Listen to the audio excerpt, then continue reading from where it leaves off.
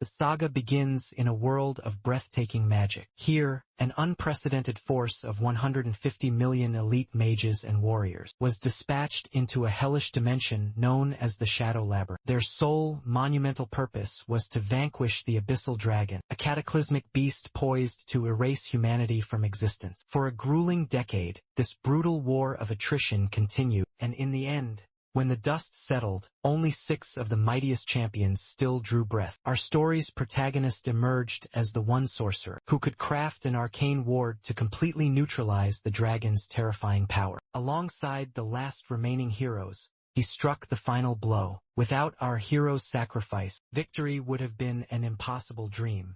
Yet he was born a commoner, lacking the formal training deemed essential for great mages. Despite this, he forged an enchantment so profound that even the most acclaimed archmages could not replicate. In the wake of their triumph, celebration erupted, their hearts filled with the hope of returning home. But the abyssal dragon had one final, cruel trick to play. Even in death, its heart, saturated with volatile magic, detonated with the force of an arcane nuke, obliterating humanity's last defenders. By a twist of fate, our hero was granted a second chance, hurled 13 years into the past. He awoke at the precise moment he first sought entry into the academy. Now, armed with future knowledge, what is our hero truly capable of? And can he rewrite destiny and save his comrades from the horrors of the Shadow Labyrinth? The legend begins anew. Mere moments ago, he was facing the cold embrace of death, but now, he's been reborn into a younger body, surrounded by faces he no longer knows. The sheer whiplash of the situation is staggering. He has no time to even gather his thoughts, as a commanding female voice silences the entire hall. She is Professor Bridget of the legendary Herbian Academy. She extends her gratitude to the gathered hopefuls for aspiring to join their esteemed ranks before laying out the brutal reality of their admission. As is the harsh tradition, from the thousands present, only the 600 most exceptional candidates will be granted entry. To prove their worth, they must all face a grueling entrance examination. They must conquer a simulated shadow world.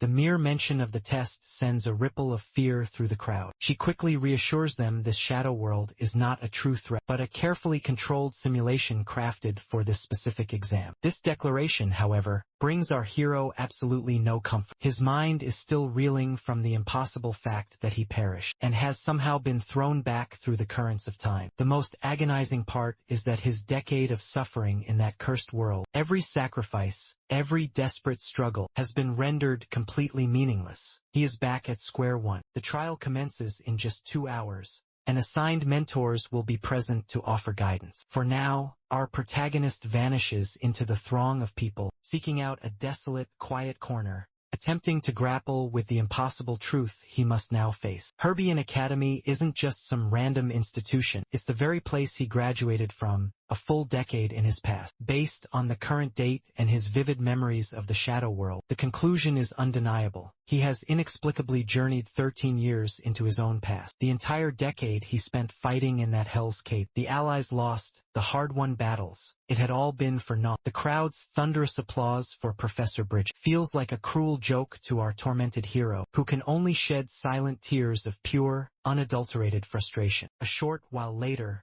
our protagonist is found sitting on the cold stairs outside, completely lost in his memories. All around him, aspiring students hurry past, never sparing him a glance. In their eyes, he is just another nameless commoner. But our hero couldn't care less about them. He has far greater burdens to bear than their petty judgments. This is no illusion, no fleeting dream. He recalls every detail, every face, every fallen comrade, the desperate clashes and the unending horrors. Just as he is adrift in his sea of thoughts, a crisp voice cuts through the haze, calling his name. She is a young woman who was expecting him at the designated meeting point, and has been searching for him since he failed to appear on time. Her name, she announces, is Romelia von Dorich, a second-year prodigy and, as it happens, our hero's mentor for the test. Romelia is a fearsome and talented fire magician, a top-ranking student in her year who has already mastered the formidable Sixth Circle. She tries to reassure our boy, claiming the test will be a simple affair. However, in the very next breath,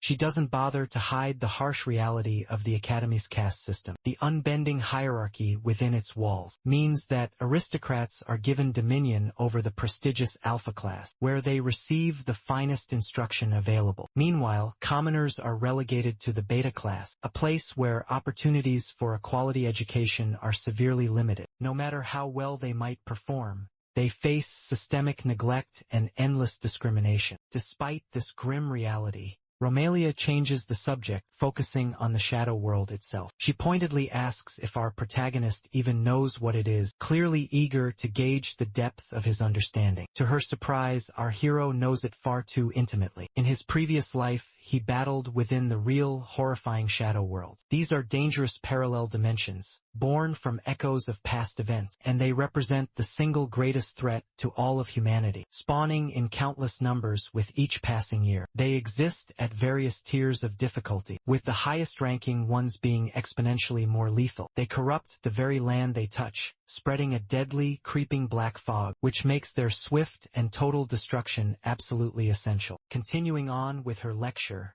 Romelia begins to explain the two major powers within the Shadow World conflict. To our hero, one is the formidable League of Western Kingdoms. The other is their own faction and bitter rival, the mighty Herbian Academy. These two great powers are engaged in a perpetual, fierce competition, a race to conquer shadow worlds as they appear, claiming the immensely valuable soul stones found within them. There exists a mysterious third power as well, but Romelia dismisses it, deciding our hero isn't ready for such knowledge yet. The protagonist, however, already possesses a veteran's understanding of how shadow worlds operate. These alternate realities are living echoes of history, repeating events in an endless loop, until they are disrupted by raiders.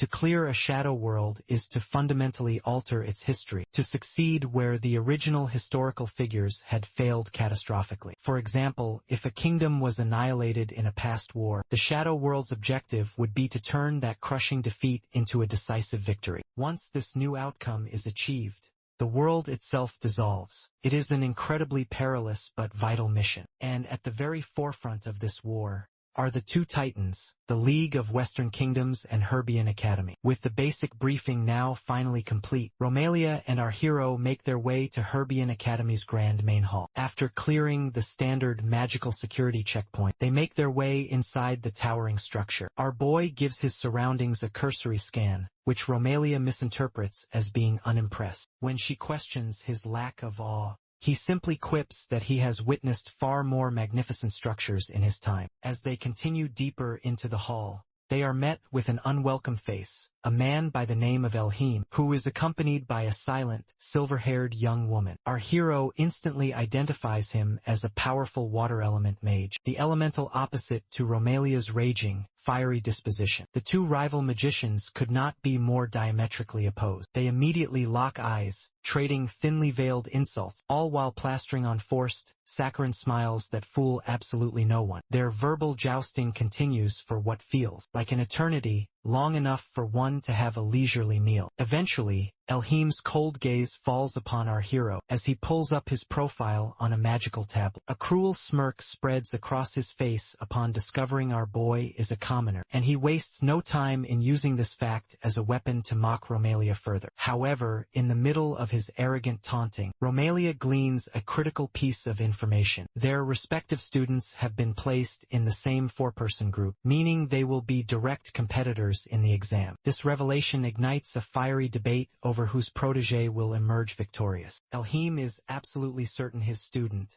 Azest Kingscrown, a prodigious ice element magic knight who possesses unparalleled swordsmanship and arcane talent, will effortlessly crush Romelia's commoner charge. She, on the other hand, is not entirely sure if the MC can even hope to challenge a prodigy like her. Meanwhile, Elhim directs his condescending ridicule back to our hero, advising him to withdraw from the entrance exam entirely, because, in his arrogant view, it is far better to quit now than to suffer the humiliation of the beta class. After spewing his venomous and insulting remarks, Elhim, feeling smugly satisfied after feeding his massive ego, finally turns to depart with the silent Azest in tow. As they retreat, our protagonist notes Azest's striking similarity to an older version of herself he had clashed with during his previous tragic existence. Moments later, A magical announcement echoes, summoning all participants to the entrance exam grounds. Romalia, still seething with rage from Elhim's provocations, turns and snaps at the MC for his detached composure. Yet our hero, radiating a quiet, unshakable confidence, simply assures her that he is prepared, as summoned by the grand announcement. Romalia and our hero arrive at the designated testing location. The MC can't suppress his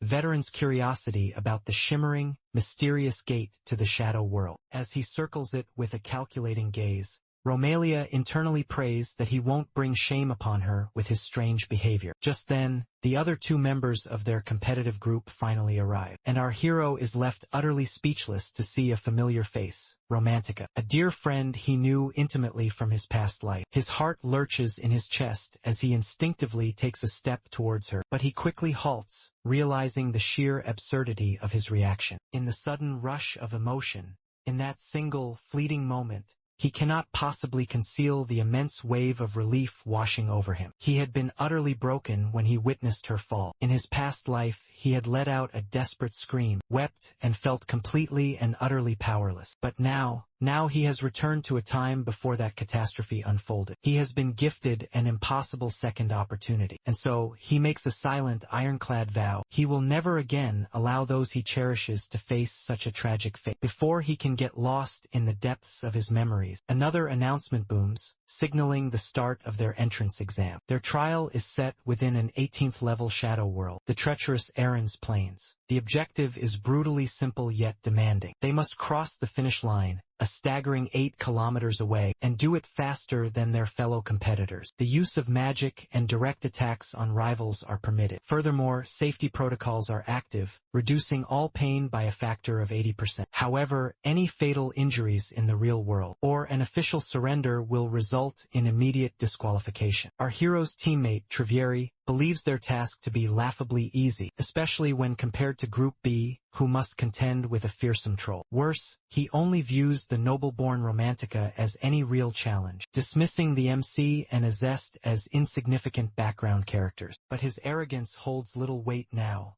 as all 4 contenders step through the gate into the shadow world to begin their race. As they all stand poised at the starting line, the MC can't help but fixate his gaze on Azest. A chilling possibility forms in his mind, that she, too, has regressed through time like him. But when he attempts to subtly communicate with her, she dismisses him with a single, cutting word, weak. Our hero is painfully aware that his current magical power and physical prowess are lacking, but hearing her state it so bluntly still carries a sharp sting. Azest coldly insists that he is oblivious to his own glaring deficiencies, pointing out that his magical aptitude is at the lowest measurable tier, and his physical conditioning is barely above that of an average person. According to her cold assessment, he can barely handle a 6th level shadow world. Our hero senses that she is attempting to bait him into a foolish confrontation, but she then assures him that she has no intention of targeting him. As for her reason, she derives no satisfaction from crushing an opponent as pitifully weak as him. The race explodes into motion, and the MC quickly finds himself running alongside Romantica, as they both exert themselves to maintain a blistering pace. Meanwhile, up ahead, Azest and Trivieri are already locked in their own private battle. As they run, Romantica steps on a colorful leaf, remarking offhandedly on how cute it is. Our boy is struck by a fond memory of how she always had a weakness for adorable things, but she snaps back, telling him to keep his eyes on the race and not on her. Our hero calmly points out that they are both in grave danger of being eliminated. At their current speed, which only sparks more light-hearted bickering between them. At last,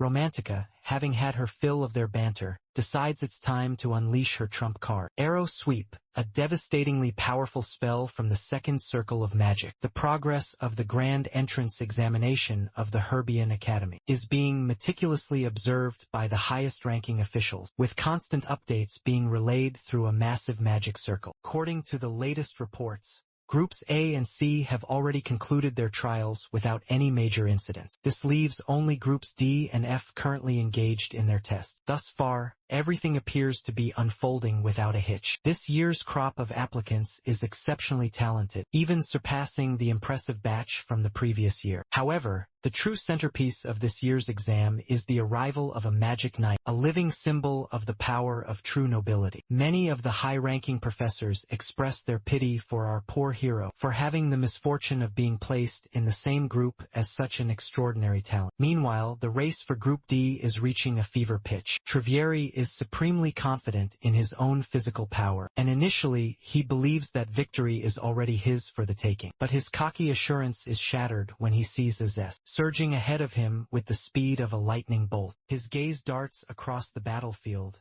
and he feels a familiar gust of wind, immediately recognizing it as the signature of Romantica's wind magic. It seems she is attempting to blast him all the way back to the starting line. And yet, with his heavy plate armor weighing more than 200 pounds, he is certain that she cannot possibly move him an inch, so long as he maintains his firm footing on the ground. Lost in his own arrogant assumptions, Trivieri barely registers Azest pulling even further into the lead, while she effortlessly carves a path through Romantica's raging winds. The sight shocks him back to his senses. He is witnessing the legendary power of a true magic knight firsthand. Before he can even formulate a response, a deafening creak from the trees nearby makes it clear what Romantica's true target has been this entire time. But his realization comes far too late. Poor, arrogant Trivieri is officially and unceremoniously eliminated from the shadow world, his overconfidence ultimately proving to be his fatal flaw. As for Romantica and our hero, they are now trailing far behind in the ongoing race, though the gap is not yet insurmountable. Romantica is audibly frustrated that Azest managed to evade her previous attack, and she now turns her full attention to the MC. She perceives him as a much easier target because, in her eyes, he is nothing more than a commoner who has no right to be in her league. Nevertheless, she magnanimously decides to offer him a chance to surrender. But to her utter astonishment, he rejects her offer with a calm, carefree smile. This unexpected defiance only serves to irritate Romantica further, and she unleashes another furious magical wind assault, aiming to test the limits of our hero's so-called endurance. The resulting explosion is immense and powerful, and Romantica savors the moment of triumph, as she is utterly convinced that no one could possibly survive such a blast at point-blank range, especially not a magician with a power level so far beneath her own. And yet, when the raging winds finally begin to subside, her confidence, or more accurately, her overconfidence, is violently shattered, as our hero is not only completely unscathed, but is now somehow standing directly behind her, his expression as calm and collected as ever. Instead of displaying any sign of hostility, he actually compliments her on her raw power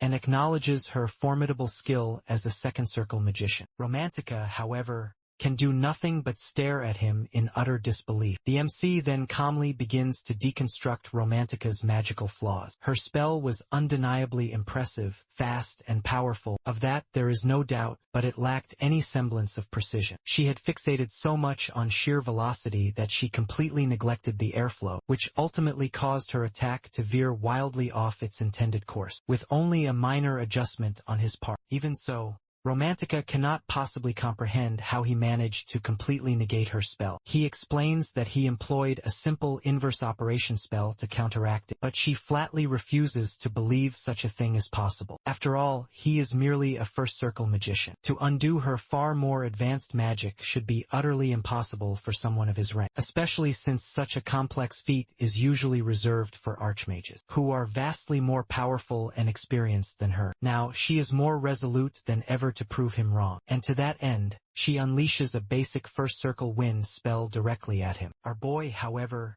instead of even flinching, calmly manipulates the air currents around him, and to Romantica's utter astonishment, every single one of her magical arrows misses its mark, clattering harmlessly to the forest floor around him, as if nothing of consequence had just occurred. He then advises her to refine her control over her own magic, if she ever hopes to ascend to the ranks of a truly powerful magician. This critique makes her feel utterly incompetent and even more enraged. She wants to launch another, even more powerful attack, but our hero simply reiterates his advice for her to focus on improving her control. At this, her anger finally boils over because obviously it is an impossible pill for her to swallow, that a so-called mere commoner could so effortlessly outclass her like this. The very thought that he might exist in a league entirely of his own stings her pride deeply, and it brings hot tears of pure frustration to her eyes. The MC, however, is not making the slightest attempt to humiliate or belittle her. He genuinely admires her immense potential and firmly believes that no one else in their class can possibly defeat her, save for one other person. But he also knows that raw power alone is not enough. His haunting memories of that tragic future life remind him precisely why. He cannot afford to let events unfold in the same disastrous way. To ensure that Romantica becomes strong enough to survive, he understands that he must continue to push forward as well. So, he begins explaining the three critical factors that she has overlooked. First, he reveals that he can, in fact, utilize magic, albeit with very low output. Second, she was never his true objective in this confrontation. And lastly, he used a deceptively simple spell known as grease. Romantica immediately recognizes it as a rudimentary first circle magic, a simple enchantment designed to reduce friction and render surfaces slick. At first, she cannot fathom why he would have cast, but then it dawns on her that he was trying to make her lose her footing. What puzzles her even more is that the ground beneath her feet is not even remotely slippery. Our hero then points out that the shadow world they currently inhabit is a race, not a magical duel. He wants to know if she can deduce the true reason behind his application of that particular spell. To Romantica, he still appears to be nothing more than a novice, so she simply assumes that his spell had been cast incorrectly. In order to help her fully grasp his strategy, our hero patiently explains the fundamental law of action and reaction to her. If an object pushes him with a greater force from behind, he will be propelled forward. Then he asks her to picture an overwhelming force, something like a massive explosion, shoving him forward. Romantica finally grasps that this incredible force is a fireball. However, she is horrified at the prospect of him being grievously injured by such a tactic. But the MC remains as calm as ever, and reminds her of her own confident words, that death does not truly exist within the confines of the shadow world. And to drive his point home, he conjures the fireball and launches it directly at her. She is struck by the blast and sent sprawling to the ground, completely and utterly stunned as she lies there, unable to help but wonder where on earth this enigmatic person came from. Meanwhile, Azest, who is currently dominating the race, senses our hero's sudden presence behind her, and she goads him to step forward and face her in combat. Azest and our hero are now locked in the final leg of the race. Azest understands the high stakes of this confrontation. If she fails to make a decisive move at this very moment, he will inevitably close the distance and overtake her. The finish line is now tantalizingly close, but if she harbors any hope of winning, she must eliminate him immediately. To make matters even more dire, Romantica is completely out of sight, which can only mean one terrifying thing. The MC has somehow already defeated her. The time has come for her to unleash her full power. So, she summons all of her considerable might and casts a volley of magic arrows. By doing so, countless glowing magic circles materialize in the sky, ready to rain down destruction. At the same time, Azest confidently declares that whatever cheap trick our hero employed against Romantica will be utterly useless against her. Yet, instead of fear, our hero seems genuinely impressed by her raw power. He admires her prodigious skills, but also clearly recognizes her fatal overconfidence. As unshakable as he has always been, he once again relies on the same inverse operation spell he used previously. This allows him to instantly analyze the complex mechanics of Azest's spells, and seize control of the majority of her magic arrows, which he then proceeds to turn back against her. Azest, on the other hand, quickly realizes that she is losing the upper hand. If she allows this to drag on, he will have enough time to completely drain her remaining mana reserves. She knows she must act decisively and fast, so she braces herself for a desperate, all-or-nothing final attack. The MC, however,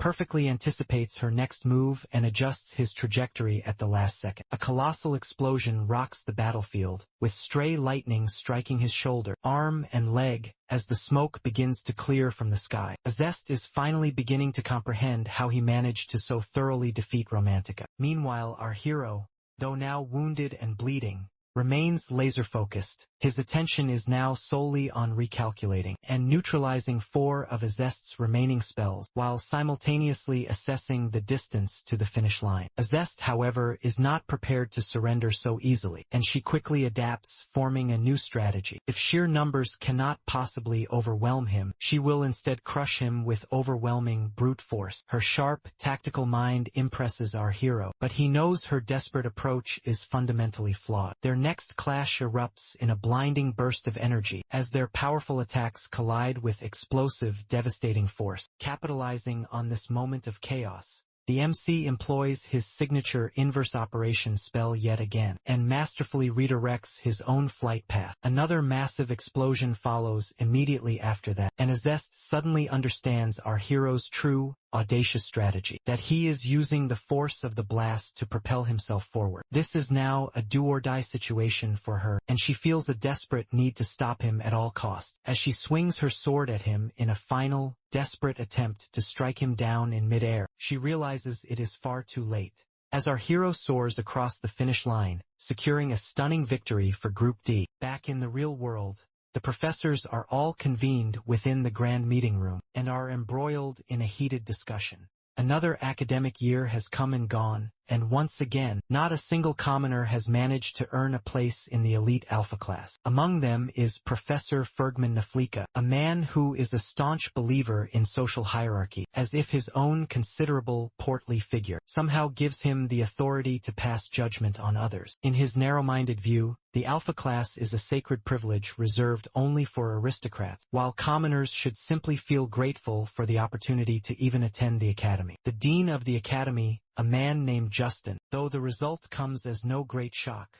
It is Desser Herman, the name of our protagonist. This name rings a distant bell for many present, as they vaguely recall he was in the same group as the prodigious Azest. The very idea of a nameless, common-born boy defeating the very same prodigy they had been lavishing praise upon is a bitter pill for them to swallow. Numerous questions arise, with Dean Justin leading the charge, particularly focused on how a student like the MC managed to gain admission to their prestigious academy in the first place. Professor Bridget calmly accepts full responsibility, stating that it was upon her personal recommendation that our hero was admitted. She elaborates that she encountered him by chance at a local orphanage, and was immediately moved by his unwavering determination, and his deep, long-held passion for the study of magic. Although he initially struggled greatly, as he was barely capable of forming even first-circle magic, she sensed a latent potential within him that others had clearly overlooked. Dean Justin then calls for the results of our hero's pre-examination test, which only confirm his apparent initial lack of any real talent. Upon hearing this validation, Professor Fergman's smug smile grows even wider. To him, this is undeniable proof of how utterly incapable the MC truly is. But Bridget challenges them all, urging them to review the performance recordings from our heroes group during the final exam, a recording most of them had conveniently ignored, simply because they had assumed Azest would naturally and effortlessly dominate our hero. As the magical recordings begin to play, the professors react with audible gasps of shock. Within the clips, the MC demonstrates an unbelievably profound understanding of high-level spells, a brilliant strategic mind that manipulates complex algorithms with startling ease, and combat instincts that rival those of a battle-hardened veteran warrior. His incredible psychological prowess on top of all that leaves even the most cynical and prejudiced professors in a state of stunned awe. Now, all eyes in the room turn to Dean Justin, awaiting his final verdict. Bridget vehemently insists that our hero must be placed in the prestigious alpha class, given his truly extraordinary and unprecedented performance. Fergman, however, fiercely argues against this, citing the Academy's strict rules that require at least a second-circle magic rating for entry into the alpha class. He then attempts to sway the opinions of the others, claiming that placing our hero in the alpha class will inevitably cause significant unrest among the other noble-born students. Some of the other, more foolish professors voice their support for him, which only serves to bolster Fergman's arrogant confidence. Bridget, on the other hand, is completely unfazed by their discriminatory and racist objections. She boldly accuses them of rejecting the MC not based on his actual abilities, but purely because of his status as a lowly commoner. Her words strike with perfect, unerring accuracy, almost as if she had peered directly into Fergman's pathetic mind, and he, just like the predictable coward that he is, can only accuse her of personally insulting him. Before their heated argument can escalate any further, Dean Justin thankfully chooses to intervene. He declares that the matter will be definitively settled by an official vote, as it has become clear that neither side is willing to concede their position. Meanwhile, back at the main academy grounds, droves of students are gathering to see their official exam results. Our hero is also standing among them, and he scans the long list. As he fully expected, his name is listed under the beta class, which is the standard, unavoidable placement for all commoners. He calmly accepts this outcome without a word of complaint, and immediately begins to formulate his next course of action. But just before he turns to leave, he notices that Romantica is also there, and that her name is listed just one spot below his own. She stands completely frozen, her face a mask of utter disbelief. The beta classroom is in a state of absolute squalor.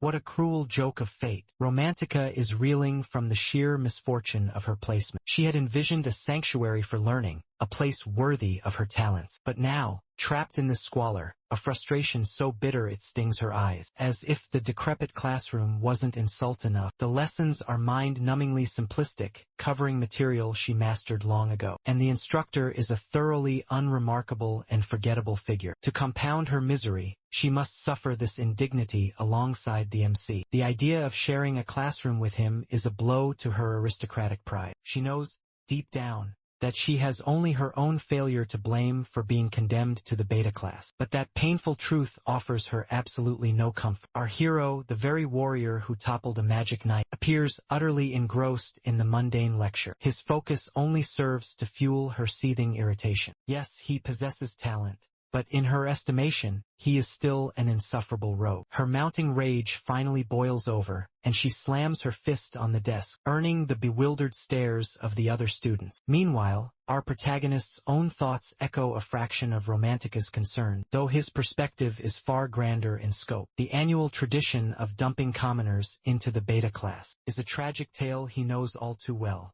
It is a sad, repeating cycle that squanders immense, untapped potential. With severely limited resources and non-existent opportunities, these students are being systematically groomed for failure. He makes a silent, ironclad vow. He will shatter this corrupt system, and the only way to rewrite their grim futures is to forge a path for as many beta students as possible into the hallowed alpha class. This is far more than a mere daydream. He possesses a concrete strategy to make this revolution a reality. Back with Romantica, her simmering rage is interrupted by an approaching boy, who is flanked by a small entourage of his cronies. He seems to recognize her from somewhere, but she is too consumed by her own despair to even acknowledge him. His companions, however, clearly take offense at her dismissive and indifferent demeanor, but the lead boy quickly placates them, and offers a suave apology for his lack of a proper introduction. He is Donetta Haddon, a fellow freshman just like her, and he's on a recruitment mission for his exclusive party. Romantica, feigning a sliver of interest, offers him a weak, half-hearted smile and wishes him success. But Donetta is persistent, his smile never quite reaching his eyes. He is here with a singular purpose, and that purpose is her. The sudden intrusion of alpha students into the beta classroom begins to attract unwanted attention from others. Even the MC takes notice, observing their exchange with a calculating gaze. He discreetly tucks a folded letter into his pocket, a silent move in a much larger game. Returning our focus to Donetta, who,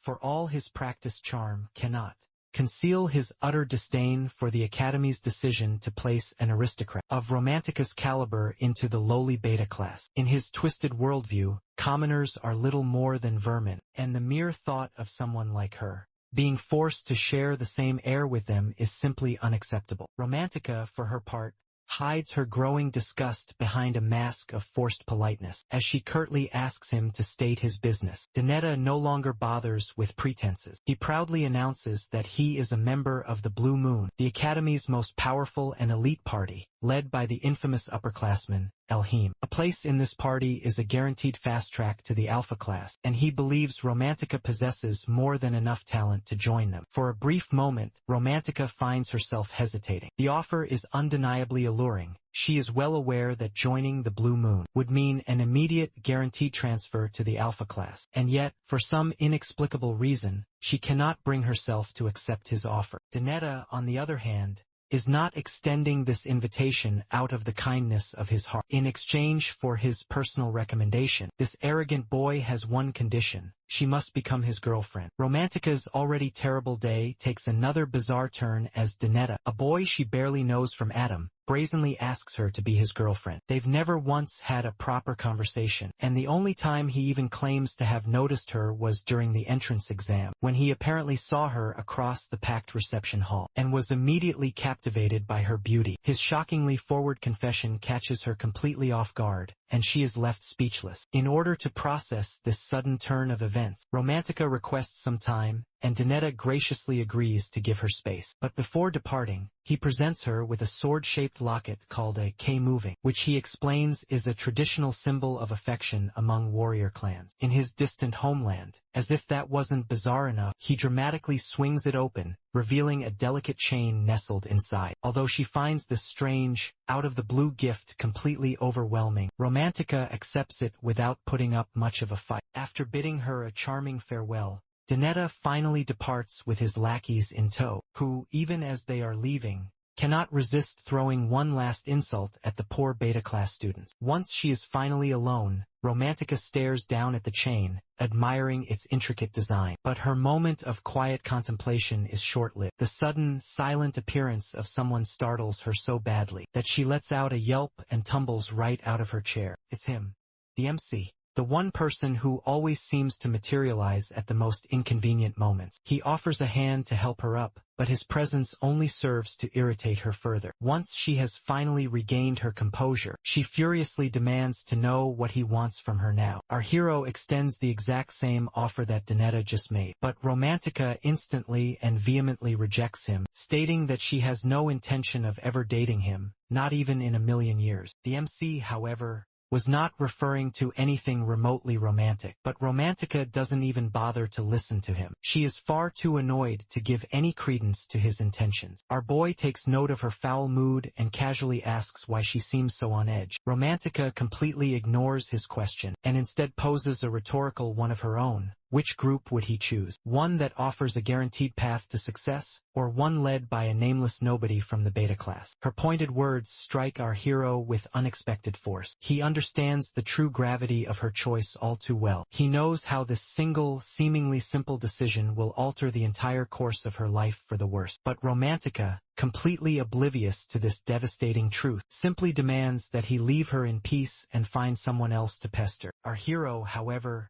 ignores her hostile words and places a folded letter upon her desk. He tells her that she is free to do whatever she wishes with it, but pointedly advises her to dispose of it with extreme caution, as it contains a secret that she would not want others to ever discover. Romantica wastes no time in tearing open the letter, and her entire expression shifts dramatically as she scans its contents. When she finally looks up, the MC asks if she is now prepared to talk, but instead of replying, she slams her desk again in a fit of pure frustration. He calmly warns her to lower her voice if she doesn't want to attract any unwanted attention. But Romantica's focus is now fixed on one thing, and one thing only. She demands to know how he could have possibly uncovered her most guarded secret. Our boy doesn't bother to offer her a direct explanation. He simply confirms that he is aware of the real reason she was placed in the beta class, and alludes to the hidden truth that Romantica has been so desperate to conceal. Our hero then suggests they move their discussion outside for a more private conversation, as he wants to ensure that no one else can possibly overhear them. The very instant they are outside the classroom, Romantica frantically demands to know if he has revealed her secret to anyone else. He calmly reassures her that he has not breathed a word of it to anyone, although he does mention that certain influential professors are already aware of it, and that is the sole reason why she was deliberately placed in the beta class. Romantica is left utterly stunned by this revelation. She cannot possibly comprehend how the professors could have learned her secret, especially since the academy is located so far from her hometown of Prilica. Our hero calmly points out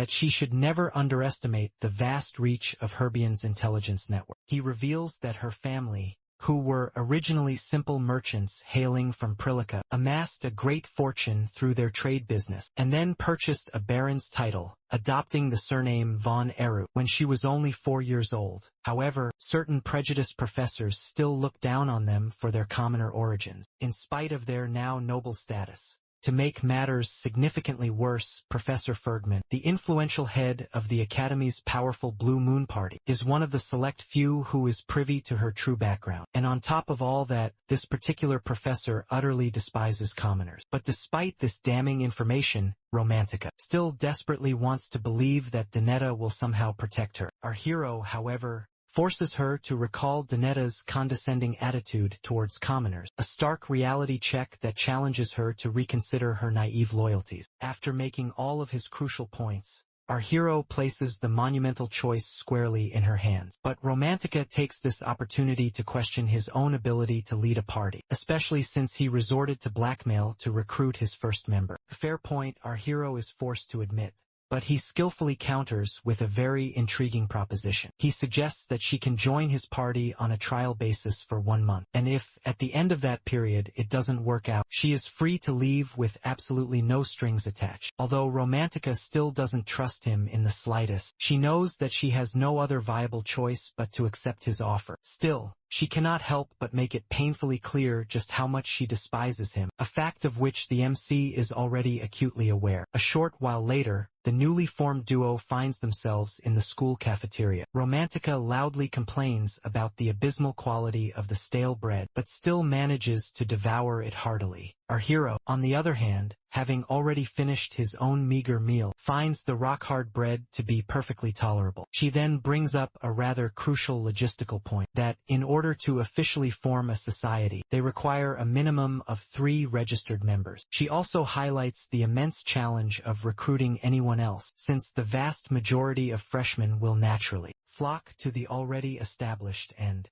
far more influential parties within the beta class. Her sound and logical reasoning leaves our hero momentarily at a loss for words, which makes her incorrectly assume that she has finally cornered him. But to her great surprise, he wasn't speechless at all, and a small smile plays on his lips. It was because her genuine and heartfelt concern for their party's success, even after all of her earlier protests and complaints, felt to him like the beginnings of true teamwork. This unexpected observation leaves Romantica feeling flustered and embarrassed, so she quickly claims that she is only offering her advice for her own selfish benefit, since she will be forced to endure this party for at least a month. The MC simply assures her that she has nothing to worry about, and reveals that he already has a prime third candidate in mind, and also knows a professor who will sponsor and approve their fledgling party. Now, Romantica's interest shifts entirely to this mysterious, unknown candidate. After finishing their meal, they make their way to the school's training grounds. The entire area is poorly maintained, and is shared by both the alpha and beta classes for their combined lessons. Our hero leads a skeptical Romantica there to meet their potential third and final founding member, Pram Schneider.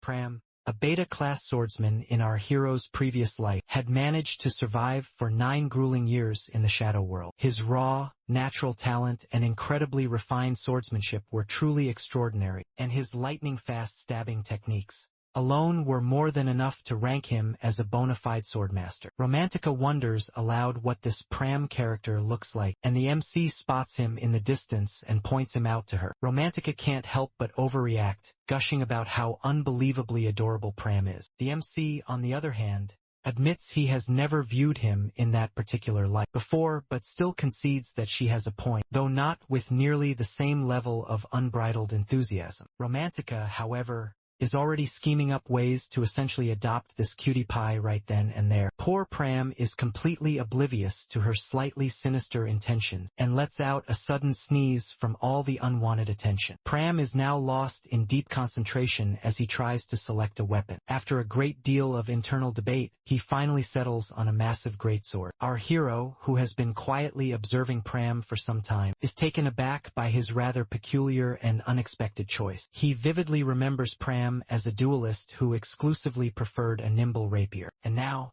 He is attempting to wield something that looks like it weighs more than he does. Pram must now use this unwieldy sword to face off against an opponent from the alpha class. And naturally, the arrogant boy, being an alpha, takes a moment to thoroughly insult Pram before the duel begins. Finally, the duel commences, and Pram's movements are immediately noticeable for being incredibly fast, yet at the same time shockingly unrefined and clumsy. To our hero's highly trained and experienced eye, it's clear that Pram is completely lacking in any sort of strategy, as he is simply swinging his massive sword around without any clear purpose. The comically oversized sword isn't helping him in the slightest, either. It's like watching someone attempt to fight with a weapon they seem to have picked up as some kind of joke. The alpha student, on the other hand, presses his advantage relentlessly, unleashing a barrage of attacks that forces Pram onto the defensive. Pram desperately tries to find an opening to counter, but his opponent is always one crucial step ahead of him. What appears to be a chance to counterattack is revealed to be a clever trap, and with a final, decisive, and powerful blow, Pram's greatsword is sent flying from his hands. The duel is over, and with it, any hope of Pram saving face. Romantica, who has been witnessing the entire one-sided duel, is thoroughly unimpressed. The strong and skilled Pram that the MC had described is completely absent.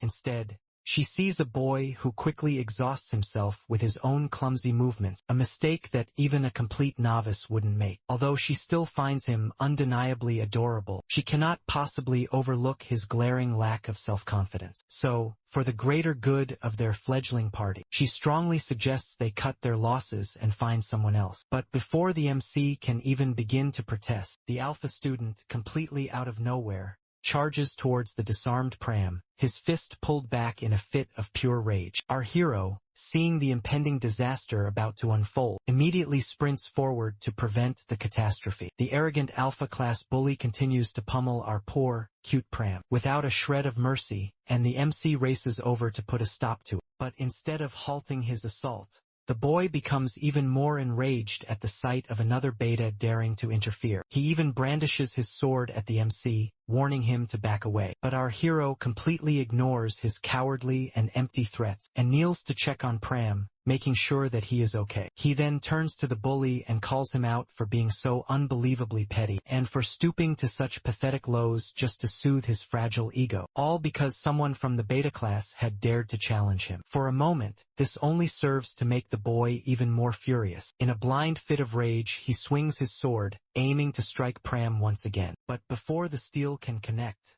our hero intervenes, using his own forearm to intercept the blow. With a sickening crunch, the blade bites into his flesh and shatters apart. The boy freezes in his tracks, not out of any sense of guilt, but out of sheer disbelief. He cannot fathom how the MC stopped his sword, which had been moving with such incredible velocity. Still, instead of offering any sort of apology, he continues to act like a spoiled, petulant child, refusing to take any responsibility for his despicable actions. Our boy has no interest in continuing this pointless argument, though. He simply demands that he cease his assault, since the duel is already over. But the MC's unwavering and piercing gaze seems to strike a nerve within the boy. It reminds him of the harsh, disapproving glare he once received from a respected family member as a child, back when he had cruelly tormented a commoner. The bully, now visibly shaken by this memory, finally backs down and turns to make a hasty retreat. Before he can escape, the MC tells him to thank his lucky stars, that no professors were present to witness his disgraceful actions. At last, it is only our hero,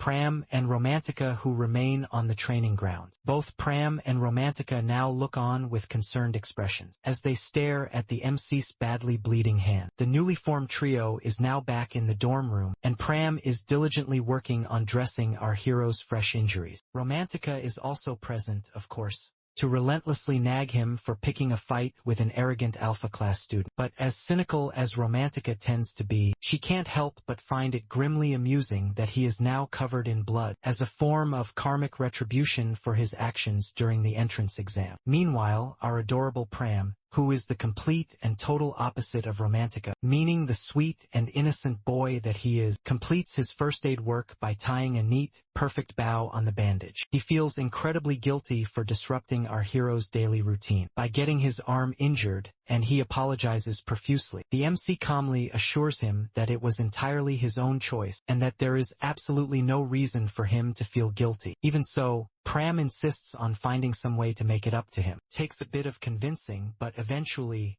our hero manages to persuade him that he shouldn't feel responsible for an action he willingly undertook. Time passes quickly, and just as our hero and Romantica are preparing to depart, something completely unexpected and bizarre occurs. Pram, with the utmost sincerity, declares that he wishes to call our hero master. The MC desperately tries to talk him out of it, but the boy simply will not be dissuaded, and our hero eventually relents. Pram also eagerly offers to support him in any way that he possibly can, and our hero, who has been waiting for this exact opportunity from the very beginning, wastes absolutely no time and invites him to join his new club. But what is even more shocking is that Pram agrees on the spot, without even a moment's hesitation. The trio now stands just outside a professor's office, ready to get the final approval for their newly formed club. When they are finally ushered in, they see none other than Professor Bridget, the very same professor our hero had been so certain would help them. They all take a seat on the comfortable sofas, and the MC formally thanks Bridget for taking the time to meet with them. Bridget, in response, immediately dispenses with the usual formalities. Apparently, the MC had completely astounded her during the entrance exam. For the very first time, she witnessed him use magic with true efficiency, which, in her words, was a miracle worthy of official documentation. She cannot stop gushing about how he managed to defeat Azes, the Academy's undisputed star contender, using a combination of magic, intellect, and sheer physical grit. And let's not forget, she was the one who taught him everything he now knows, after enduring his endless complaints and struggles. Now that he has grown into this surprisingly capable young man, she can't help but feel a slight pang of betrayal. When her nostalgic reminiscing is finally at an end, the conversation finally shifts to the true reason for their visit. Our hero's ambitious plan to establish a new club. The MC explains his audacious goal of elevating all of his members to the alpha class through the Academy's grueling advancement examination. Bridget knows just as well as he does that this goal is nigh impossible. Meanwhile, Pram becomes a bit curious and asks what the exam actually entails. And now, our boy dives into a detailed explanation. The advancement examination is no simple test. It is a brutal tournament, where 30 top students from each year are cast into a fifth level shadow world to undertake a perilous and deadly mission, and only 9 will survive to claim the coveted title of single ranker. Our hero, however, is not merely aiming for their survival. He wants his entire team of beta students to rank among the top 9. Romantica, on the other hand, is far from convinced, and to her, it all just sounds like a completely absurd and impossible plan. Her point is also perfectly valid, that even if they were lucky enough to qualify for the competition, the top 30 spots are almost always completely dominated by elite students from powerful alpha class parties, which would leave beta students like them as easy prey. Even Professor Bridget cannot deny the clear validity of her argument, and she acknowledges the harsh and brutal reality they are up against. But the MC has absolutely no intention of backing down from his goal. He insists that aiming to become a single ranker isn't just about proving their own worth. Rather, it's about fundamentally challenging the Academy's deeply unfair system. If a lowly beta class party can actually succeed, it will shatter the long-held, baseless tradition that betas inherently lack talent and are undeserving of proper quality lessons. Our boy's unbridled enthusiasm clearly amuses Professor Bridget, and she finally agrees to let him officially form the club. But, because she isn't about to let anyone leap into this apparent madness, completely blind, she turns to Romantica and Pram to confirm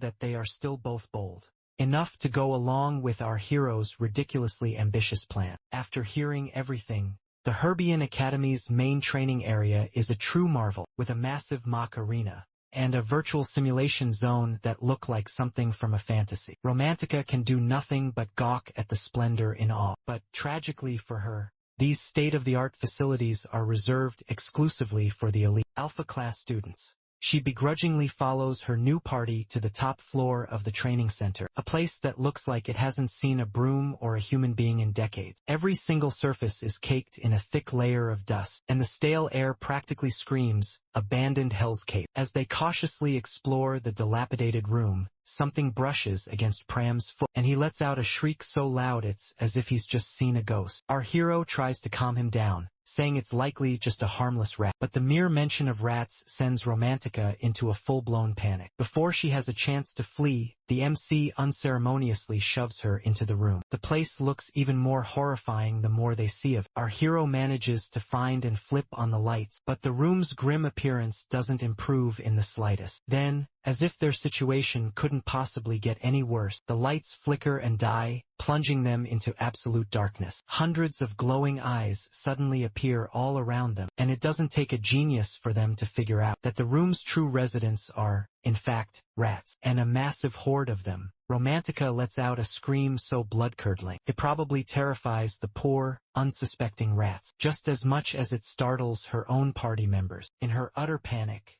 she leaps onto our boy and desperately clings to him as if her very life depends on it. Pram, on the other hand, is frozen in place, as if someone has literally stolen his soul. The MC tries his best to peel the frantic Romantica off of him, but she only latches on even tighter, because she is clearly not prepared to face the encroaching army of rats. Once the initial chaos finally begins to subside, our hero makes a decision that leaves Romantica completely speechless, and not in a good way. Instead of immediately leaving, he calmly announces that they will block up all the rat holes and thoroughly clean the room. Romantica vehemently demands that they leave at once, but our hero, as he always does, completely ignores her protests and proceeds with his intended plan. So, with no other apparent choice, Romantica gets to work, while the still traumatized Pram passes out and gets to sleep. After what feels like an absolute eternity, the forsaken room is, at long last, clean. Pram eventually awakens from his stress-induced slumber and rejoins the others. By this point, Romantica is on the verge of collapsing and is ready to call it a day. But our hero decides that this is the perfect time to begin their training. Earlier, when Professor Bridget had asked Romantica if she truly wanted to join the MC's fledgling party, she had hesitated.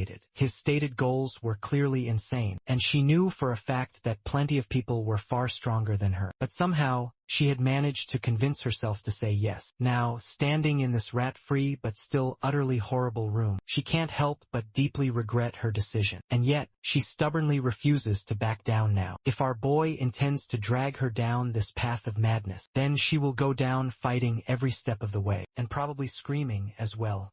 After finally cleaning up the unmitigated disaster of a room, our hero and Romantica come to realize that it is much larger than it first appeared, and is perfectly suited for both their training and their work. Our hero then discovers a small ball amongst the discarded junk and has a brilliant idea. He casually hands it over to Romantica, with the bold declaration that she will use it to practice her magic and dramatically improve her casting speed. Romantica, however, has no desire to do so, as according to her, her casting speed is already perfectly adequate. The MC concedes that her speed isn't terrible, but that statement is not exactly a compliment. Other students at her same power level are already leagues ahead of her, and she desperately needs to step up her game if she wants to compete. Plus, her current situation is far more difficult than theirs, so being good enough simply isn't good enough anymore. To that end, he suggests that she attempt nonverbal magic, a notoriously difficult technique that bypasses the entire chanting process and allows the user to cast their spells almost instantaneously. Romantica, on the other hand,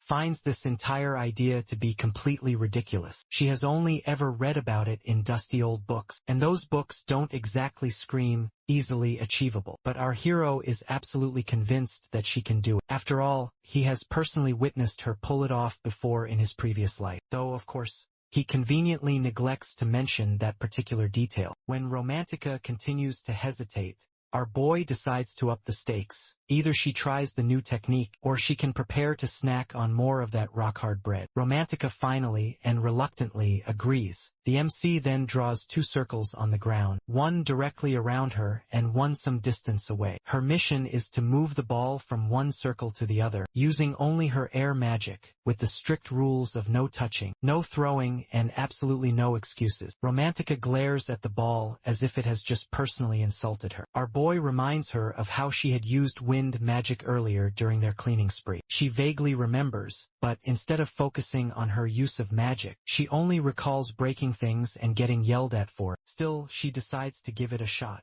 After several embarrassing failed attempts, the ball finally moves a grand total of a few centimeters. But she beams with pride, as if she has just won a major trophy, and she turns to our hero, expectantly, waiting for her praise. The MC gives her the exact compliment she is so clearly fishing for, and suddenly, she is all smiles and eager to continue trying. Meanwhile, Pram patiently waits for his turn to begin. Like the good and obedient boy that he is, unlike Romantica, he is practically buzzing with excitement, and is ready to tackle whatever challenge our boy throws his way. But our hero surprises him by stating that there isn't actually much to teach him. Pram is already a top-tier swordsman, and could probably ace his advancement test completely blindfolded. Even within the prestigious alpha class, only a select few are on his same level. But there is one thing that has been weighing on the MC's mind for some time, and that is Pram's strange choice of weapon. In the past, Pram wielded a brilliant silver rapier with unparalleled precision, and he cut through his enemies like a hot knife through butter. Now he uses a heavy greatsword that seems so common and ordinary. Our boy finally musters the courage, and asks him directly why he has stopped using the rapier. Pram suddenly acts as though he has something to hide, and completely dodges our hero's direct question. Instead, he asks how he could have possibly known about the rapier. But the MC continues to press him for answers, and Pram once again avoids the question, and instead suggests that they should head somewhere else. Later that evening, the MC quietly follows Pram back to his room, but Pram seems to be completely lost in his own thoughts. He is worried about having left Romantica behind, though it's obvious that she is far too excited about the training task our boy has assigned her to even care about their absence. As they walk, his father is. The only truth he holds is that his father was a nobleman, while his mother was a commoner. And he is the living consequence of that forbidden union. This tragic truth has branded poor Pram with the feeling of being a mistake. The reason for this somber journey is to unveil the one relic his absent father ever left him. Upon reaching his desolate room, Pram retrieves a sheathed rapier from the shadows, returning a moment later. He presents it to the MC, who is immediately struck by its ethereal, unnatural lightness. It feels far too weightless for an instrument forged for combat. His sharp eyes also discern a faint, almost invisible inscription on its handle. Then, Pram begins to recount his sorrowful tale. He first discovered the blade when he was merely 6 years of age. He soon learned it was a memento from his father, and from that day forward, he dedicated himself to training with it, all while clinging to the desperate hope that one day, he might become a son deserving of his noble father's affection. But his mother, ever watchful and deeply protective of him, desperately tried to dissuade him from this path. She pleaded with him not to chase a phantom father who would never return. Even as she drew her final breath, she kept the truth of his identity locked away, never revealing his father's name. Listening to this tragic story, our hero feels a profound sorrow for Pram, realizing the immense lengths to which Pram's mother had gone to protect him. In a society that brands children like Pram as objects of shame, she had been his only shield against its unimaginable cruelty. And yet, in defiance of her desperate warnings, Pram had enrolled in Herbian Academy, a bastion for nobles, holding on to the faint hope of finally discovering who his father truly is. For all these lonely years, this single rapier has been Pram's only lead, the one tangible link connecting him to the man he so desperately yearns to know. But now, with our hero holding this sacred relic, Pram's years of pent-up anger violently spill forth. He calls it a useless, worthless piece of iron, just another cruel and painful reminder of the paltry inheritance his father left him. He feels utterly betrayed by the idealized man he had conjured in his dreams, and by his own foolishness for ever believing the rapier was anything more than a symbol of a shattered promise. he hurls it away from him as hot tears stream down his face, as he mourns the tragic loss of his mother and the gaping void of never knowing his own father. Later that night, the MC sits alone beneath the cold, uncaring stars, his own heart heavy with the new truth he has just learned. All this time, he had been completely oblivious to the immense pain Pram was carrying. He yearns to ease his burden, but the weight of it all seems insurmountable. As fragmented memories from his past life begin to surface, he recalls seeing Pram wielding that very same rapier before, and suddenly, a crucial piece of the puzzle clicks into place. That silver rapier isn't just a simple memento. It holds a profound secret that Pram has yet to even comprehend. Our boy is now desperately searching the grounds for Pram, who is currently preoccupied with his unwieldy greatsword. When he finally locates him, our hero asks if he might see his father's rapier once more, but Pram clearly has no desire to discuss the matter. The MC can tell this is an incredibly painful subject for Pram, so he apologizes for making things more difficult, but still insists on seeing it. However, Pram reluctantly refuses,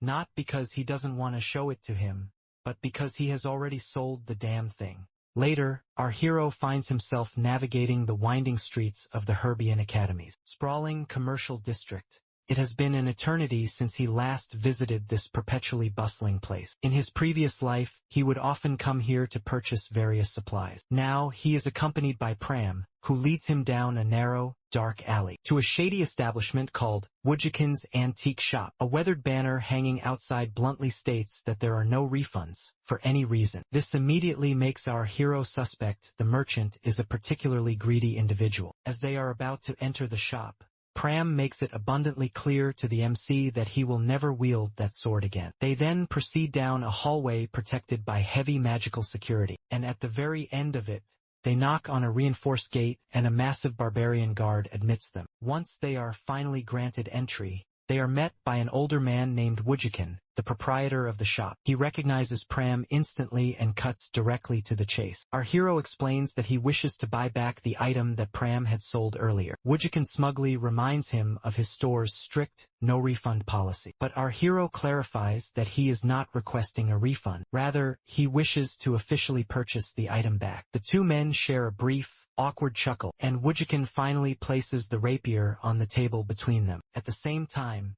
he remarks that it doesn't look much like a standard sword at all. It is far too light and has a peculiar shape. He identifies it as a kemyavin, a special ceremonial item that nobles use as gifts for their lovers. The new price is set at a steep 40 silver pieces. This infuriates Pram, since he had sold it for a paltry 90 bronze pieces, completely unaware that it was, in fact, a valuable kemyavin. Woodjikin shamelessly defends his actions, placing all of the blame squarely on Pram, stating that it was he who had asked for it to be valued as a simple sword, which naturally made it appear to be a cheap, worthless weapon. Before the situation can escalate any further, the MC calmly intervenes and stops Pram from continuing the argument. Woodjikin, however, is completely unapologetic and even hints that he would have charged them even more if he had known how to actually open the kemyavin. Our hero pays the exorbitant price and takes possession of the rapier. He then hands it over to Pram, who accepts it with great reluctance, though he still has no intention of ever using it again. Our hero simply asks him to hold onto it for a little while longer. He then instructs Pram to press his thumbnail into a tiny groove on the hilt, and attempt to press it downwards. Our hero tells Pram to now wield the rapier, and as Pram hesitantly follows his instructions, the deceptively slim blade transforms into a magnificent, glowing sword. It feels practically weightless in his hand,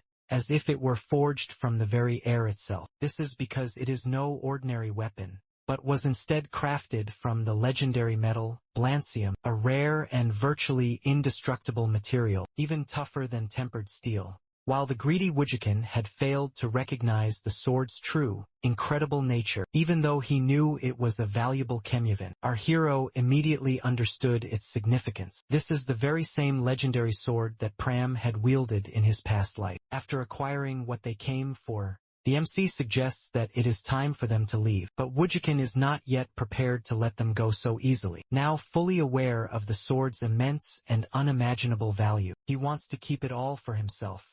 The towering barbarian guard follows his master's command and blocks their only escape route with a menacing look while showing off his own massive sword. But our hero remains perfectly calm and states that he has paid for the sword, and therefore their business transaction is concluded. Wujikin, however, is now completely blinded by his own avarice and refuses to accept this fact. His anger continues to mount as he insists that they will not be leaving, even if it means resorting to brute force. The massive guard reminds the MC of Donna Pei from his tragic past life, and he knows that this is not an opponent to be taken lightly. The giant barbarian obeys his master's order and swings his enormous sword directly at our hero. With lightning-fast reflexes, our hero blocks the initial attack and leaps back to safety. In that very instant, Pram surges forward and stands protectively in front of his new master. Our cute boy warns the guard not to take a single step further, or risk facing truly dire consequences for his actions. Despite Pram's newfound confidence,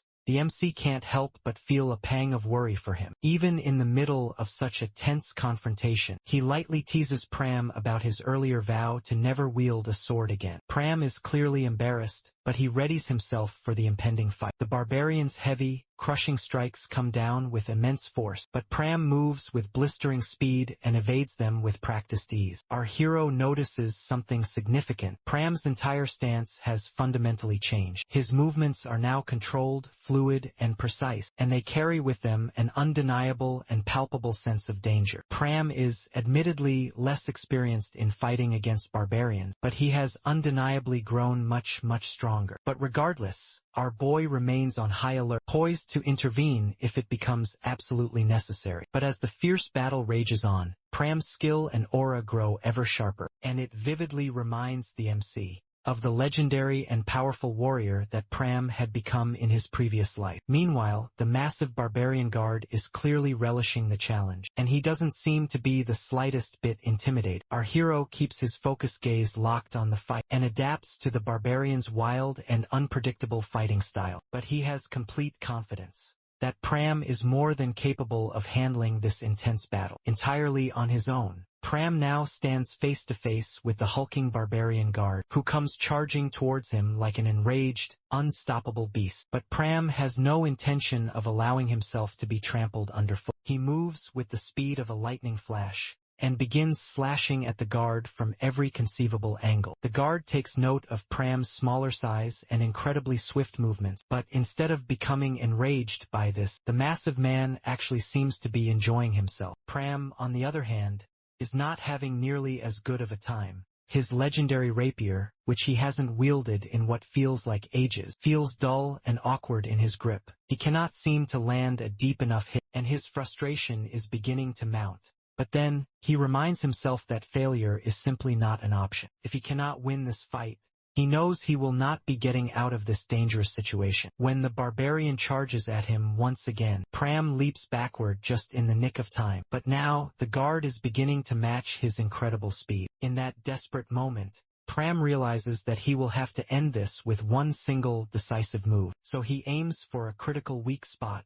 But as soon as he makes his final move, the barbarian, as if he had read his mind, sends him flying with a brutal and powerful kick. Pram slams into the ground so hard that he can barely draw breath. Our hero, who has been observing all of this from the sidelines, is now filled with regret for the decision that led to this very moment. He had severely underestimated the barbarian, and Pram is now paying a heavy price for his miscalculation. He thinks about finally stepping in, but Pram forcefully stops him. This isn't just a matter of Pram's stubborn pride. Okay, maybe it is a little bit, but it's also about a deep sense of gratitude. The MC has revealed everything he now knows about the legendary sword, and Pram feels an immense debt to him for that. He is determined to finish this fight himself, no matter the personal cost. He musters what little strength he has remaining and rushes in once more, while desperately trying to predict the barbarian's next moves. For a fleeting moment, it looks as though he has finally outsmarted him. But of course, the towering barbarian isn't finished just yet. Pram's lightning-fast reflexes save him. Once again,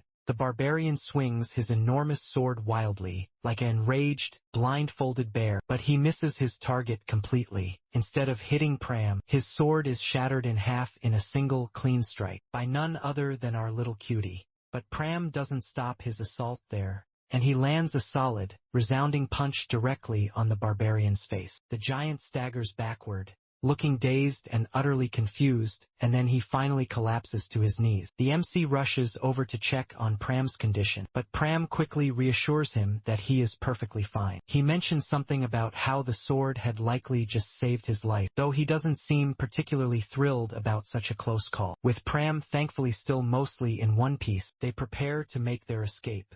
But the greedy Wujikin isn't finished with them yet. He warns them that they will never get through the reinforced iron door ahead. It's forged from Kala iron, and it is supposedly unbreakable, unless you happen to be the barbarian who is currently unconscious on the floor. He makes it perfectly clear that he has no intention of letting them leave with the sword. Our hero doesn't even bother to respond to the man's ridiculous nonsense, while Pram decides to take the more practical approach, and he slices through the so-called unbreakable door with incredible ease, without even a single backward glance. They make their exit, leaving a helpless Wujikin standing there in disbelief. After a good, long run, the two of them finally manage to lose the pursuing guards. Pram looks completely unfazed and is walking with relative ease, while our hero is breathing heavily and regretting that he didn't spend a bit more time at the gym. Still, the sight of the legendary sword now back in Pram's hand gives him some comfort, which makes this whole dangerous situation feel completely worth it. As they continue to walk, the MC notices that Pram seems somewhat hesitant, as if there is something heavy on his mind,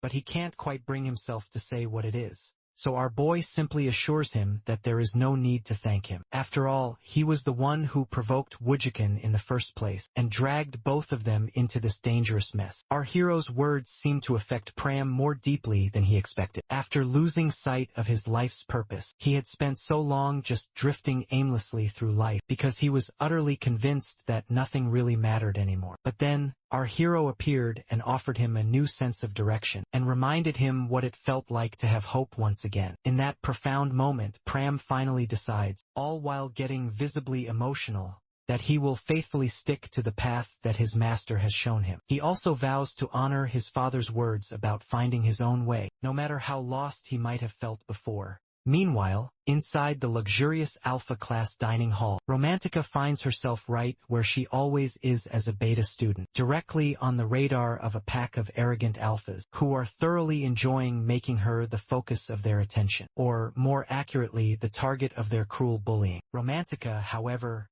acts as if she doesn't even notice them, and treats them as if they are completely invisible to her. Just then, the arrogant Donetta makes his grand entrance. Romantica sits across the table from Donetta in the Alpha cafeteria, and calmly enjoys her meal, while he endlessly drones on about how superior the Alpha-class meals are, as if this insufferable windbag had personally invented the entire menu. Romantica, however, is not paying the slightest bit of attention to his arrogant boasting, and remains focused on her own plate of food. Donetta finally notices her clear indifference, and brings up the reason that she had requested to meet with him, all while very likely expecting her to finally accept his earlier confession, and declare her undying admiration and affection for him. Instead, Romantica calmly returns the strange gift he had given to her earlier. He clearly had not anticipated her flat-out refusal, so he desperately tries to reassure her that even if she doesn't want to date him, but Romantica clarifies that she has already joined a newly formed beta-class party, one that he has likely never even heard of. Upon hearing this news, Donetta immediately becomes worried that they might have somehow coerced her into joining, but Romantica makes it clear that it was entirely her own decision. First, she admits she wasn't too thrilled about it, but now she is actually beginning to enjoy it.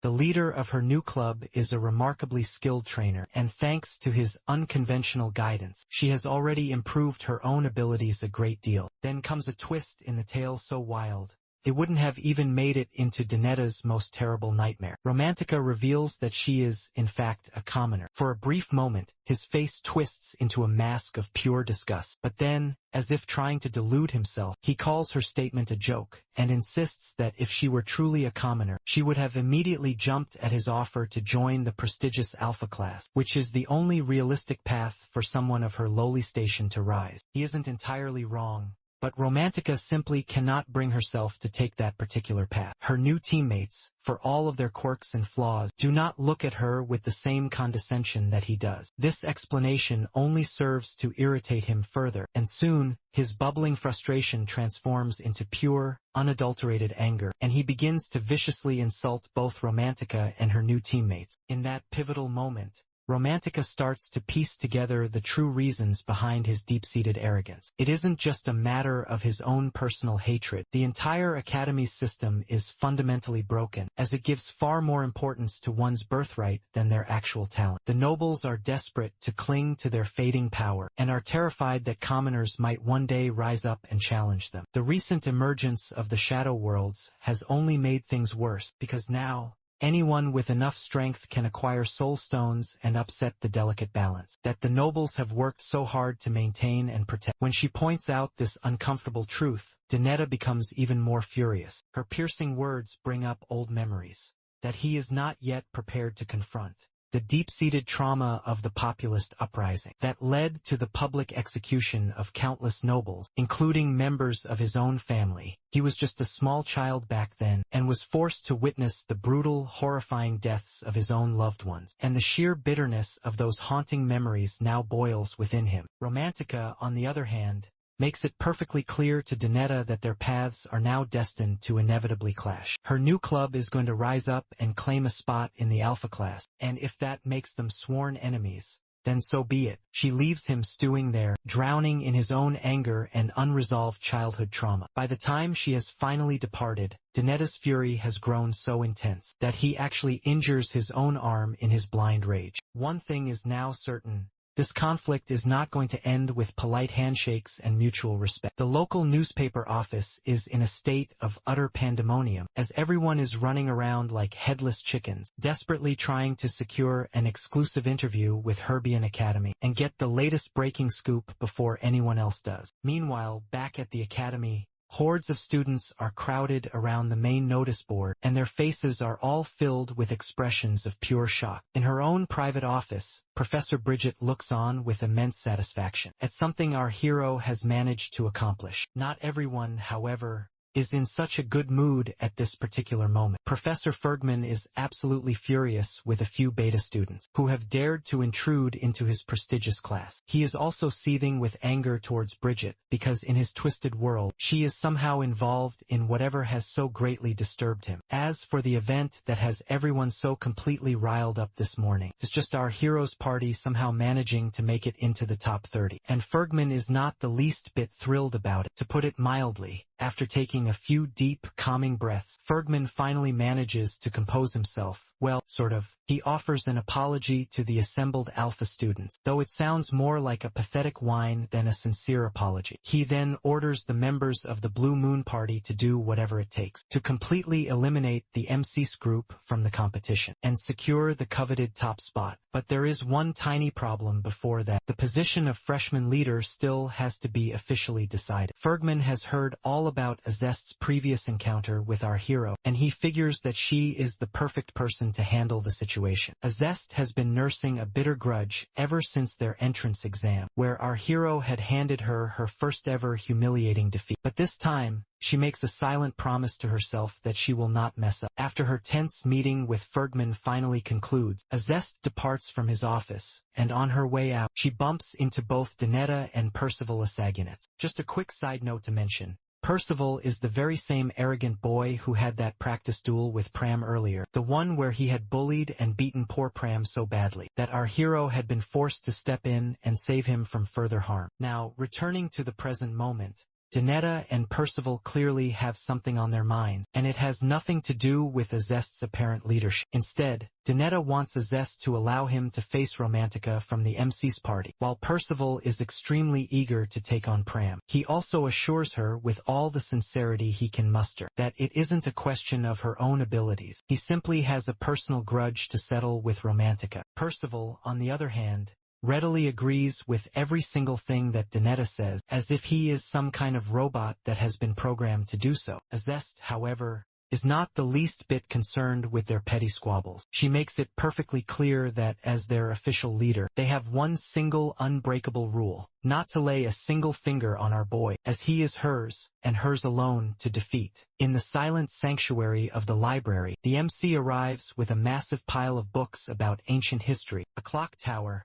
and some dusty, forgotten records from a specific year, and sets them down on the table. He then informs a bewildered Romantica and Pram that their physical training is off the table for the time being, and that they will be diving deep into the study of history instead, with the advancement exam being set in a treacherous 5th-level shadow world. And instead of simply fighting their way through, the students will need to focus on intense studying. If they manage to pass, it will grant them a valuable soul stone, a crucial key to navigating the labyrinthine shadow world, which is artificially constructed based on past historical events. The way these dangerous worlds operate is fascinatingly well organized, where pain suppression, controlled objectives, and even their inherent chaos are carefully managed. But in order to have any hope of succeeding, they must know their history inside and out. Romantica is not the least bit thrilled about all of this required studying, and she questions if these seemingly random books will even be useful. Our hero admits that he is essentially just guessing, though he still insists that they read and memorize every single one of them. It's not like he actually enjoys bossing them around, but he couldn't very well spill the beans about his secret time-traveling abilities. The trio then officially begins their intense study session. Well, at least the MC does.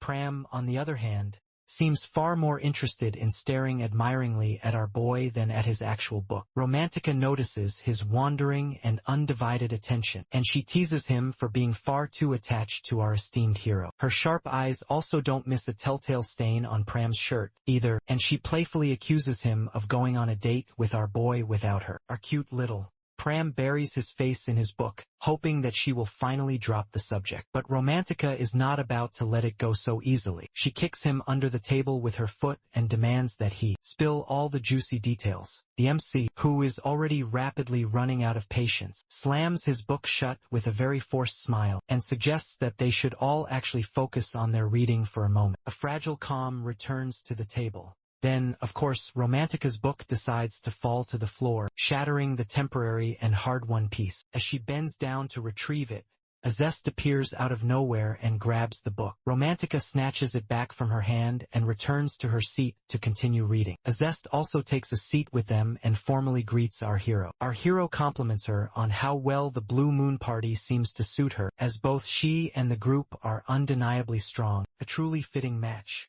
However, Azest is not in the mood for receiving any compliments, but rather, she has come to officially declare war on the MC. Our boy isn't the least bit surprised, though. Azest has a peculiar habit of treating strong opponents with a certain degree of respect, and she always makes her intentions perfectly clear before a major fight. Azest openly admits to having underestimated him during the entrance exam, but she is absolutely determined not to repeat that same mistake again. Our hero is internally quite amused by this, as he knows this is the exact outcome he had been hoping for. He had deliberately pushed her to her limits on purpose, as he knows her competitive fire is absolutely essential for their eventual success in clearing the upcoming shadow world. He calmly accepts her challenge and prepares himself for what is sure to be an incredibly intense battle. The grand day of the Herbian Academy's highly anticipated advancement exam has finally dawned, and the massive arena is buzzing with palpable excitement. The stands are completely packed with teachers,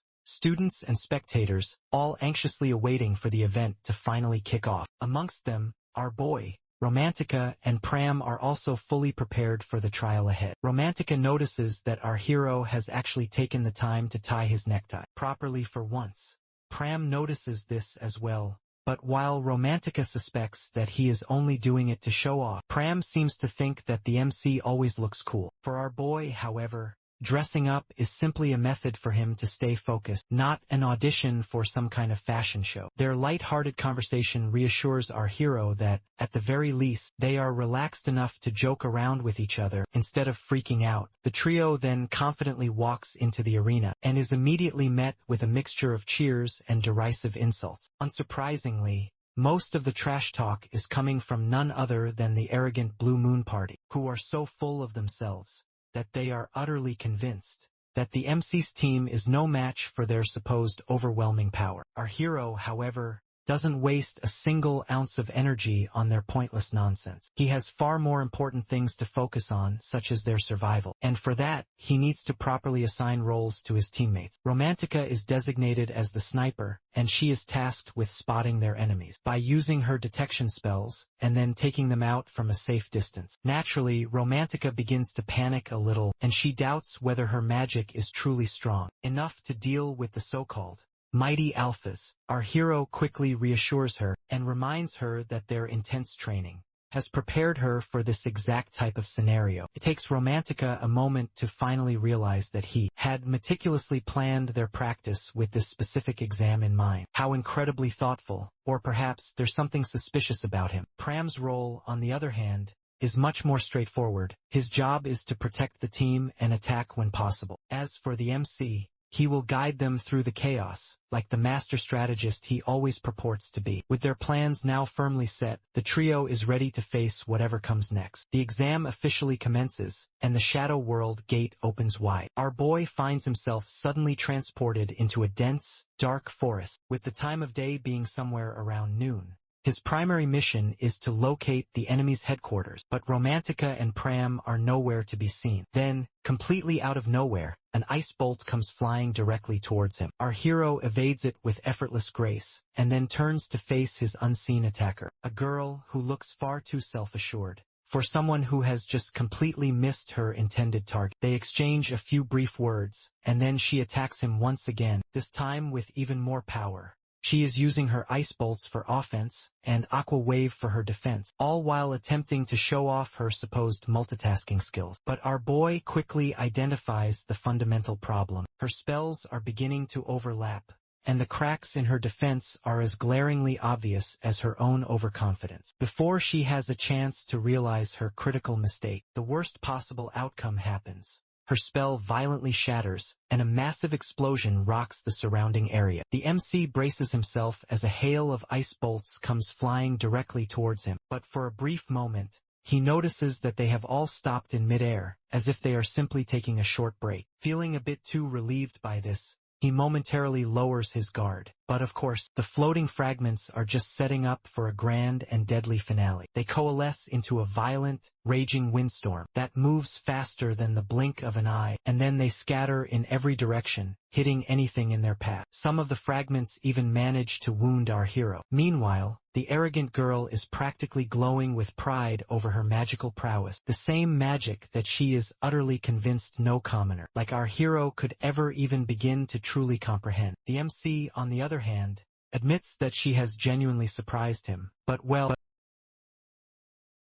unleashes his signature, devastating inverse operation spell, turning her own formidable power back against its master. He even imparts a cold, hard lesson to his fallen foe, a warning about the fatal flaw of underestimating any opponent, and the critical necessity of planning ahead. These are, after all, the fundamental tenets of combat, tenets she has so clearly and foolishly ignored. The girl, however, blinded by her noble pride, is convinced no commoner can defeat her, and scrambles to erect a desperate defense. But her efforts are utterly futile as our hero's reflected magic crashes into her from all directions, and with that, she is unceremoniously eliminated from the trial. The number of contenders now dwindles to 29. Our hero continues his journey onward, as if he'd merely swatted a fly on another mundane day. In another part of the treacherous forest, a different contestant is lamenting the oppressive heat, the cursed woods, and his miserable existence in general. Then, as if summoned by some fickle god, a gentle breeze wafts by. For a fleeting moment, he dares to think his luck is finally changing. He is tragically mistaken, as Romantica dispatches him with swift efficiency. And with his defeat, the number of remaining participants plummets to 27. Romantica, now regrouped with Pram, is desperately searching for the MC. At least, they have each other's backs in the midst of this brutal competition. Romantica then unleashes her wide-range detection spell to locate our hero, and when she succeeds, she senses a group of 4 people close by. She eliminates one of them with contemptuous ease, but then something utterly baffling occurs. Her next powerful spell is completely nullified. She urgently warns Pram to prepare himself, as they have likely found their party leader. But as they draw nearer, they realize it is not their enigmatic leader at all. Instead, they find a boy accompanied by a girl, who immediately begins to lecture Romantica for overusing her spells, and foolishly broadcasting her exact location to her enemies. He looks down on her with the arrogance of a true-born noble. Romantica, however, fires back, challenging that they will soon see who the real fool is. Romantica is completely unimpressed by the sheer arrogance of these alpha students. They seem to believe this battle is already won, but she has no intention of letting them claim an easy victory. As the arrogant boy charges towards them with his blade drawn, Pram intercepts the strike with his lightning-fast rapier, effortlessly sending the boy stumbling backward in shock. The girl is too busy fretting over her companion's well-being. He, however,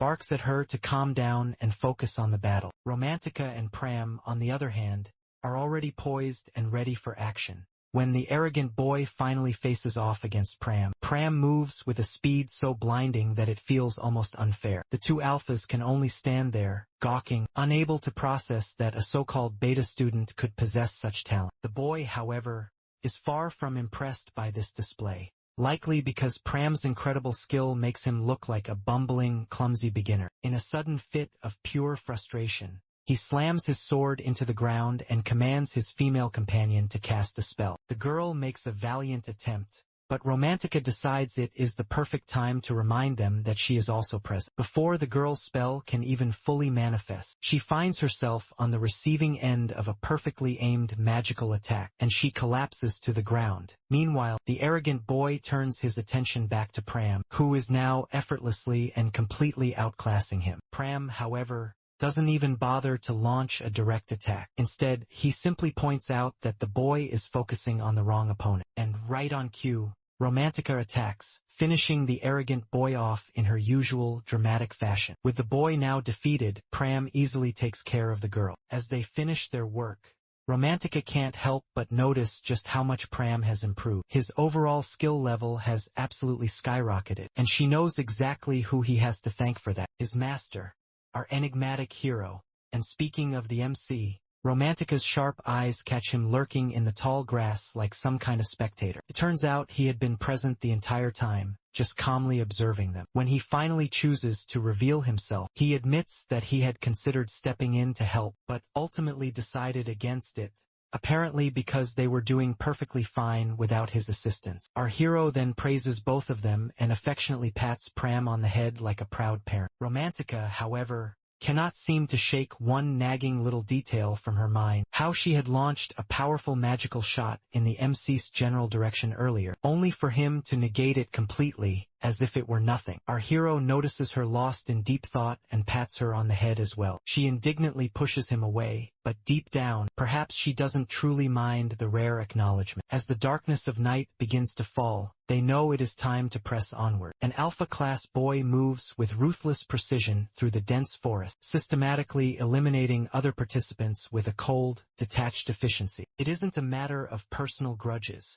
Those unfortunate enough to cross his path are simply deemed unlucky. Meanwhile, the MC, Romantica, and Pram realize that only 24 contenders still remain in the competition. This realization prompts Romantica to bring up our hero's earlier ambitious plan. Our hero then outlines the two potential paths to ascend to the Alpha class. The first, more direct option is to complete the Shadow World's main mission and secure the coveted first-place position. This, however, appears to be an almost impossible feat for their small three-person team, given the overwhelming strength of their numerous competitors. The second, and far more realistic option, is to simply survive until they are among the final 9 remaining participants. To achieve this, they must outlast and eliminate another 15 unsuspecting contestants, all while letting the other parties exhaust their own resources in battle. It is an incredibly challenging, but ultimately achievable objective, and the trio unanimously agrees to pursue this strategic approach. As they are discussing their new strategy,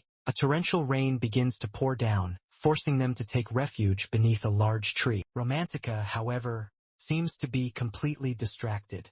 She reflects on how utterly improbable this entire journey seems for someone like her. If she had only accepted Danetta's tempting offer and continued to hide her identity as a commoner, she might have been able to avoid all of this. But she knows that such a deception would have surely been exposed by now. Lost deep within her thoughts, she is startled back to reality when the MC reassures her with a warm compliment on her incredible efforts thus far and encourages her to rely on him if things ever take a turn for the worse. His kind and unexpected words help to lighten the mood, and the trio shares a rare, genuine moment of laughter just before the previous clock tower begins to ring, signaling a brand new and unexpected development in the exam. A magical announcement declares a new mission for all remaining contestants. They are now tasked with utilizing their knowledge of past historical events to survive the coming challenge. In this new, dangerous test, the previous tower, a highly advanced and ancient magical artifact, will unleash one powerful demon every hour, and the only way to successfully complete this mission is to defeat the demon. As a brilliant flash of lightning illuminates the sky, Romantica flinches in fear. Our boy immediately tells her and Pram to remain behind him as he cautiously scans their surroundings.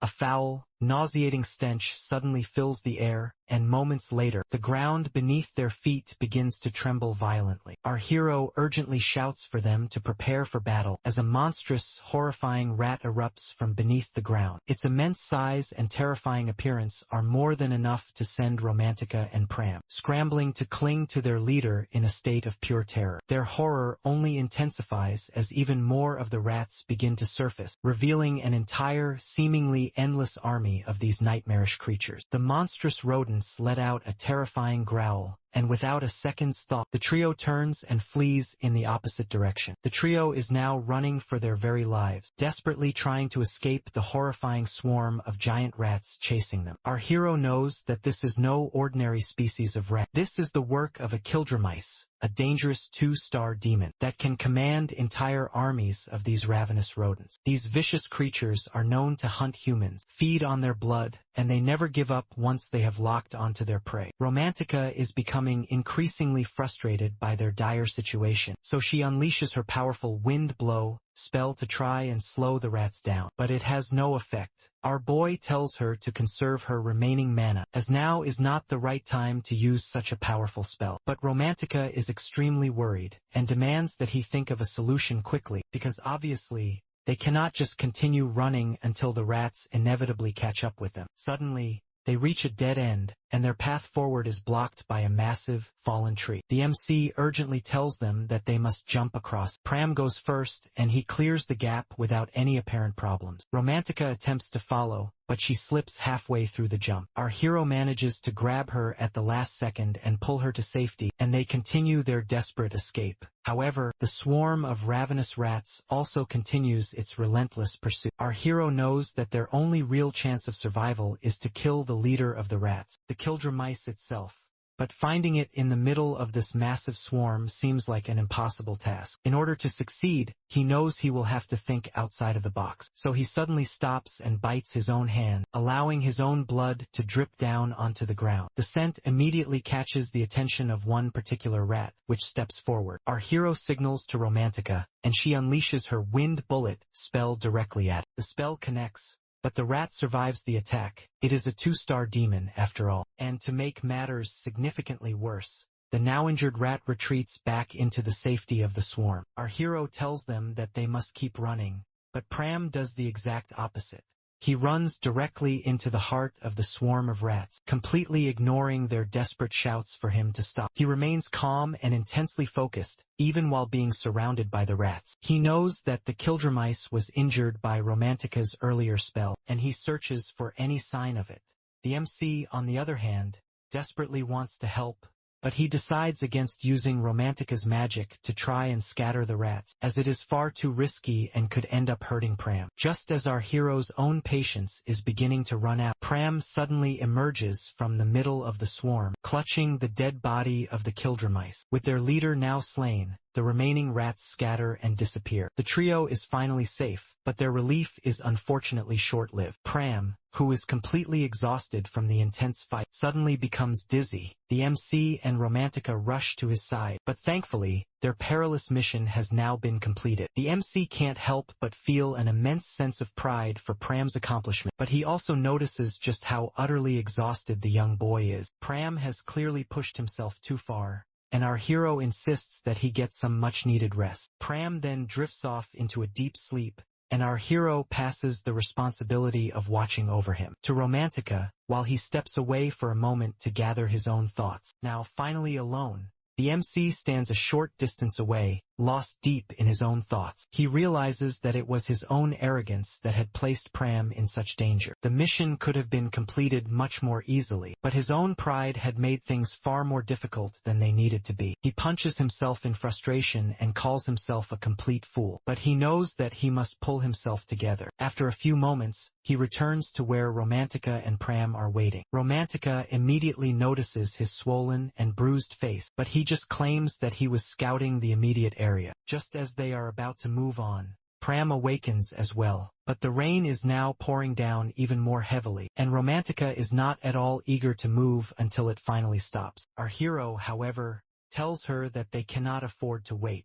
Their final objective is to successfully deactivate the clock tower, and to do that, they must destroy the power source located on its top floor. He is not about to let anything stand in their way now, and he steels himself for what is to come, determined to see this mission through with perfect precision. Meanwhile, in another part of the vast forest, the Blue Moon Party has just successfully completed their own mission, though it came at a heavy cost.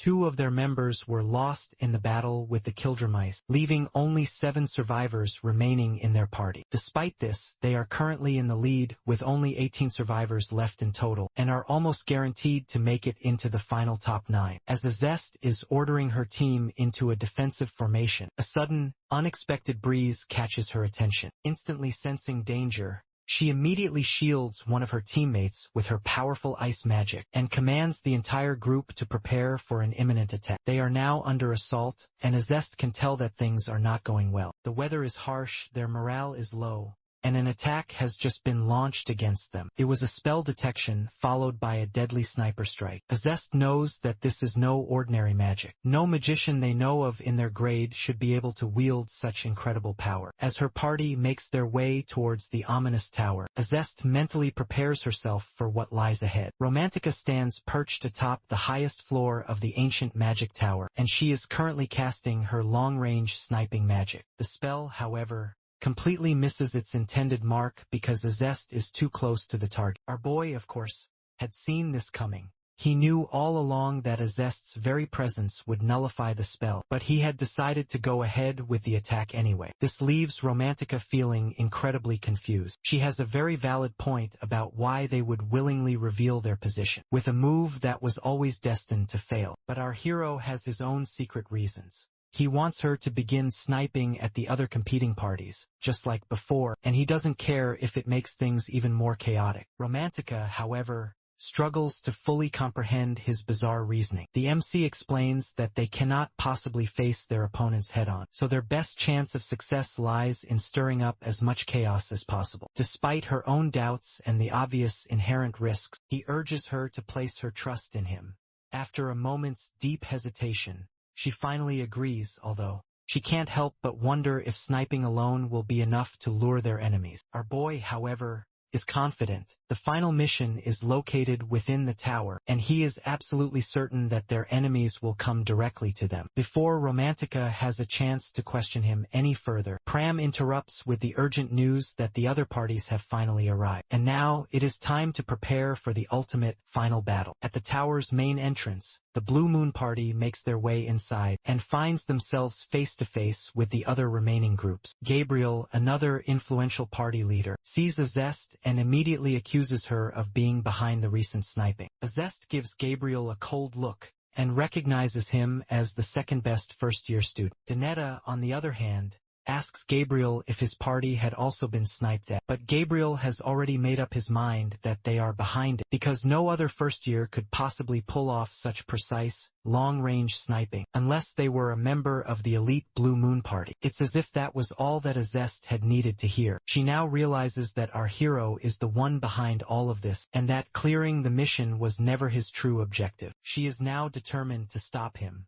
And to that end, she orders her team to find and deal with the sniper, while she personally handles the rest of the competing clubs. Gabriel, however, has had more than enough of her condescending attitude. She has been a constant thorn in his side since the very entrance exams, and now it has become personal. He casts his fire-burning spell directly at her, but Azest evades it with effortless grace, and replies with a massive ice wall that knocks two of his teammates completely out of the fight. Left all alone, Gabriel desperately calls out for help from another party, Pine Tree. Azest, however, charges forward at them like a raging storm, as if no one could possibly get in her way.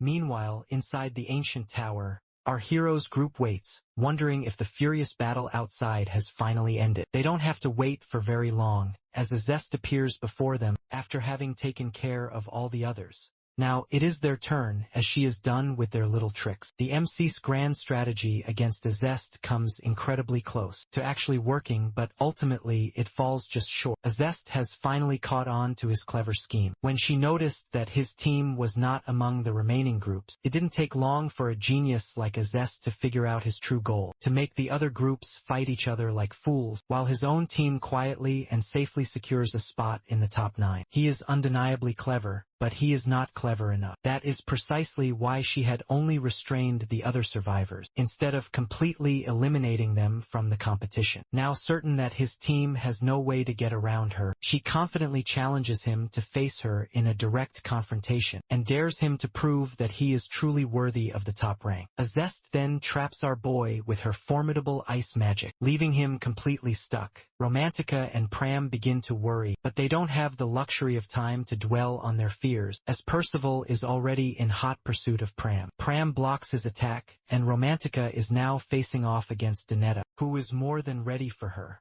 The clash between Pram and Percival transforms into a dazzling sword-fighting spectacle. Percival cannot seem to stop running his arrogant mouth, and he tries his very best to insult and degrade our little cutie. But Pram is simply not having any of it. He knows that Percival's pathetic taunts are just empty, meaningless words. This only serves to annoy Percival further, so he decides to start swinging his sword like a complete madman. But Pram manages to block each and every one of his attacks with ease. It is difficult to believe that this is the very same Pram who, only a few weeks ago, could not even hold a sword properly. Percival is forced to take a step back, as he is unable to wrap his mind around Pram's sudden, dramatic improvement. But Pram has no intention of explaining it to him. Percival, who is still utterly confused, then turns his attention over to Donetta to see what he is up to. Over with Donetta, he is currently facing off against Romantica, who is relentlessly throwing wind spells at him. Donetta manages to block them all effortlessly, and then he decides to mock her a bit for being just a second circle magician. Romantica holds her ground firmly, even as Donetta continues to call her weak. She isn't weak, she is just exhausted from all of the earlier sniping. But she knows that her mana is running dangerously low, and the thought of fighting Donetta, a highly skilled swordsman, up close is making her extremely nervous. Unfortunately for her, Donetta is not planning to go easy on her, just because she happens to be exhausted.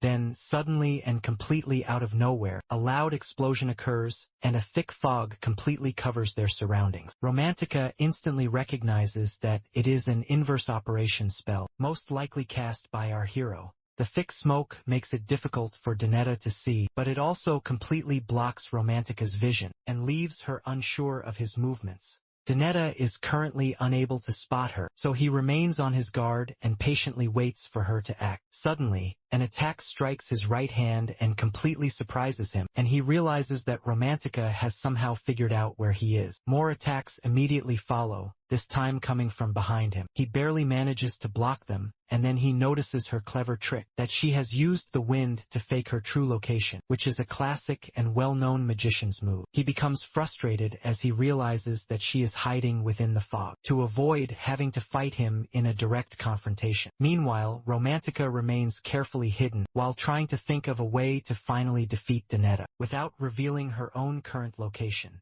Just as she is about to use another detection spell to try and locate him, the fog begins to clear, due to some strange magical reaction. She then sees Donetta rushing directly towards her, but she manages to roll backward just in time to dodge his attack. That is when she finally notices something odd. The necklace that Donetta had given to her earlier, which he is now wearing, is actually a magical device. Donetta, once again, begins to boast about how much better he is in status, skill, and overall talent than her. But Romantica has finally had enough of him. To her, they are both just students at the very same academy, and that makes them equals. No matter how much he goes on about class and social divisions, they are both just humans, and he cannot possibly change that fact. But Donetta sees things very differently. To him, she has no right to pass judgment. But only he does. As he continues his arrogant bragging, Romantica notices something else.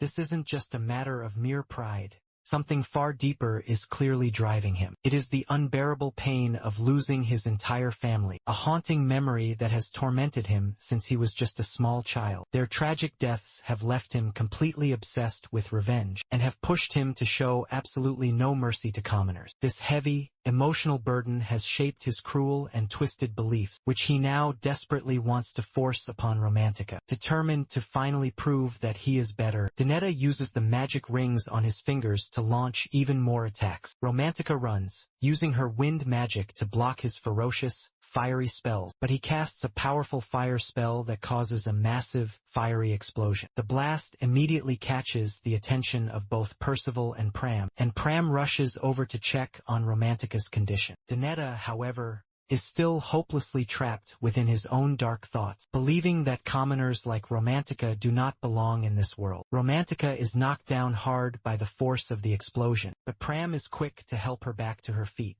Lucky for her, she had managed to pull off some last-second magic to completely nullify the blast's devastating impact, as, without it, she would have been out of the exam and probably in far worse shape. On the other side, Donetta decides that he doesn't need any backup, and he orders Percival to sit this particular fight out. Apparently, he is completely convinced that he can handle both Pram and Romantica entirely by himself. Percival tries to argue with him, but Donetta is far too full of himself to listen, and he charges ahead. Seeing Donetta rushing towards them, Romantica, who is still trying to catch her breath and regain her mana, asks Pram to try and buy her some more time.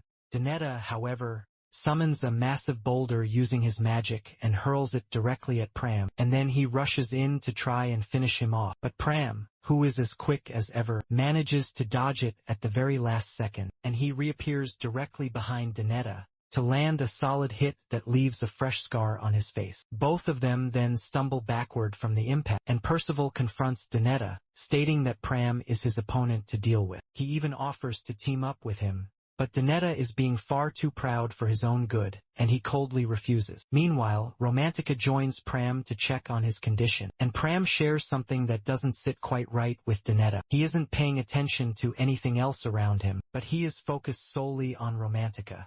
Romantica now feels completely useless without her remaining mana, and she tries to convince Pram to take on Percival and leave her to handle Donetta all by herself. But Pram has absolutely no intention of leaving her behind. He reminds her that they have the MC on their side, and he assures her that they will handle this together. That little pep talk is all that Romantica needed to get her confidence back, and the two of them prepare to take on Donetta as a unified team. Elsewhere in the ancient tower, our boy and Azest are locked in their own epic showdown. Azest appears to have grievously injured him, but of course he is only feigning his injury. He retaliates with a powerful spell, and shatters her ice magic into countless fragments that strike her, and he even summons magical snakes to coil around her arm. Azest manages to freeze them off in no time, but our hero is not finished with her just yet. With his signature spell, The inverse operation. The clash between our hero and Azest is nothing short of breathtaking. Our boy counters Azest's formidable ice magic with his ingenious inverse operation spell. But Azest is by no means an easy opponent. She leaps high into the air and casts multiple magic circles simultaneously. The MC manages to keep pace with her and nullifies her spells. Azest sees this, and she knows that his inverse operation spell cannot possibly last forever. In response to her spell, our hero attacks with his own fire magic, but her powerful ice shield blocks it completely, which leaves him amazed. She doesn't have a single scratch on her, and her raw power is truly and utterly impressive. Azest, however, cannot possibly comprehend why she has not defeated him yet. She possesses more mana, faster spells, and superior combat skills, but he still remains standing before her. It then dawns on her that what she lacks is not raw power, but hard-won experience. She realizes that her spells are not working, so she decides to engage him in close-quarters combat. Our hero attempts to use a grease spell to try and trip her up, but it doesn't work on her this time. He then steadies his stance and boosts his own physical strength, and meets her flashing sword with his own. Azest is left completely stunned, because obviously, she had not expected a simple magician to hold his ground in close combat. She continues to attack him relentlessly, but the MC skillfully dodges or blocks all of her strikes. Frustration begins to build up within her. As a magic knight, she is stronger and more skilled than almost anyone else, but she cannot seem to overpower this one single boy. Her mounting anger blinds her to the fact that our hero's calm and careful, calculated moves are completely outsmarting her. Our boy notices her growing frustration, and he points out that she seems to be enjoying herself, even if she doesn't actually realize it yet. It has been years since she has last faced a truly worthy opponent. For so long, she has found her life to be dull, because no one could ever challenge her strength. He understands her fierce determination to finally defeat him, and her desperate desire to make him surrender. She admits that she doesn't know if she is enjoying the fight, but she still desperately wants to win, and she cannot figure out why he is so unbelievably calm about it all. The MC remains completely composed, and is ready to give her the truly tough battle she has always craved. Fired up by his words, Azest prepares to unleash her magic once again, and is determined to push herself far beyond her own limits. Back in the packed arena, a reporter asks a question that makes everyone in the room go completely silent. He asks what it is that makes a magic knight so special. But the way that people are now staring at him, it's as if he had just asked them why the sky is blue. He obviously knows what a magic knight actually is, but what he struggles to fully grasp is the incredible hype surrounding someone who can wield both magic and a sword. Professor Fergman steps in to explain that being a magic knight is not simply about using both a sword and magic. To make it easier to understand, he compares it to two different kinds of people, runners and walkers. The runner represents the swordsman, while the walker represents the magician. The walker might desperately try to keep up with the runner, but no matter how much magic they use to try and assist them, they can never truly match the runner's incredible speed. But when a talented swordsman learns how to use magic, they become something completely and fundamentally different.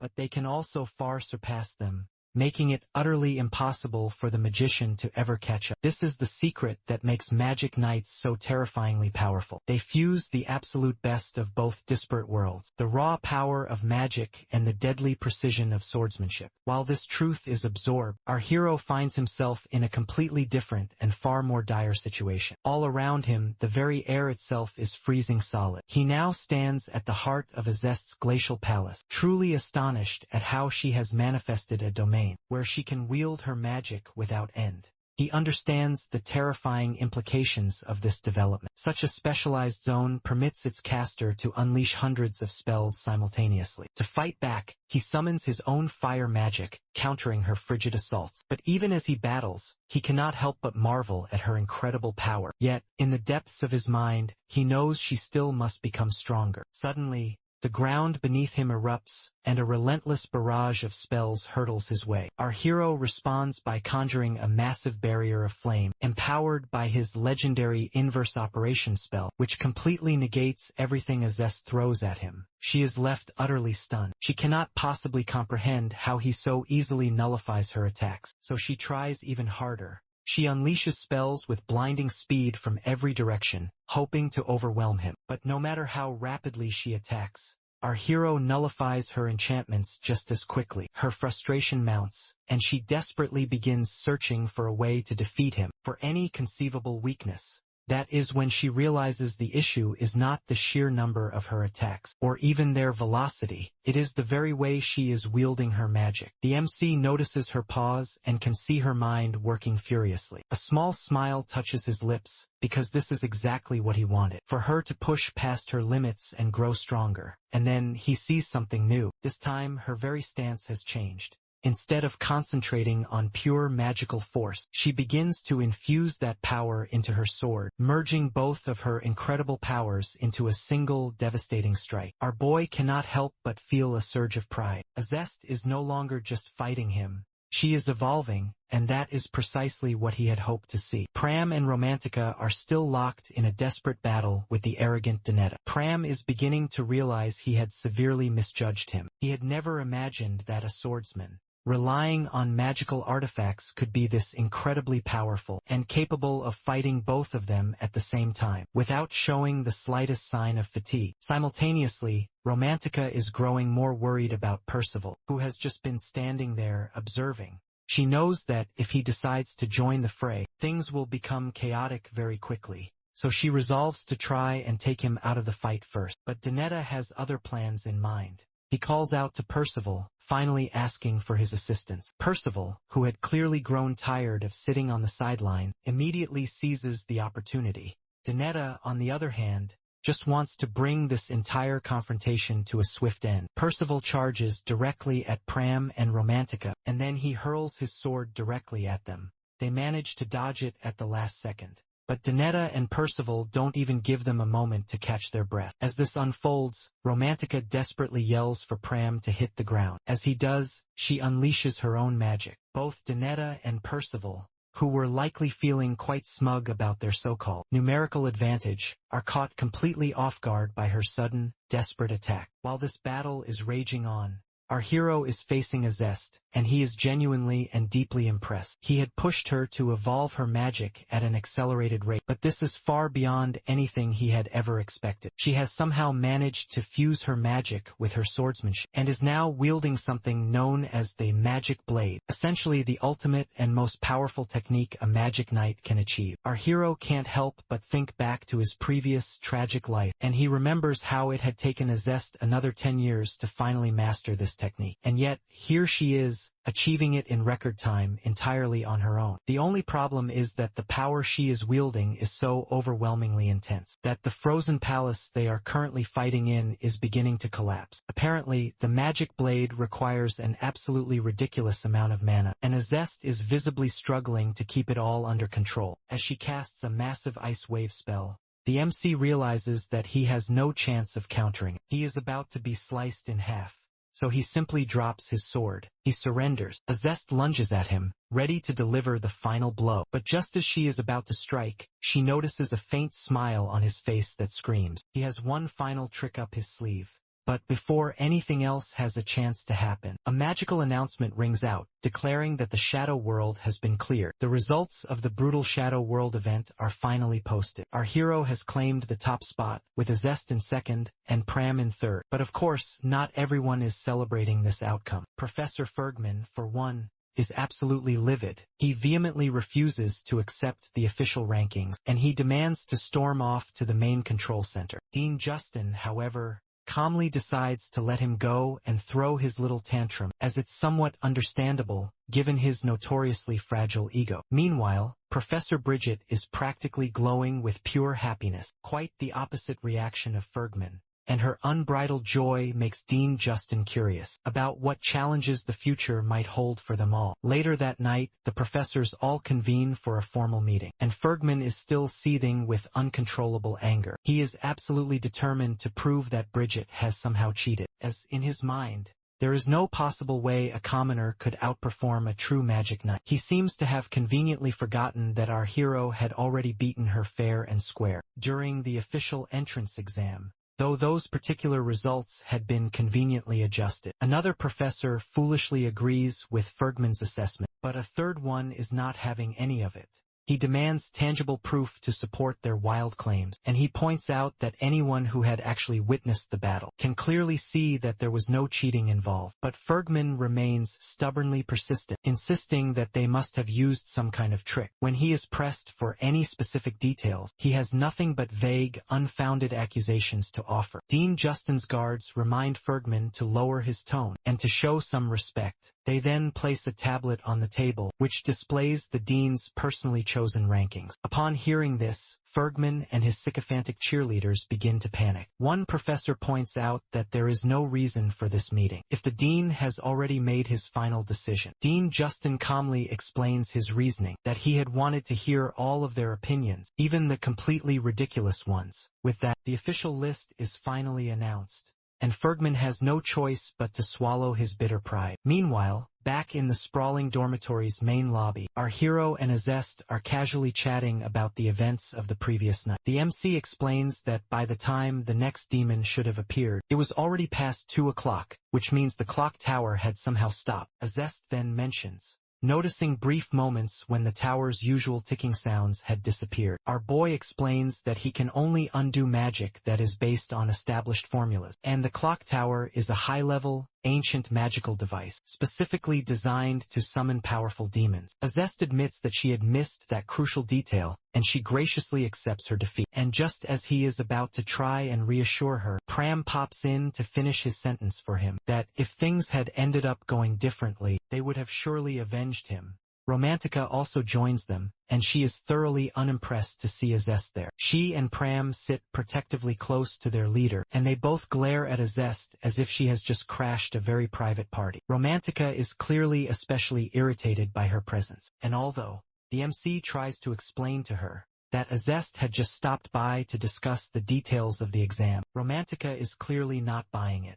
Azest then points out that if Romantica had been the one who was eliminated, it would have just proven that she is not true alpha material. This statement makes Romantica even more furious, and our boy immediately notices. So, in order to prevent a complete disaster from unfolding, he jumps in to try and smooth things over by cleverly twisting Azest's words into a backhanded compliment. He also thanks Romantica for her incredible sniping skills, which had ultimately secured their stunning victory. As our hero and his newfound team are joking around, Azest silently observes their incredibly close bond. She then decides that it is finally time for her to leave, but before she departs, she has one final request for the MC. She wants to join him in his future training sessions. Romantica can hardly believe what she is hearing. Azest, of all people, wants to train alongside them. Naturally, she assumes that the MC will shut her down immediately. But no, he simply smiles and gives her the time and place for their next training session, like it is absolutely no big deal. As Azest is leaving, Romantica immediately turns to our boy, absolutely fuming at him for agreeing to it without even consulting them first. Pram, on the other hand, simply asks our boy what their next step is going to be. Our hero replies that he wants to wait for the official results first. That particular answer does not sit well with Romantica, who can't stop stressing about the possibility of their club falling apart. Once they all finally move up to the prestigious alpha class, to mess with her a bit, the MC reminds her of their initial deal, that she was supposed to leave the club after 1 month. Anyway, even Pram decides to join in on the fun, and he waves goodbye to her, as if she is already in the process of packing her bags. But of course, our boy is not being entirely serious. He stops the teasing and brings up the true reason for their club's existence, which is to support all of the talented beta class students who have been so unfairly labeled simply because of their social standing. It is clearly a painful subject for him, and Romantica can't help but notice how incredibly serious he suddenly becomes. But this is just one small part of our hero's much grander plan. The real, ultimate challenge is still waiting for them. The Shadow Worlds and their world-ending danger are not going to simply wait around. He knows that they all have to grow stronger, train harder, and prepare themselves for the fight of their very lives. This time around, he is not going to lose. But then, a loud, booming voice pulls him back to harsh reality. Professor Bridget has arrived, all smiles and full of vibrant energy, and she wraps the unsuspecting MC in a massive bear hug. Once she finally settles down, our boy asks her what brings her to their humble abode. Bridget uses her magic and produces a large cake from a famous local bakery. The trio all thank her profusely for the delicious treat. As they are enjoying the cake, Bridget gets all nostalgic, talking about the very first time she had ever met our hero. Apparently, he was just a tiny little kid who had begged her to teach him magic. She finds the memory adorable, but the MC looks like he wants to disappear. Then comes the truly big announcement. Bridget reveals the incredible news that they have all been waiting for. They are now all officially assigned to the prestigious Alpha class as single rankers. They all become incredibly emotional, and as for our boy, this is not just a simple promotion. It is one significant step closer to achieving his ultimate goal. Meanwhile, somewhere in a ruined, grim-looking and desolate part of the continent, someone is issuing a dire warning. To the mighty Mage's Tower, whatever they are currently planning, it does not look like it is going to be good news for anyone. In a quiet and peaceful classroom, Professor Prelude's voice fills the room, as she is delivering a lecture about the dangerous shadow world. Most of the students in attendance look half asleep, and the rest of them are already fast asleep. Professor Prelude can't really blame them, as ancient history is not the most exciting of subjects. Still, there are things that they absolutely need to understand, so she knows that she must push on. Less than 50 years ago, humanity had finally managed to gain control over the chaotic shadow world, thanks to the discovery of soul crystals, which are rare, powerful minerals made from crystallized mana. These crystals were actually pretty useless at first, since their tough outer layer effectively trapped all the good stuff inside. But then, the brilliant Mage's Tower worked its magic, and they figured out how to finally break through that tough layer and unleash the immense mana contained within. This groundbreaking discovery kicked off a golden age of magic, and it brought countless wonderful benefits to all of humanity. Of course, no good thing ever comes without some kind of trouble, and soon enough, a group of criminals known as Outers began targeting these powerful crystals for their extremely high value. Professor Prelude pauses her lecture and then asks who it was that came up with the enchanting process. A very drowsy-looking romantica catches her eye, and our hero quietly whispers the correct answer to her. Zod Ixarian. With that final answer, the class wraps up, and the students all begin to leave. As the large lecture hall finally empties, our hero and his team approach the professor. After formally introducing themselves, the MC presents her with an official request form. Professor Prelude initially assumes they want to apply for the Mage's Tower support, but our hero quickly clarifies that they are there for something very different. They want her to officially assign them a mission. Prelude is clearly surprised by this, and she hesitates, as she feels somewhat unsure of their true motives. So our hero explains that official clubs from the Academy can earn payment for completing quests, but Professor Prelude still finds their request to be highly unusual. Then, the MC drops a complete bombshell. He reveals that in exactly 10 hours, the Eurulean branch of the powerful Mage's Tower will come under a direct attack, and the target of this attack will be a second-tier soul crystal, known as Luganel's Tear. Professor Prelude is left utterly stunned, both by the gravity of this information and by how our hero could possibly know about such a highly classified detail. Despite her shock, he calmly urges her to request that the Mage's Tower officially hire them to try and prevent the coming attack. Hours later, in the sprawling city-state of Altia, absolute chaos erupts at the Uriel branch of the Mage's Tower, just as our hero had so accurately predicted. Inside the Tower Master's private room, a man bursts in with the urgent news that the entire branch is under attack. A young boy is running desperately through a dark, narrow alley, his face completely covered by a worn scarf, and he is clutching a small bag of bread, as if it is the most valuable treasure that he owns. He is clearly in a great rush, but luck is not on his side tonight. In his great hurry, he bumps into a tall, imposing man whose face is hidden by the dark shadow of his hat. The boy falls hard to the unforgiving ground, and his precious bag of bread slips from his grasp. But instead of allowing gravity to do its thing, the mysterious man catches the falling bag with a simple flick of magic. The boy scrambles back to his feet and offers a hurried apology, while the man holds out the bag to him.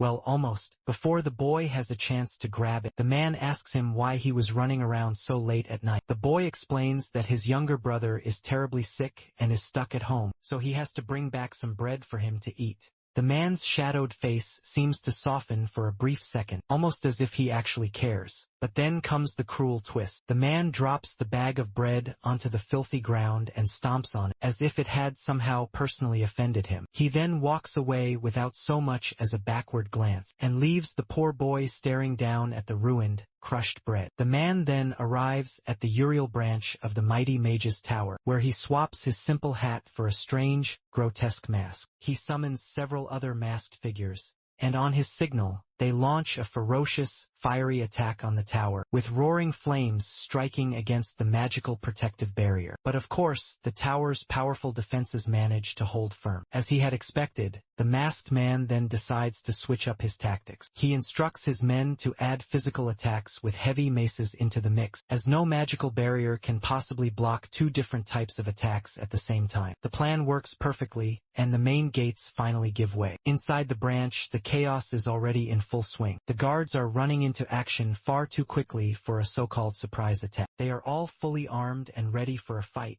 and they move as if they have been expecting these intruders. The masked man takes note of this, but he dismisses it as he is too focused on his master plan to truly care. He uses a powerful invisibility spell to move with ease, and he leads a smaller, elite group deeper into the branch. While on his way, his thoughts briefly wander to a strange, overheard conversation, where a few of the guards had hinted that they knew about the coming attack. Finally, they reach the secure room that houses the precious soul stone. The masked man uses his earth magic to shatter its protective magical casing, which then reveals the beautiful, glowing artifact held within. Just as he is about to reach for it, a calm voice commands him to stop in his tracks and surrender. He turns around and he finds Pram standing there, looking far too cute and confident for someone who is interrupting such a dangerous heist. Pram is now facing off against the Outers, and it finally hits him that these guys are here to kill. The masked man commands the others to attack Pram, while he himself unleashes a powerful blast of fire magic. Pram, with his lightning-quick reflexes,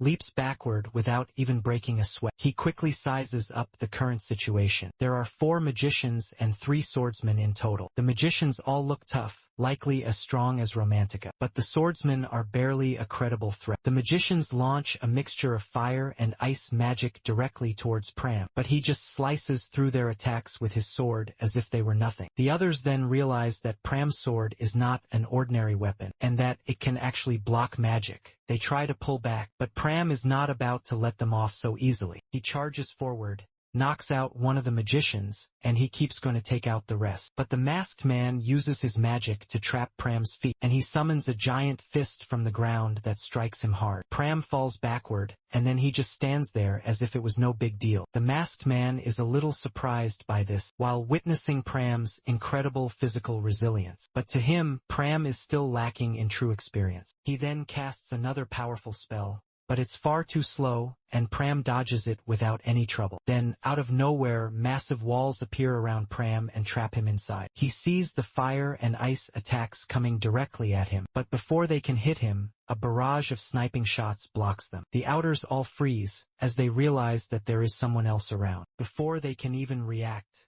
several of them are knocked out by another powerful magic attack. The masked man begins to panic as things are quickly spiraling out of his control. He figures out that the sniping spells cannot get through their armor, which means that they must be second circle magic, and that there has to be more than one person casting them. He then orders his remaining men to try and cover him, while he begins casting something big on the other side of the room. Pram is still trapped, but the walls are now beginning to crumble. He knows that he cannot just wait around.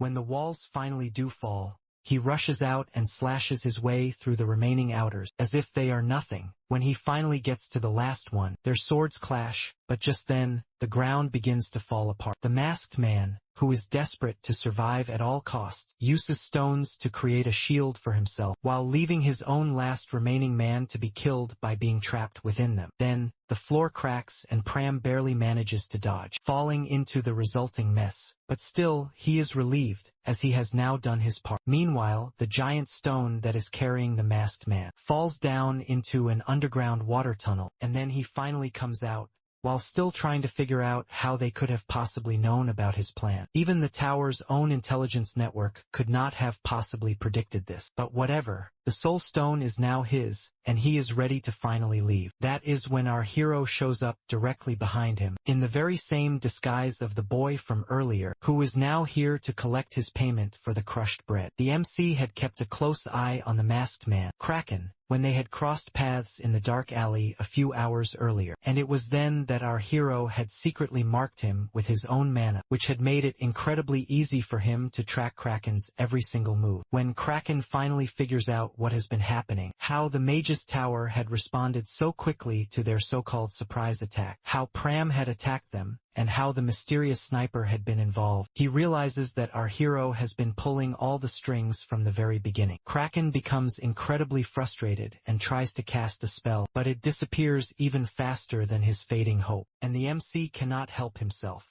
from commenting on how truly elementary his spell was. No wonder it didn't work. Kraken, who is now barely holding it together, still cannot believe that a first circle magician could so easily outclass him. Our hero, meanwhile, has a much more important concern, which is getting the proper compensation for the bread that Kraken had crushed. Kraken has now completely run out of options, so he takes out the precious soul stone, and he threatens to destroy it if our boy moves even a single inch closer. But the MC is not worried in the slightest. He knows that Kraken will not destroy the stone, not after everything he had gone through just to get it, and so our hero continues to walk directly towards him. As our boy now stands directly in front of him, Kraken tries to throw a desperate punch, but the MC is far too quick. With a simple gravity spell, he sends Kraken crashing down to his knees and into the cold water. Kraken cannot possibly believe it. Our hero, a so-called first circle magician, has just used a fourth circle spell so incredibly quickly. While Kraken is struggling pathetically in the water, our boy takes the soul stone from him, as if it is no big deal at all. But it seems that Kraken's daily dose of horrible surprises is not quite finished. The unprocessed stone begins to react to the MC, and Kraken simply cannot wrap his mind around.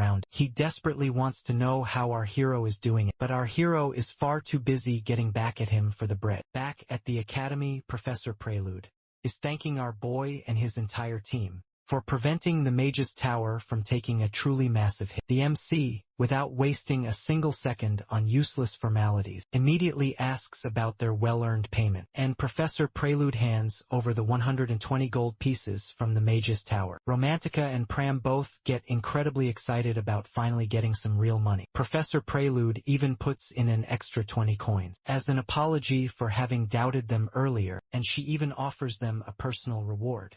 But to their utter surprise, our hero flat out rejects the gold, and he reminds Professor Prelude that he never actually needed the gold or the tower's assistance in the first place. Both Romantica and Pram are left completely stunned. Our boy, though, is not interested in mere money, but what he truly wants is a chance to play a game of chess with Zod Xarian, the legendary master of the Mage's Tower, in the city-state of Altia, which is known as the heart of Magitech. The MC follows closely behind Professor Prelude as she leads him through the grand and majestic halls of the Mage's Tower. They are heading directly to Zod's private office, the personal workspace of the most powerful magician the world has ever known. On their way there, Professor Prelude can't help but question our boy's decision, because obviously it seems completely ridiculous, like trading a mountain of gold for a handful of worthless pebbles. But our boy, as he always does, has his own secret reasons that no one else could possibly ever understand. What really blows her mind, however, is the fact that Zod has actually agreed to this bizarre and unusual request. They finally arrive at Zod's magnificent office. Professor Prelude introduces our hero, and then she leaves, as per the great magician's explicit command. The MC now stands before the one man who, despite being nearly 90 years old, looks as if he has just hit 40 and has discovered the secret to eternal youth. Zod is not just any ordinary magician. He is the one who completely rewrote the rules of magic, and he practically invented half of the entire modern magical world. And yet, to our boy, he is not some unapproachable godlike deity, but rather a very close friend. Zod points out that he would normally prefer a far more relaxed game of chess, with some tea, but he has another important meeting in about half an hour. Our hero, on the other hand, is simply grateful for this once-in-a-lifetime opportunity. As they finally settle down and begin to discuss the chess sets, Zod offers either the Empire style or the League of the Western Kingdom style. The MC, however, chooses the North Sea style of play. Zod finds his choice to be rather odd, given that our boy is not from the northern regions. But our hero simply explains that an old friend had taught him this particular style. Zod can't help but speculate that the MC must have been forced into learning it. The North Sea style is not your everyday common game of chess. It features a game board that is 5 squares wider than the standard one, several additional pieces, and complex rules that make it feel like you are commanding an entire army, instead of just playing a simple game. Powerful warships replace the traditional queens. Pawns that do not move are used to establish vital supply routes, and any pieces that are within those routes can move twice per turn. Plus, each player gets to command for bishops and 4 knights. As the grand game begins, Zod notices that our boy is incredibly sharp, though perhaps a little bit too eager at times. The match quickly grows more intense, and in that moment our hero proposes a high-stakes bet. Zod sees right through him, realizing that the MC's real objective was this bet. Right from the very beginning, not the game itself. According to the terms of our hero's bet, the loser of the game must grant the winner a single request. But before agreeing to this, Zod wants to make sure that this request cannot involve the tower's vast resources. Our hero reassures him that it does not, which only serves to spike Zod's immense curiosity even further. But there is one more thing to consider: the fact that Zod is clearly at a significant disadvantage here. Sure, he is a legendary and powerful magician, but the MC is just a simple schoolboy. But our hero corrects him, stating that he is not just any ordinary student, but that he is, in fact, a single ranker. Zod cannot deny the truth of that statement, so he mentions that if he wins, our boy will have to join the Magitech department after his graduation. As for the MC's own requested prize, he wants to save that little gem for later, because naturally, the best gifts always come with a bit of suspense. Zod is greatly amused by his incredible confidence, but he challenges whether our boy can actually pull this off. He then looks at our hero and feels a strange and powerful sense of déjà vu. There is something undeniably familiar about him, a faint glimpse of the old Dresser from the distant past. Zod watches our boy as he makes his next move, and he can't help but feel that he seems somehow different. The MC also notices Zod's intense and unwavering focus, and his old habit of adjusting his glasses with the same calm demeanor he had always possessed.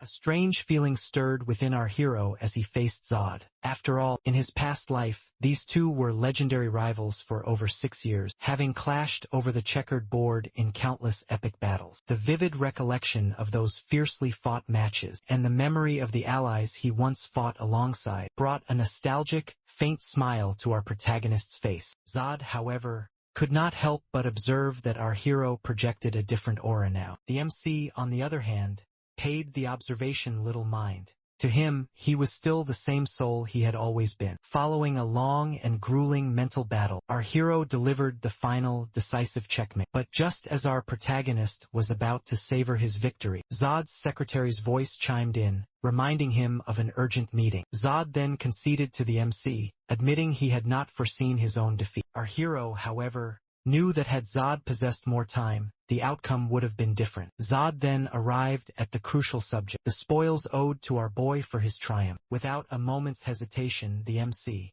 demanded to exchange his idea for the tower's official sponsorship. Zod could not conceal his utter astonishment. A mere student proposing a concept worthy of the tower's backing? Unheard of. But our hero was unshakably confident his idea was as valuable as any other. Zod, however, was not entirely convinced. He suspected this was merely another of our protagonist's clever ploys. The MC could feel the weight of Zod's skepticism, so he requested to borrow a few unprocessed soul stones. Zod obliged, driven more by sheer curiosity than by trust. The stones were raw, unrefined artifacts, nothing more than ordinary rocks for the moment, but our hero was unfazed by this. In truth, this was exactly what he needed.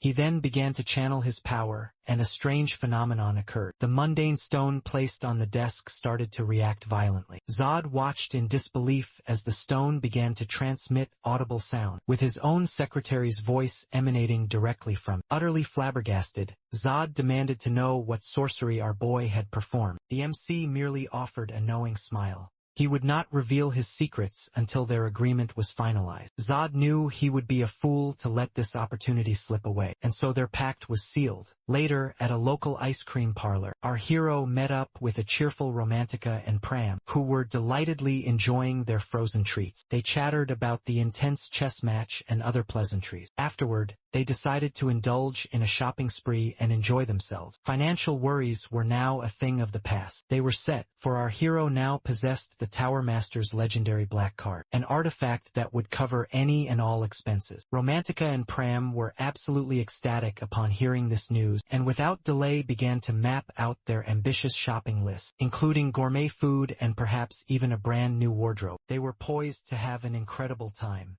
Little did they know, however, that the first catastrophic Shadow World event was a mere 13 days away. At a dazzling banquet inside Duke Naflika's grand villa in Dresden, the very heart of the Herbian Empire, Fergman was soaking in the adoration of the crowd. He seized the center of attention and, with immense pride, declared, "The Blue Moon Party's official recognition by the renowned Mage's Tower," for the third consecutive year, alongside their renewed funding for the coming year. But naturally, that was only the prelude to his arrogant, self-aggrandizing speech. He then audaciously proclaimed, their ambition was to become the most legendary party in all of Herbian's long and storied history. As expected, his sycophantic followers erupted in cheers, applauding his every utterance. Azest, the formidable leader of the Blue Moon Party, was also present, encircled by a throng of admirers, all desperate to be in her prestigious presence. But in that moment, Professor Elhim made his grand entrance. He reminded Azest of a conversation they'd previously shared, a mentor-student discussion promised during the entrance examination. The pair then escaped the crowd to a secluded balcony, where Elhim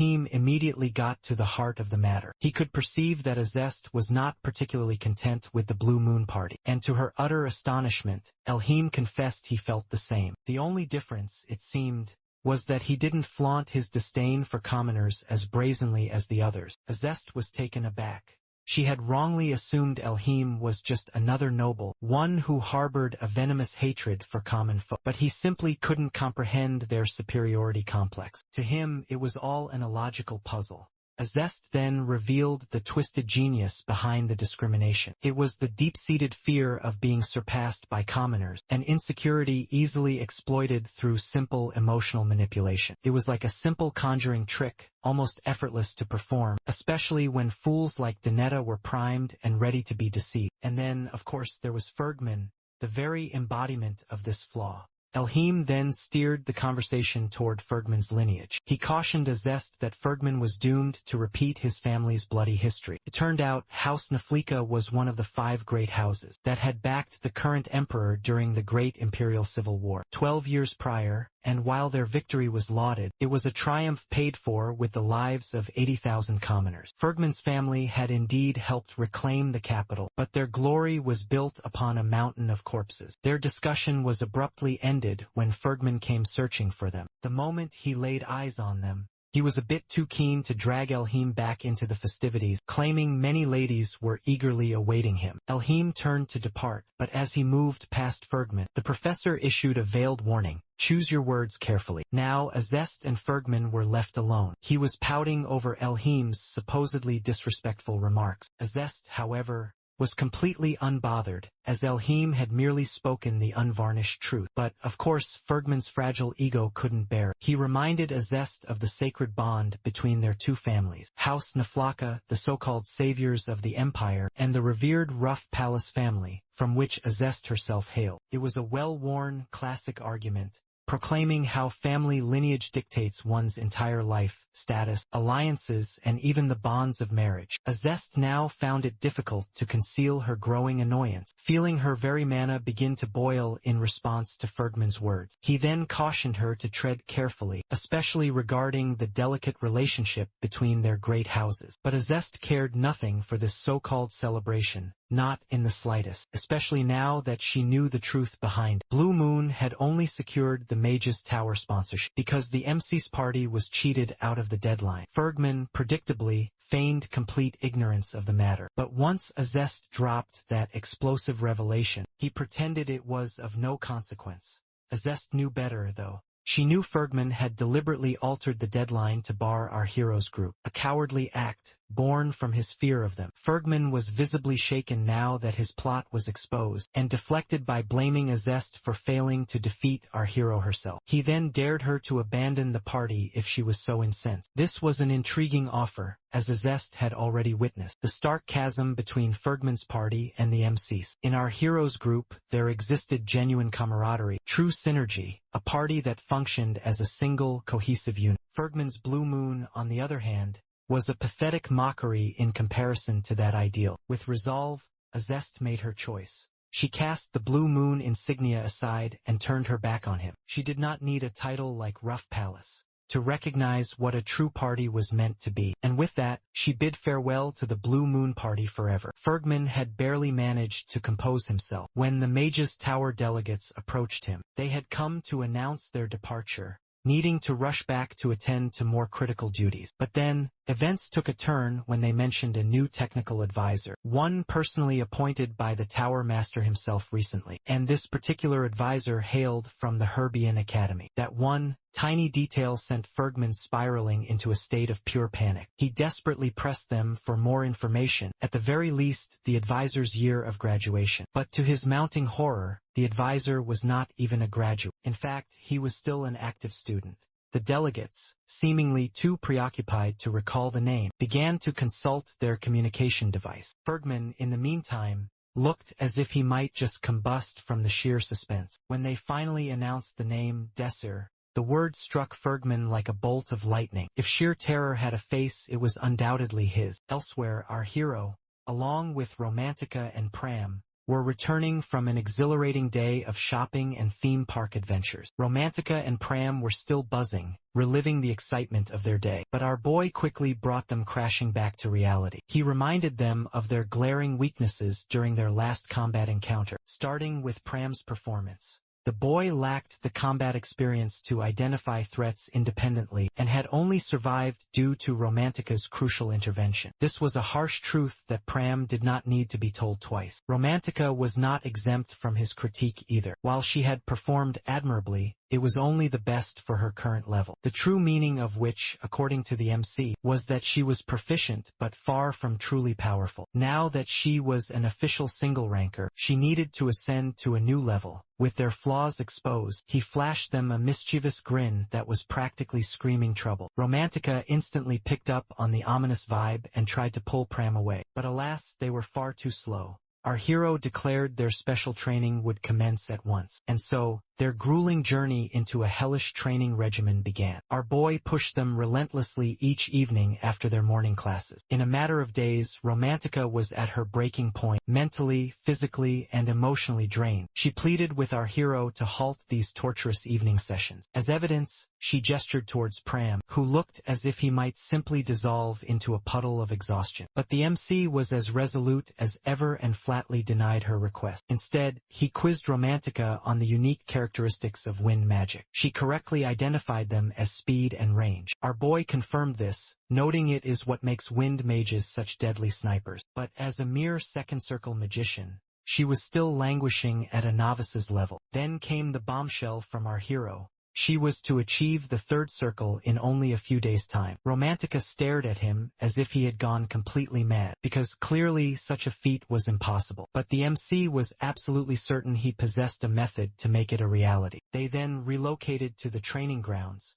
and Romantica's skepticism intensified when he produced a simple soda can, which triggered flashbacks of an especially miserable past training exercise. But before she could voice her objection, our boy crushed the can into a perfect sphere and revealed her new ordeal. She was to manipulate the air pressure around it and meticulously refine its form from every angle. Romantica, for her part, couldn't tell if this was a stroke of genius or just pure, unadulterated torture. Romantica could not believe what she was seeing. The MC, of all people, had just performed that incredible feat before her very eyes. And yet, he wasn't a wind magician, or even a high-level mage whatsoever. Our hero then casually tossed the sphere in her direction for her to attempt. He then assured her not to fret about the cans, as he had brought an ample supply of them. Romantica had to concede that our boy was slightly unhinged, but he was also dependable, so she complied with his instructions. The instant she saw the can begin to warp, she grew overly excited, lost her concentration, and merely spun the can around in a flat circle, like a child fiddling with a new plaything. Our hero swiftly retrieved the can and pointed out, with a completely deadpan expression, and asked if she even understood the distinction between a circle and a sphere. Romantica became infuriated because, of course, her grasp of basic geometry wasn't that abysmal. The following day, around high noon, the MC was with Pram for a training session at the outdoor dueling arena. The time had come for him to gain some practical combat knowledge, and sparring was the most effective method to compensate for his inexperience. To achieve this, our boy determined that Pram required a foe of equal caliber. So, Pram naturally assumed his opponent would be Percival, but he was mistaken. Our hero had a different plan in mind, a true crucible for our young swordsman. Then entered Kira, a powerful third-circle magician, a knight-level combatant, and the respected captain of the Mage's Towers, Uriel Branch Security Force. Our hero had aided their branch during a siege, so now Kira was here to repay the debt by giving Pram a lesson. Meanwhile, little Pram found Kira's imposing aura to be quite terrifying, and deemed it safest to take refuge behind his master. Kira, on the other hand, was visibly disappointed upon discovering his opponent was a girl. Yes, he genuinely believed that man had mistaken Pram for a young lady. That comment, of course, instantly enraged Pram. Kira then offered an apology, but this only served to fuel Pram's fury further. He was now more resolute than ever to demonstrate his true strength. But before their clash could commence, the MC insisted they both wear enchanted shoulder pauldrons, which would sound an alarm the moment they were struck. Kira was confident this would be a simple task for him, but not so much for Pram. Our boy, caught in the crossfire of their squabbling, could sense that Kira possessed a talent for agitating people. At last, the duel began. Pram made the first move, attempting to land a hit, but Kira parried the blow as if it were nothing. Then Kira launched a counterattack, and Pram skillfully evaded and retaliated with a flurry of strikes. Kira couldn't help but acknowledge that Pram was quite skilled. He was swift and his strikes were precise, but naturally, Kira was not about to let him off easy. Pram's velocity was remarkable, but he was still critically lacking in experience. As the fierce battle raged on, Kira observed Pram becoming increasingly agitated, and that was the precise moment he made his decisive move. Pram just barely managed to parry Kira's subsequent assault. Kira offered him some praise for his sharp reflexes, but warned him that true combat experience is what he desperately needed. He also added a word of caution, that Pram should never allow too much distance between himself and a formidable magic knight. Pram, already seething with frustration, was practically begging for a challenge. Then, Kira decided to unleash some powerful ice magic. A dense, chilling fog enveloped the arena, and Pram was left completely blinded, struggling to decide his next move. But then, Kira's voice sliced through the silence with a crucial piece of advice for Pram. Never remain stationary when your vision is obscured. Pram then had a horrifying realization. Kira was right behind him. He spun around just in the nick of time, but it was already far too late. Kira had his blade pointed directly at Pram's throat. 9 days before the Shadow World's arrival, Romantica was on the verge of collapsing from our boys' relentless training sessions. The MC was pushing them like automatons, and barely permitting them a 10-minute reprieve each hour. For Romantica, this was simply insufficient. She required leisure time for shopping, to enjoy a delectable slice of cake, and perhaps indulge in a nap. Our boy, naturally, was not oblivious to her grievances. He understood that she had a valid point. But with the Shadow World looming just over the horizon, he needed his team to be in absolute peak condition. He couldn't precisely reveal that to them, so instead, he pledged that once their deficiencies were rectified, they would be granted a well-deserved rest. Just as they were conversing, a minor commotion erupted in the Alpha-class dining chamber. Azest, renowned for her commanding presence, was capturing everyone's gaze. A few students invited her to join their respective tables, but she courteously disregarded their offers and strode directly past them to take a seat with our hero's party. This action astonished the trio, most notably Romantica. The intense scrutiny Azest brought to their table caused Romantica to completely lose her appetite. Azest apologized for the disruption and vowed to compensate them. Romantica, however,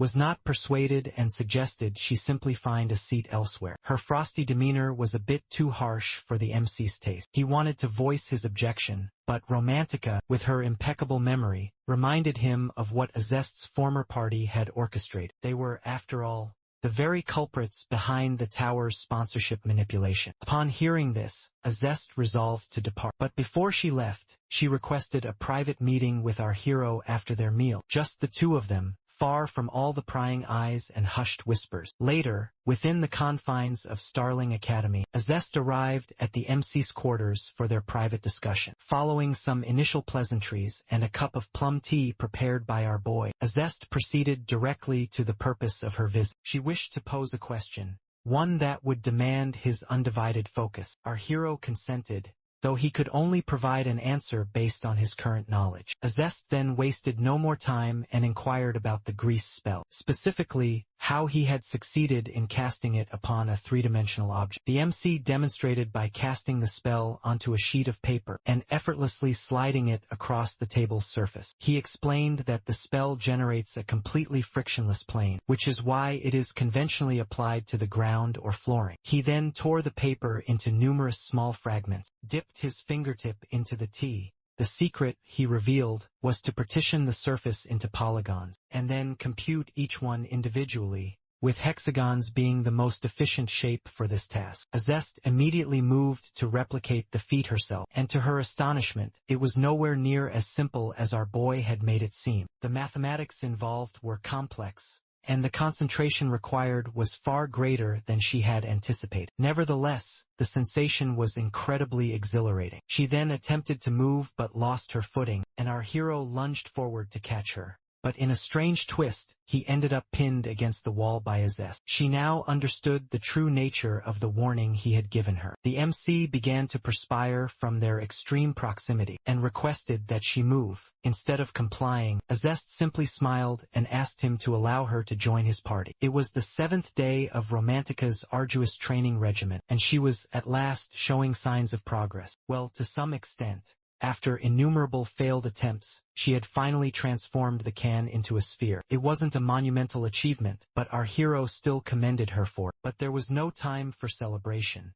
They needed to advance to the subsequent stage. Romantica pondered what new form of torment awaited her, and followed him, mentally bracing herself for the ordeal. She prepared for whatever strange task he was about to assign her next. Our boy then elaborated that she had now completed the foundational steps to manifest a third circle. Now, all that remained was the final step of becoming a third circle magician. Romantica, however, was not wholly persuaded and remained doubtful, but the MC was adamant that she was capable of handling it. In fact, he proposed to use her own mana to construct the circle for her, if she consented. Of course, this would require him to touch her, meaning physical contact near the circle located close to her heart. Upon hearing this, Romantica jumped to the worst possible conclusion, that he intended to touch her chest. She yelled with such volume that our boy had to wonder if his eardrums had ruptured. She was absolutely incensed, and was certain our hero harbored some kind of nefarious intentions. But the MC clarified that he was merely referring to touching her back, and not, well, what she had imagined. As the truth of the misunderstanding dawned on Romantica, her shame was so intense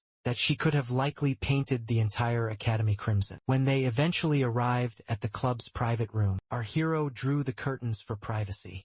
Romantica was still feeling bashful, but he was pressed for time as he also needed to check on Pram. As Romantica wavered, consumed by doubts about her own power, the MC was there, radiating that unwavering confidence. He assured her that she was more than powerful enough. He then guided her through the intricate procedure: deep focus, controlled breathing, and then begin to channel her mana. Romantica followed his instructions precisely, but she soon felt her mana beginning to dissipate uncontrollably. Our boy reassured her that he would contain it, but only if she continued to draw it forth. As he observed her mana flow, he realized it was vastly more potent than he had ever anticipated. If anything went awry, they could be facing a catastrophic outcome. He then commanded her to stabilize her mana flow and shape it into a perfect circle, just as she had practiced with the cans. But Romantica cried out from the pain, and he insisted she must persevere. She had to refine it, spin it, and generate the necessary inertia, which would then draw in more ambient mana.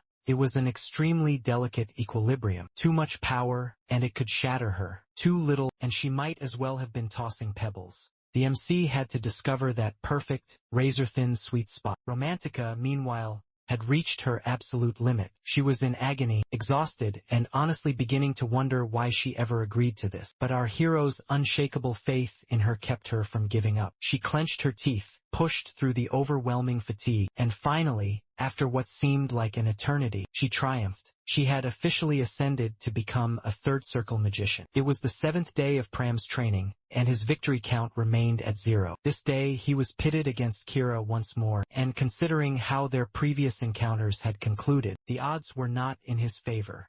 After numerous battles with Kira, he now understood that endlessly blocking his opponent's assaults was not a viable strategy. He would simply become too exhausted to even lift his blade. So he resolved to attempt a flanking maneuver. But before he could even initiate his plan, Kira was already standing directly before him. Apparently, overthinking during a duel is a terrible strategy, as a single second's delay means certain defeat. With no time to formulate a new strategy, Pram opted to hold his ground, deflect the incoming blow, and then launch his own counterattack. Kira, on the other hand, observed a noticeable change. Pram's attacks were significantly faster than before, so swift that he could scarcely perceive the swing of his sword. But Kira was not one to be easily intimidated. He elevated his own performance and attacked with a bewildering combination of wild and erratic movements. Our hero, who was intently monitoring their duel, had to concede that Pram was still not a true match for Kira. Then, Kira employed his magic to ensnare Pram's legs within a fissure in the ground, and charged in for the final blow.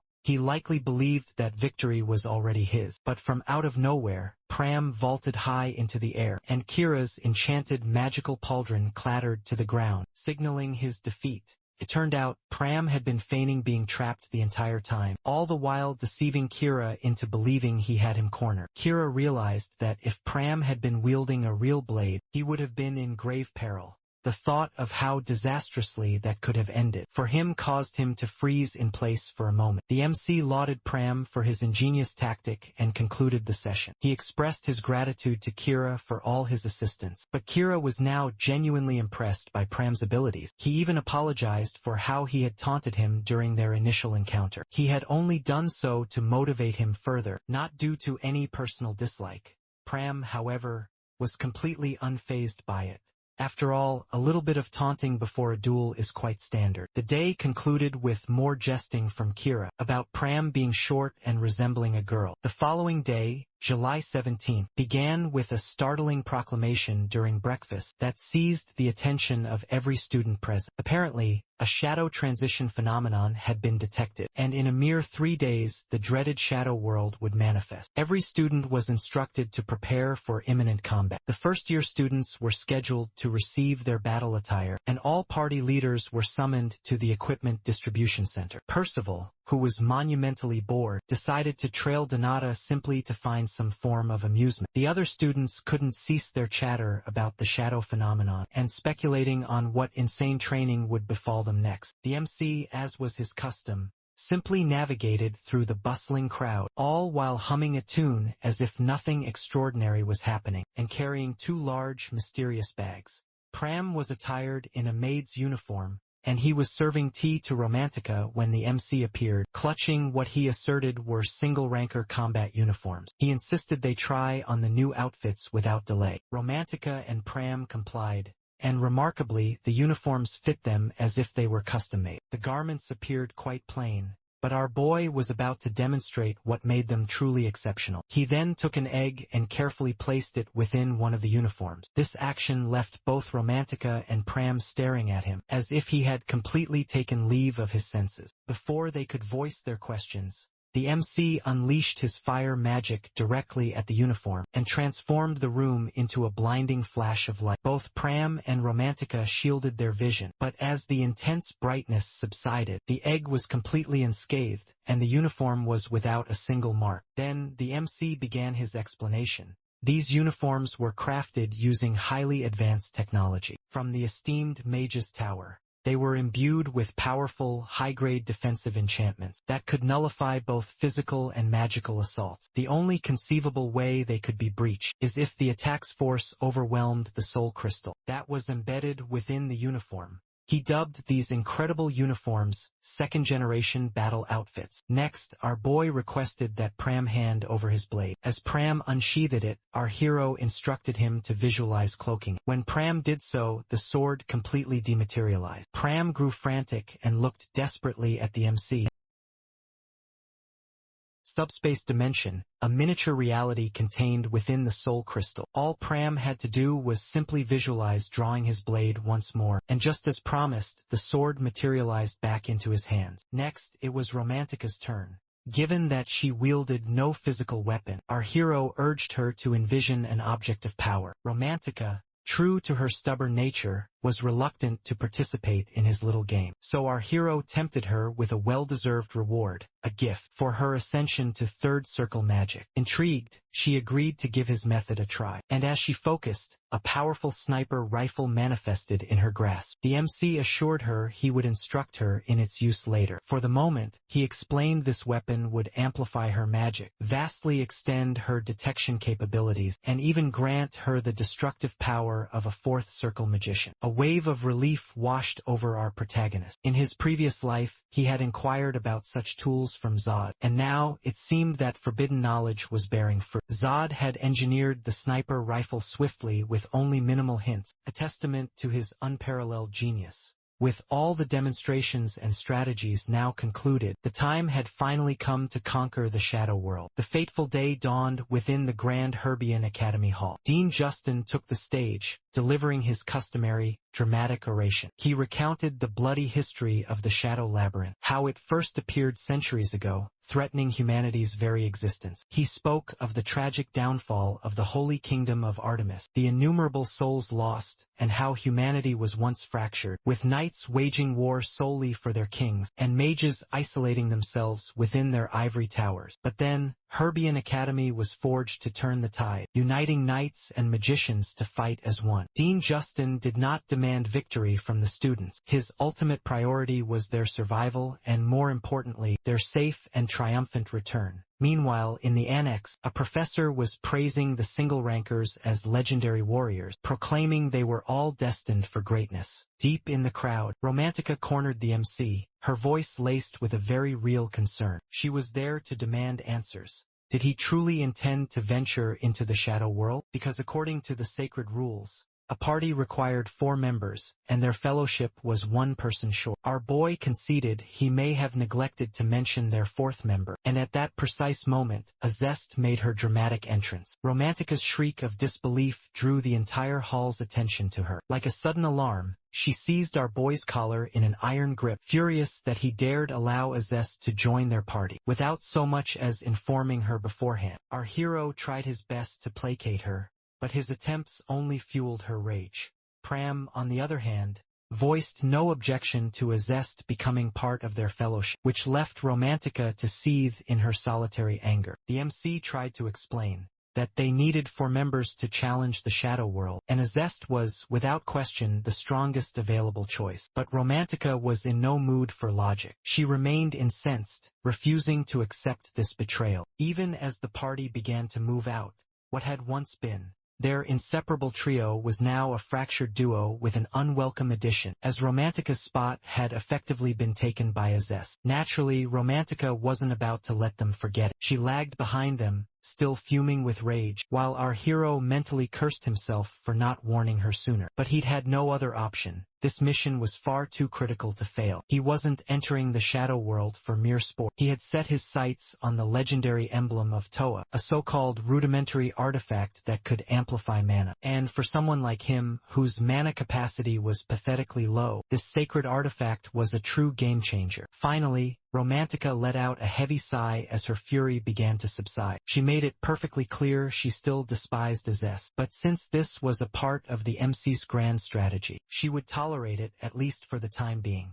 and our boy thanked her for her reluctant understanding. At last, they arrived at the ominous gate number 2. The professor verified their identities and recited the ancient rules, and then he unsealed the dimensional gate. They stepped across the threshold into the shadow world. After enduring the disorienting dimensional shift, our hero found himself standing in a kitchen, not quite the epic, war-torn battlefield he had envisioned. As he was still attempting to get his bearings, he noticed a live fish frantically flopping on a nearby counter. Before he could even react, someone struck him from behind. He spun around to see what appeared to be a man in a chef's uniform. This was Jeffron Eastwood, a chef possessing immense experience and an even larger ego. The MC's initial trial was to aid Jeffron in preparing a feast for some unknown important guest. Jeffron thrust a cut of meat at him to prepare, but immediately berated his subpar knife skills. Our boy pushed himself beyond his physical limits, moving with robotic precision to keep pace with Jeffron's unending commands. At long last,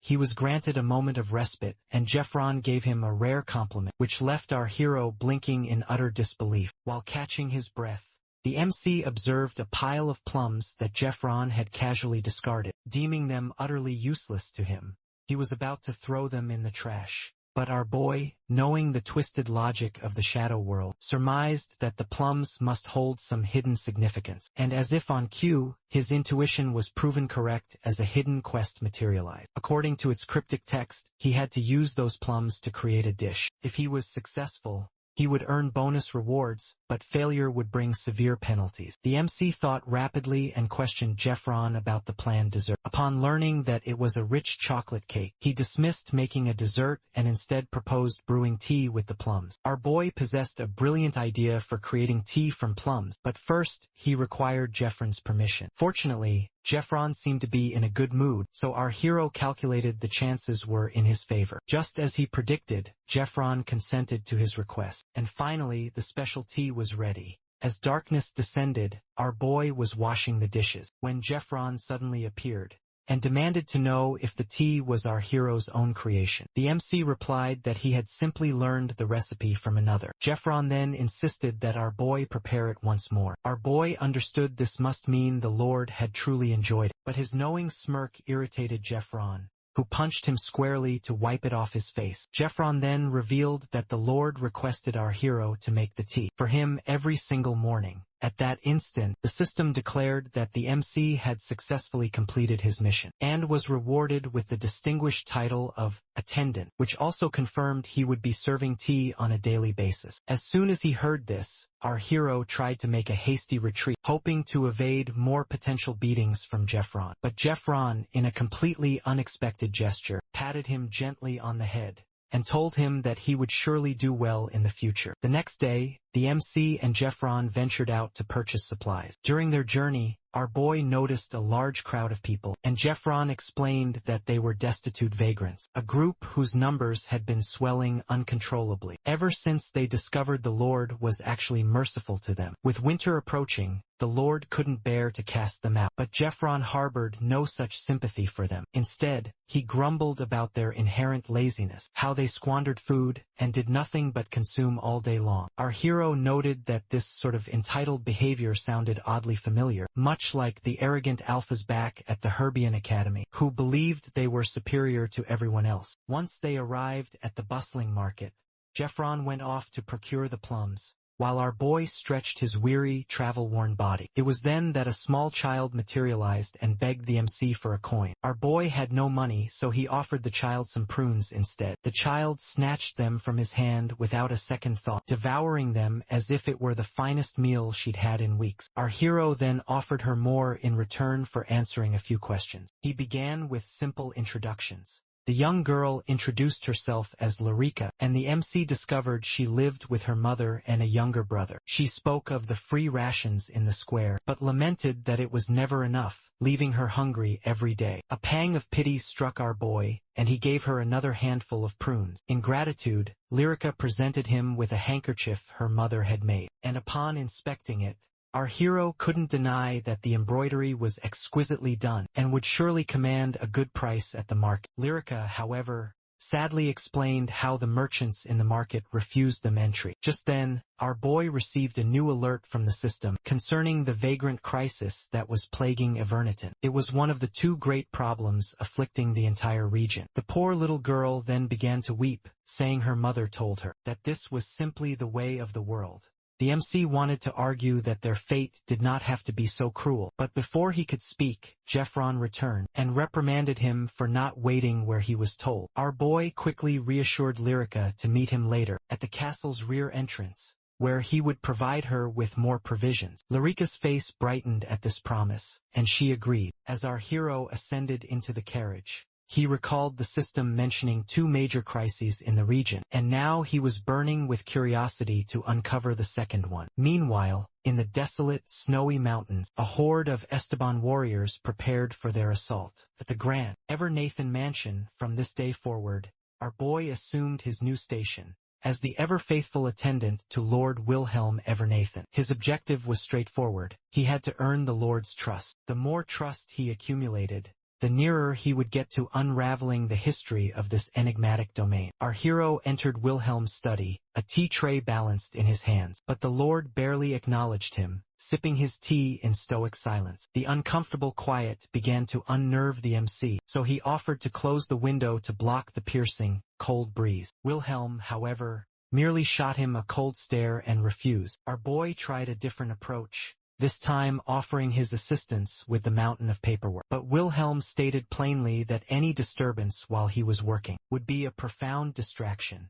And just like that, without even knowing it, our hero's clumsy attempt to connect with the Lord had caused Wilhelm's affinity rating to plummet to neutral. It didn't take long for the MC to grasp that he had made a grave error. Later, our boy was back to scrubbing dishes in the kitchen, not because of any culinary aspirations, but because Jeffron still hadn't troubled himself to hire a kitchen hand. For long days passed with absolutely no headway, and the memory of Wilhelm's icy demeanor tormented him. Just as he was about to lose his composure, someone crept up from behind and covered his eyes. Startled, our boy spun around to discover none other than Pram, standing there with a radiant smile. Pram, now clad in full military armor, pulled his master into a powerful, enthusiastic embrace, completely forgetting that the sharp metal edges of his armor were not exactly comfortable. After an awkward laugh and a strategic step back, Pram announced he was now a soldier garrisoned at the castle, which had made it much simpler for him to locate the MC. They then stepped outside for a private conversation, where our boy vented his frustration about the escalating vagrant problem, which was growing more dire with each passing day. Pram, however,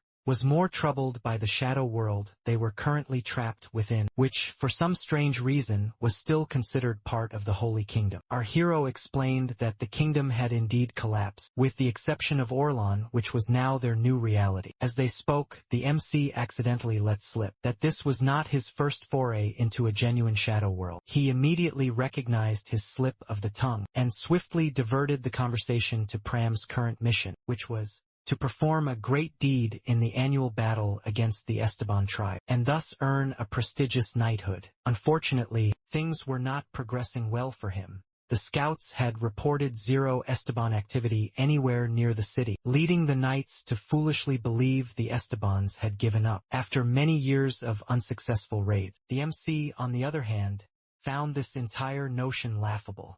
He reminded Pram of the terrifying Esteban warrior they had faced once before, at the Wujikin's clandestine repair shop.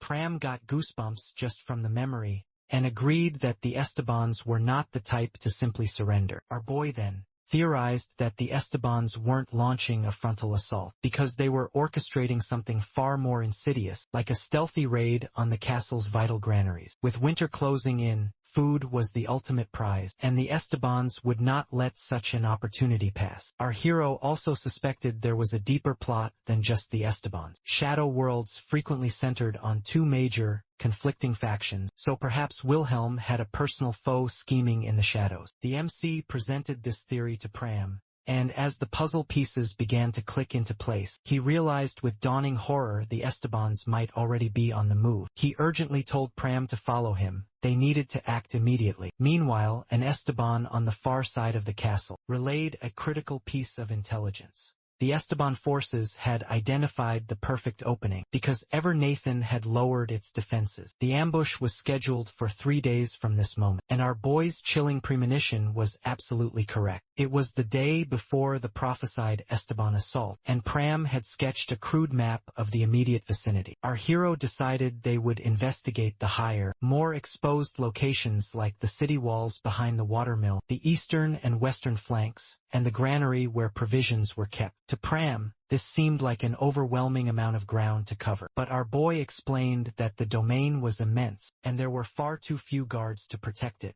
And to make matters worse, the knights, in their infinite arrogance, had concluded that no attack was imminent. So patrols were as sparse as a midsummer breeze. The MC then inquired if Pram had requested his comrades to increase their patrols. Pram confessed that they hadn't bothered to heed his warnings. Our hero pieced it all together. It wasn't that they distrusted Pram, but to convince them of the danger, Pram would need to focus on improving his affinity with them first. Pram felt a wave of despondency, feeling he had failed, but our boy vowed they would solve this crisis together. Just as they were preparing to set out, the MC recalled a crucial detail. He then dashed off, leaving Pram standing alone. What our hero had nearly forgotten was his secret rendezvous with Lyrica. Fortunately, he arrived at their meeting spot just in time, and when she appeared, he gave her the promised food. She was overjoyed, but our boy issued a stern warning. He would be unable to bring her provisions the following day, because he would be otherwise occupied. To compensate, he had brought enough food to last her for 2 days. Lyrica misunderstood, fearing he was in trouble because of her, but he quickly assured her it was nothing of the sort. He then made her swear not to venture anywhere near the castle tomorrow. She agreed, and with that simple promise,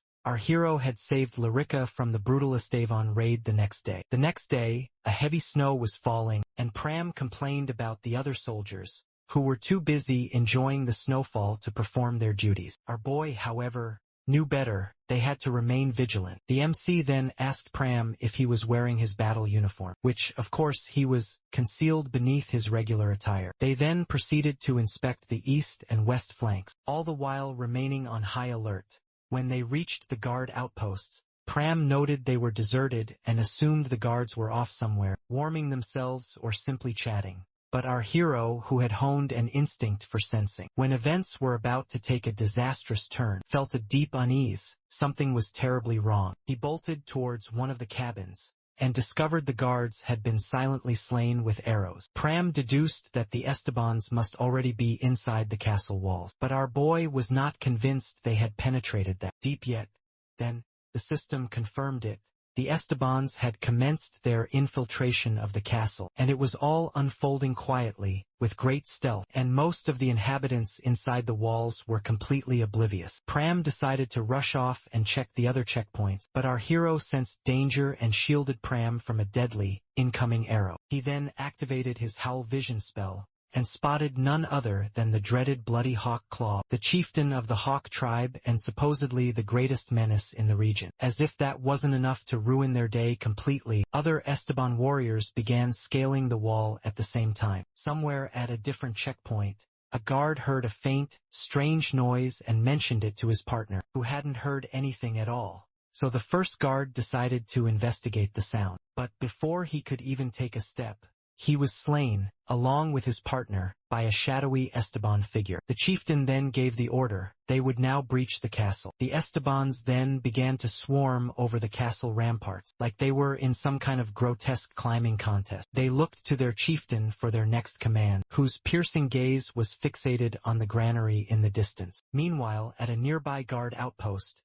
one terrified soldier was still alive, hiding for his life. He cursed the foolish scouts, who had assured them all that the Estebans would never dare to attack again. He knew he had to ring the alarm bell to warn the others, but simply standing up would mean certain death. As the tense silence stretched on, he finally saw an Esteban emerge, and that was the end of his tale. The chieftain, on the other hand, sensed the possibility of more hidden soldiers. He ordered 10 of his warriors to remain behind and eradicate any remaining defenders on the walls, while the main force would follow him toward the granary. As the Estebans took their positions atop the walls, a few of them began to voice their concerns about their leader. They had eliminated all the visible soldiers, but he was still hesitating, worried the dead might rise again. Some considered it cautious, while others thought it was cowardice. One loyal Esteban warrior then reminded the dissenters that their chief's wisdom was beyond theirs, and questioning his orders was forbidden. The chief had spoken, and that was final. They moved onward, but a few were still quietly convinced. Their leader was just creating an excuse to avoid a real fight. One Esteban noticed his chief's arrow pointing, and before he could even process the warning, he was impaled by none other than Pram. The MC did a quick count. One Esteban down, only 9 warriors remained. He then shifted his gaze to post 13 and the alarm bell that awaited him. Pram suggested they proceed to post 14, but our hero immediately rejected the idea. It was too great a distance, and by the time they arrived, the granary would have already been plundered.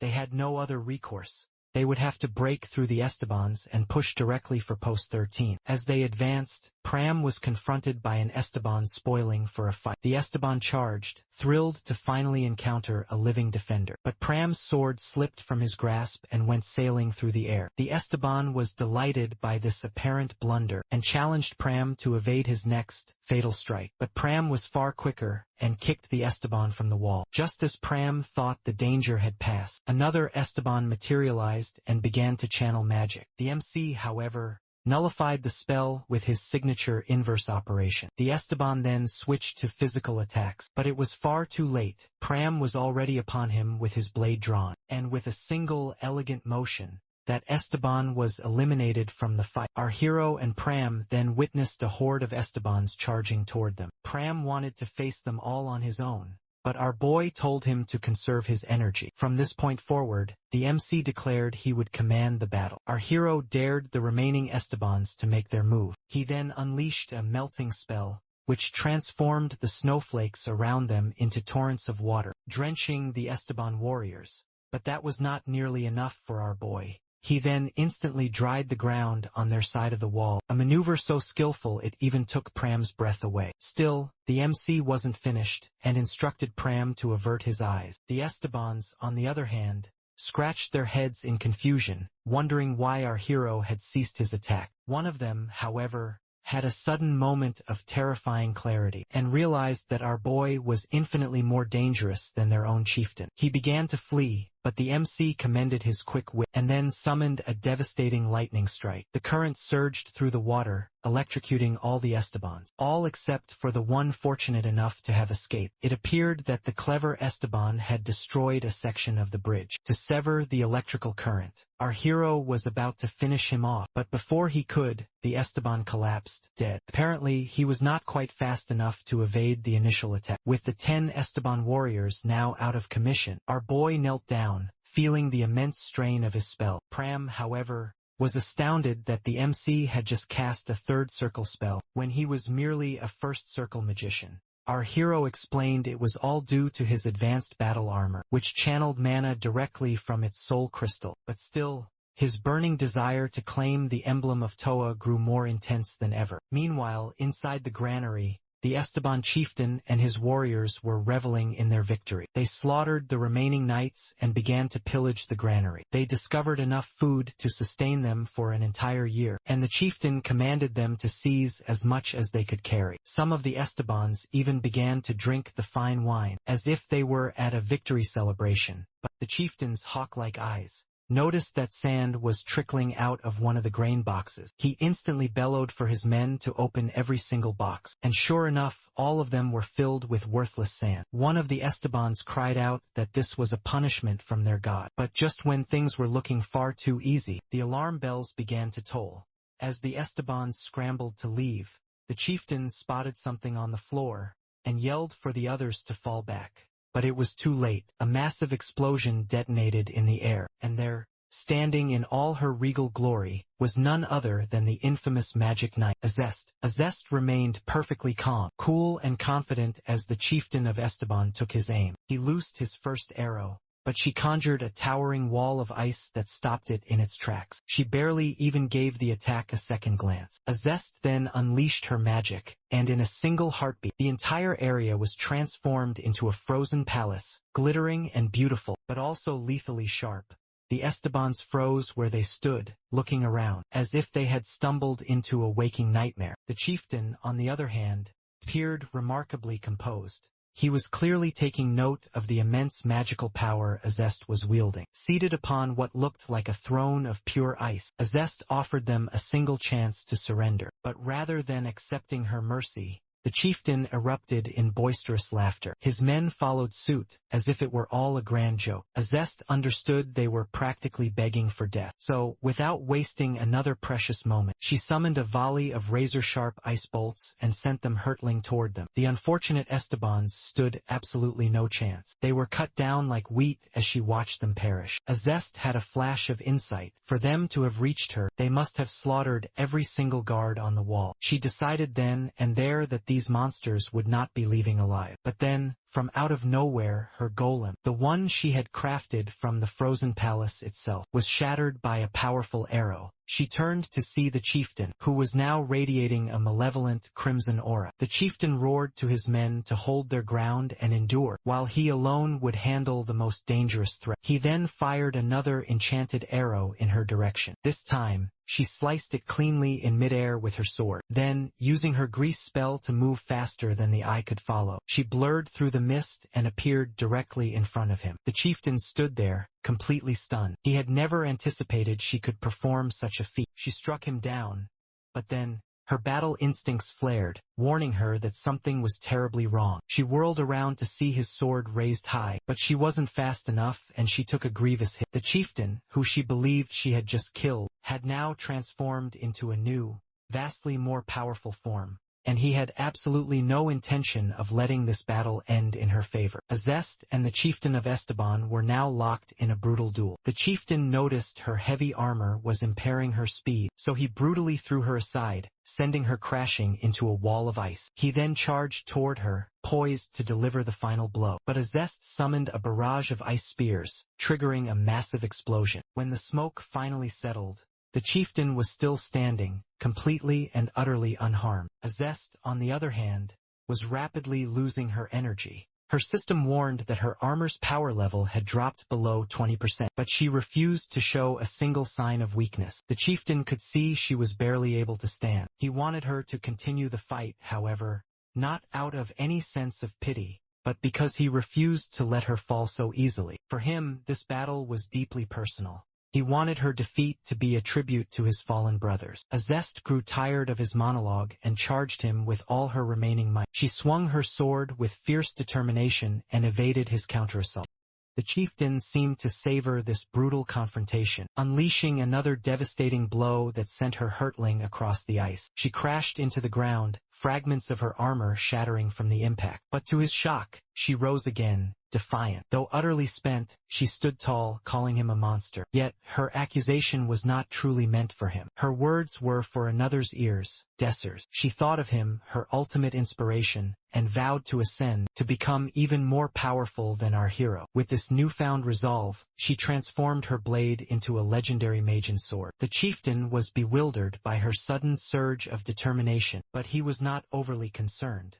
He arrogantly believed her new weapon would change nothing. Azest, however, was about to prove him fatally wrong. She unleashed a wave of absolute zero, and though the chieftain managed to block it, his very hand began to freeze solid. His weapon cracked, and before he could comprehend it, his entire hand was gone. He coughed up blood, realizing his defeat was total. Azest, for her part, was also on her last legs and collapsed moments later. She tried to utter our hero's name, but the words died on her lips as she succumbed to darkness. The following morning, inside Everneton Castle, Pram and the MC found themselves bound in chains. Lord Wilhelm demanded to know how they possessed foreknowledge of the Esteban invasion. The MC resolutely refused to reveal any secrets. This defiance caused Wilhelm to grow more agitated by the second, warning him that if this silence persisted, they would have no alternative but to brand him as an Esteban collaborator, or an enemy of the state. Our boy, however, countered that he doubted Wilhelm would comprehend the truth, even if he attempted to explain. Then, Wilhelm shifted the subject, bringing up Jeffrin's testimony that the food stores were mysteriously filled with sand during the raid. Our hero confirmed it, and Wilhelm's first assumption was that the three of them must have moved all the grain. The MC corrected him, noting the Estebans were in such a frenzy that they only had time to pillage supplies near the entrance, so they only had to replace those specific boxes with sand. Wilhelm remained unconvinced, however. He questioned what the MC's contingency plan was. If the Estebans had chosen to incinerate all the food, our boy had a ready answer for that as well. He had tricked them into believing the grain was already sand, so they wouldn't even think to burn it in the first place. He knew the Estebans would be too panicked and confused to think logically. Once they realized they had been so thoroughly deceived, Wilhelm pressed on, noting they could have drilled holes in the crates to check for sand. Our hero explained they left a layer of rations on top to make it seem as if they were attempting to conceal something, a gambit to throw them off the trail even more. The interrogation then came full circle to its starting point. How had the MC divined the Esteban's secret plan? Our boy merely called it a simple premonition, offering no further details. Wilhelm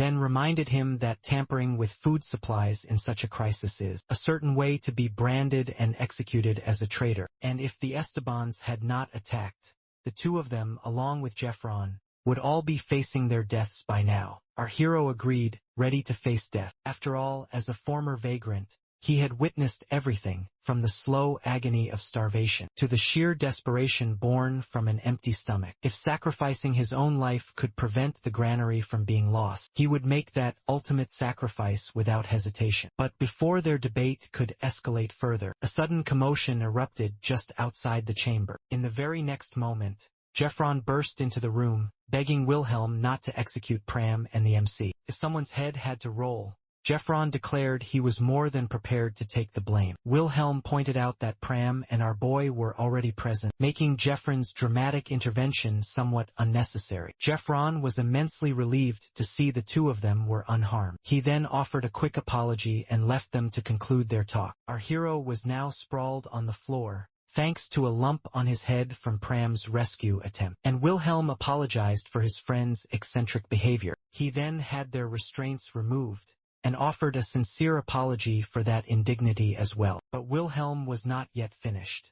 He commanded Pram to kneel before him. He took Pram's sword and knighted him on the spot. He did not stop there, however. He then praised the MC for his intellect and strategic brilliance, apologizing for his earlier suspicions. He then requested our boy's aid in all his future endeavors. And just like that, our hero had cleared the mission. He was now officially promoted to the rank of gamesman. His affinity level with Wilhelm also ascended to trusted. Just when the MC thought events were finally stabilizing, a guard announced the Grandmaster's sudden arrival. Wilhelm made the introduction, but our hero and Pram both recognized her instantly. It was a Zest.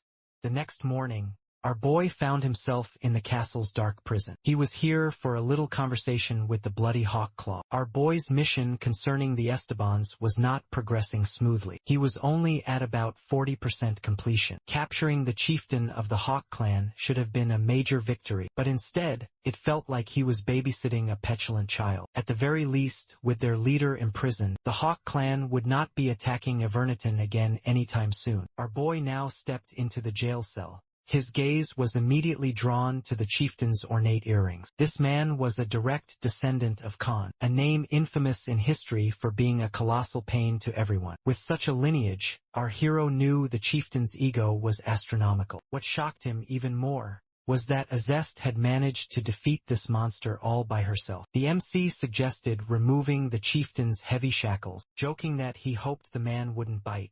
The chieftain, however, responded by spitting directly in our boy's face. Our boy remained unfazed, simply wiping his face clean. He then presented his offer. He would release the chieftain's men if he consented to a treaty. Instead of replying, the chief demanded to know the MC's identity and how he knew of something called Aliad, which was a sacred act of mercy granted by the victorious tribe after a great war. Our boy introduced himself as the gamesman of Everneton, but the chieftain was unimpressed. His attention was fixed on Azest, the warrior who had truly bested him. Our hero pointed out that while Azest may have captured him, it was he who had sabotaged their supplies by swapping the food with sand. Upon hearing this revelation, the chieftain flew into a rage, spewing curses and yelling. Then the chief calmed himself and flatly rejected the proposed deal. The MC then switched his approach. He pointed out how the chief was only concerned with his personal honor, and not the very lives of his people.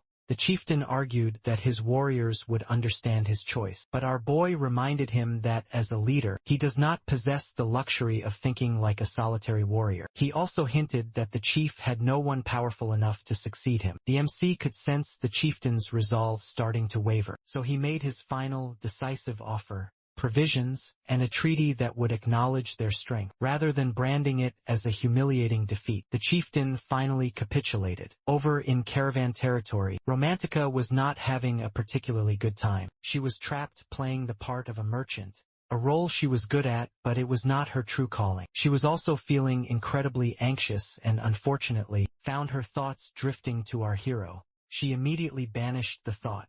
Clearly, she must be losing her sanity. Right then, Emile appeared, snapping her out of her reverie. He presented her with the intelligence she requested about the holy city. Apparently, the situation there was a complete disaster. Crippling taxes, strange rumors, and citizens fleeing in droves. Some whispered that a malevolent spirit was haunting the city. But Romantica wasn't buying into such superstitions. She ordered Emile to stick to verifiable intelligence, and to cease wasting time on foolish ghost stories. Emile also reported that the chaos was spreading rapidly, with the city's leadership doing nothing but increasing tax levies. Romantica deduced that, with so many people deserting, they would likely make their way toward Evernathan, which had a reputation for accepting refugees. She had heard tales of the place before, especially of its triumph in thwarting the Esteban invasion. She then unfurled a map and pinpointed Evernathan's location. The moment she did, a main mission materialized, directing her to continue her work there. The quest involved resolving two major problems, but much of the work was already complete. A peace treaty now existed between Evernathan and the Hawk tribe. Her other mission, Vagrant, was 30% complete, as public order was stable, crime was infrequent, and the vagrants were being properly managed. She then commanded Emile to pack their things. They were heading to Evernathan. She had decided to sell some of her wares there. Our hero was dutifully brewing tea for Lord Wilhelm. After serving the Lord, he returned to his own work desk, which, unsurprisingly, was as chaotic as ever. It made no difference which reality he inhabited, original or shadow. His desk was an eternal testament. That organization was simply not among his many talents. He disregarded the clutter and unrolled a large map. He began to focus his attention on the holy city. It was situated directly on the front lines, a bulwark against their enemies. Evernathan, on the other hand, was a much smaller domain, with a fighting force that could likely challenge an army twice its size. Our hero reasoned that, if they leveraged their military might as a primary source of revenue, they could easily sustain themselves. Deploying troops to the border would attract substantial support funds, and Evernathan's reputation as a safe haven would draw in more people. As of now, the territory was financially stable, but the real crisis was the vagrant population. It was difficult trying to differentiate who was a criminal, especially when no one knew their place of origin. Expelling them was no longer a viable option. Food was not the primary issue for the vagrants. Even after the Hawk tribe had received their portion of the rations, there were still ample supplies left over. He then opened a ledger and reviewed the crime statistics, and noticed that the crime rates had actually decreased after their party had entered the shadow world, and the report had been compiled by none other than Azest herself. Now, our boy was at the Evernathan Knights headquarters, observing the troops as they drilled in the courtyard. There were plenty of soldiers, so public order in the area seemed to be secure, at least for the time being. But of course, that was not his reason for being here. He walked over to Azest's office, and just as he was about to knock, he overheard a vehement argument erupting from within. Naturally, he couldn't resist leaning closer to eavesdrop. Inside, a young woman, Elon, from what he could discern, was fiercely debating with Azest. She argued that, if the situation continued on its current path, they would soon deplete their food reserves. Crime would skyrocket, and the entire domain would collapse. Azest, however, retorted that it was their duty to ensure that never happened. Elon was having none of it.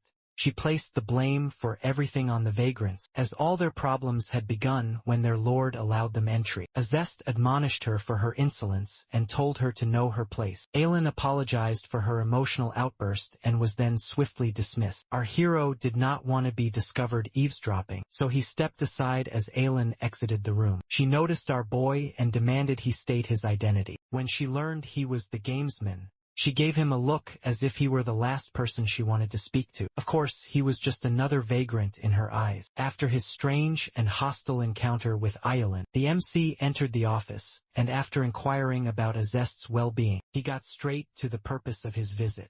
But Azest suggested they continue their discussion outside, so they headed out for a walk, and soon encountered a woman who seemed to know Azest quite well. She gave them cookies, one package for Azest and one for the MC, all while under the mistaken impression he was Azest's boyfriend. Our hero looked more bewildered than anything and tried to clarify, but the woman was not listening, so he turned to Azest for assistance. But Azest just smiled, thanked the woman for the cookies, and, of course, did not bother to correct the misunderstanding. Azest then took our boy's, or should we say her boyfriend's, hand and began to lead him away. Our hero attempted to protest, but Azest simply dragged him along with her. Eventually, they found a secluded spot to talk. Azest began to explain her mission regarding the vagrants. She was deeply concerned about maintaining public peace, which was her highest priority. She had dealt with the minor infractions, and had passed the more significant problems to the central command. But a true solution was still nowhere to be found. Her success rate was at a dismal 30%. The MC compared this to his previous mission with the Estebans, which had been relatively straightforward. This new crisis, however, was a complete mess. But then he had a sudden epiphany. It was not merely about solving the problem. They had been neglecting someone of critical importance all along. The most vital person, our hero, burst into the castle's bustling kitchen and spotted Jeffron playfully interacting with Lyrica. Lyrica's presence there was not unusual, as she was simply assisting Jeffron. But our boy was not there to socialize or eat. He needed information about Wilhelm from Jeffron. But there was one major obstacle. Jeffron was not an open book, especially when it came to the subject of Wilhelm. The MC brought up Jeffron's personal connection to the Lord, which Jeffron did not appreciate, throwing a knife straight at our hero. Luckily, our poor boy dodged just in time to avoid it. Meanwhile, Lyrica finished preparing a sauce and asked for the MC's help in moving. While they were occupied, Jeffron was lost in his thoughts. He did not wish to discuss that particular subject, but he also understood it was not something worth concealing forever. At last, he decided to share the story, and told Lyrica to take a short break, and to leave our hero to manage the cooking. This caught our boy completely by surprise. But he then found himself trapped in the kitchen, while Jeffron leaned back, enjoying a fine cigar, and began to recount his tale. He started by explaining how he first crossed paths with Wilhelm. It was in the bustling Holy Society, back when Wilhelm was a powerful cardinal in service to the Holy Emperor. At that time, Jeffron owned a small eatery in the city, and Wilhelm was one of his most frequent patrons. Wilhelm enjoyed visiting Jeffron's establishment to escape the prying eyes, and of course, to savor the delectable cuisine. One evening, over a few drinks, Wilhelm confessed to Jeffron that he was, in fact, a cardinal, and that he visited the restaurant to avoid the unwanted attention that his high position attracted, and to simply unwind. Their talk was interrupted, however, when a company of knights entered the eatery, and instantly recognized Wilhelm. After some awkward salutations, they all sat down with him to relax and enjoy some drinks. But things took a grim turn when Wilhelm's life was shattered. Wilhelm had once argued with the emperor about a territory that was about to face the goddess's judgment. The emperor was convinced the people there deserved divine punishment for their transgressions. But Wilhelm vehemently disagreed.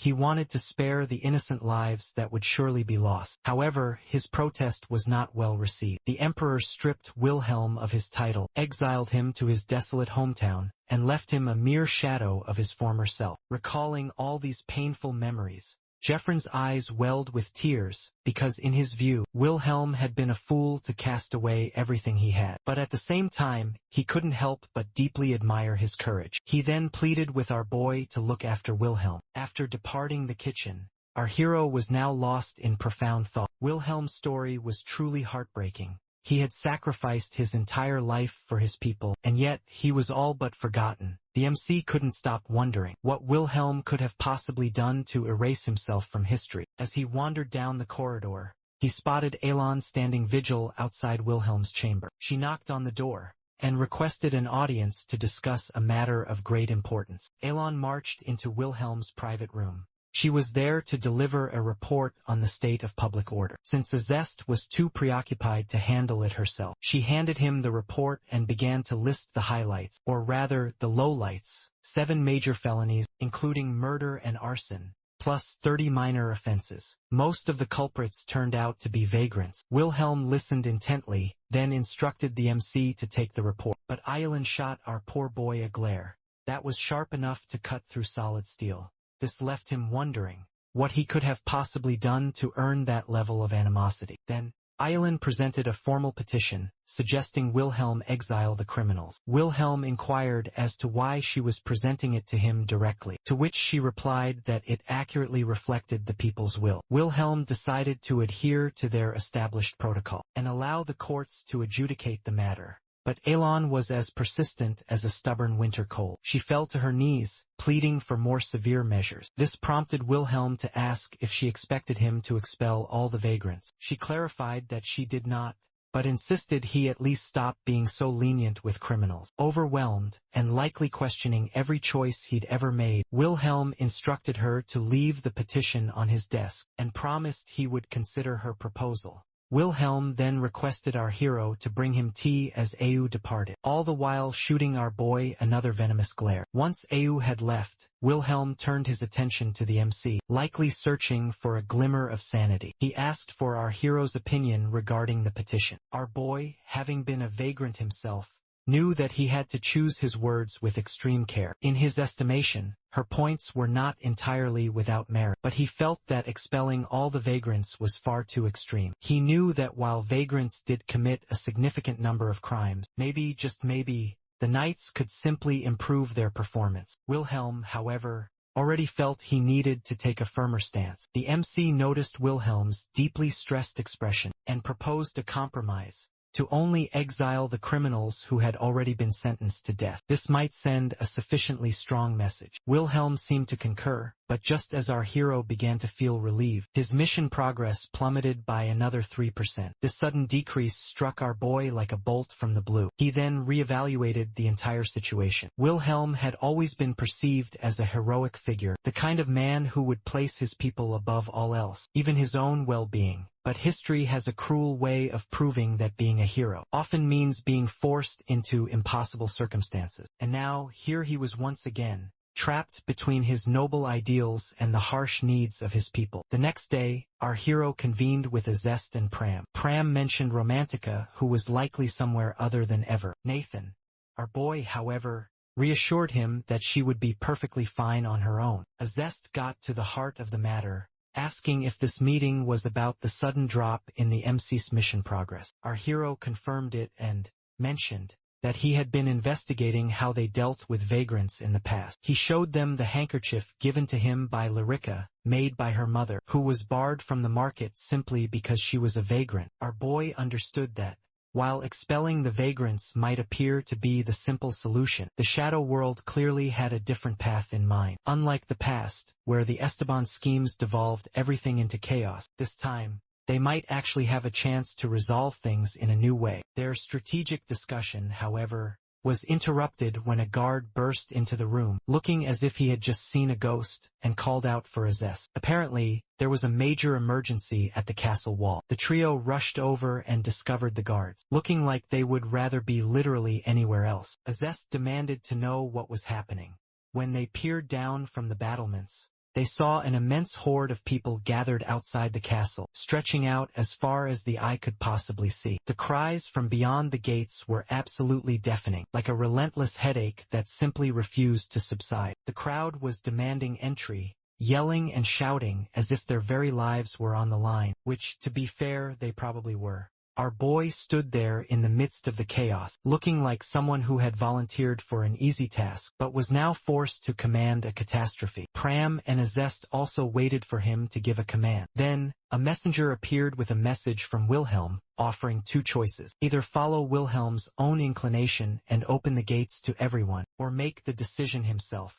This only intensified the immense pressure on our hero's shoulders. Azest also reminded him that admitting the crowd would obliterate all the order they had worked so tirelessly to establish. With no other viable option, the MC ordered the gates to be unsealed. He also tasked Zest with maintaining control over the incoming refugees. And in that moment, the mission's progress dropped even further. They were now down to 12% and barely clinging on. The days dragged on, and the situation only deteriorated. The mission's progress hit rock bottom at 1%, and everyone was on edge. A tense council meeting was underway, and Aylin was voicing her extreme frustration. She declared they were running out of food.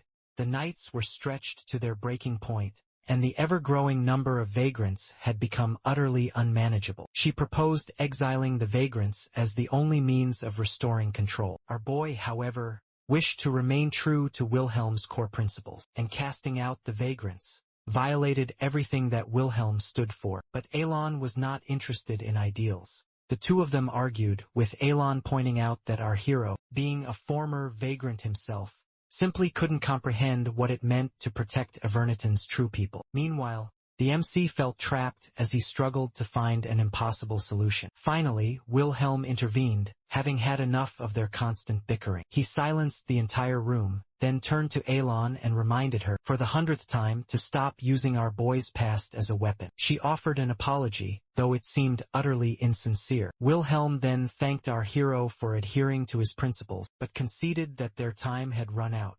They could not save everyone. It was now time to make the most difficult choice. He then commanded the knights to inform the vagrants that they were no longer welcome within the walls. Aylin and her faction nodded as if they had just won a great victory, while the MC looked utterly and completely devastated. Zest noticed his expression and felt a deep sense of unease. Things were spiraling downward rapidly, and the crushing realization of her own helplessness only worsened her dread. Then Aylin approached Zest with direct orders to assemble the knights and execute Wilhelm's command. Zest, however, glanced over at our boy, who looked entirely defeated. But then, just when it seemed all hope was about to be extinguished, our hero suddenly dropped to his knees before Lord Wilhelm, and pleaded for just 2 days to devise a new solution. The MC saw knights distributing food to the desperate vagrants. As he conducted his inspection, Wilhelm had granted him a lifeline, or perhaps a ticking time bomb, by giving him 2 days to produce a miracle. If he failed, Wilhelm's grim decree would be set in stone. Of course, our hero had a plan.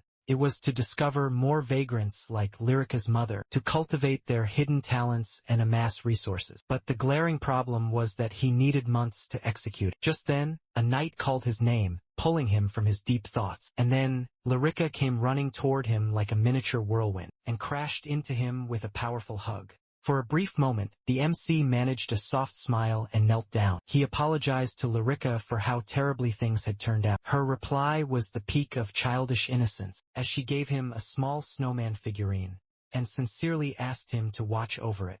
And Jeffrin, while she was gone, our hero accepted the gift, and as Lyrica departed, he couldn't help but overhear 2 knights grumbling about the thankless task of distributing food to the vagrants. Then, as if the universe wanted to put a cherry on top of his terrible day, Aylin arrived, but surprisingly this time, she assured him that she bore no ill will regarding the recent disputes, and hoped he would devise a suitable solution. But the MC could sense she secretly wanted him to fail, and she proved him right by reminding him that, as a vagrant himself, he should probably depart as well.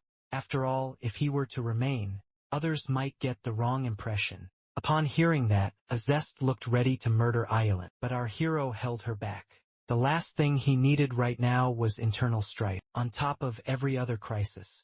He told her to let it go, but Zest could see how deeply troubled he was, even if he refused to admit it.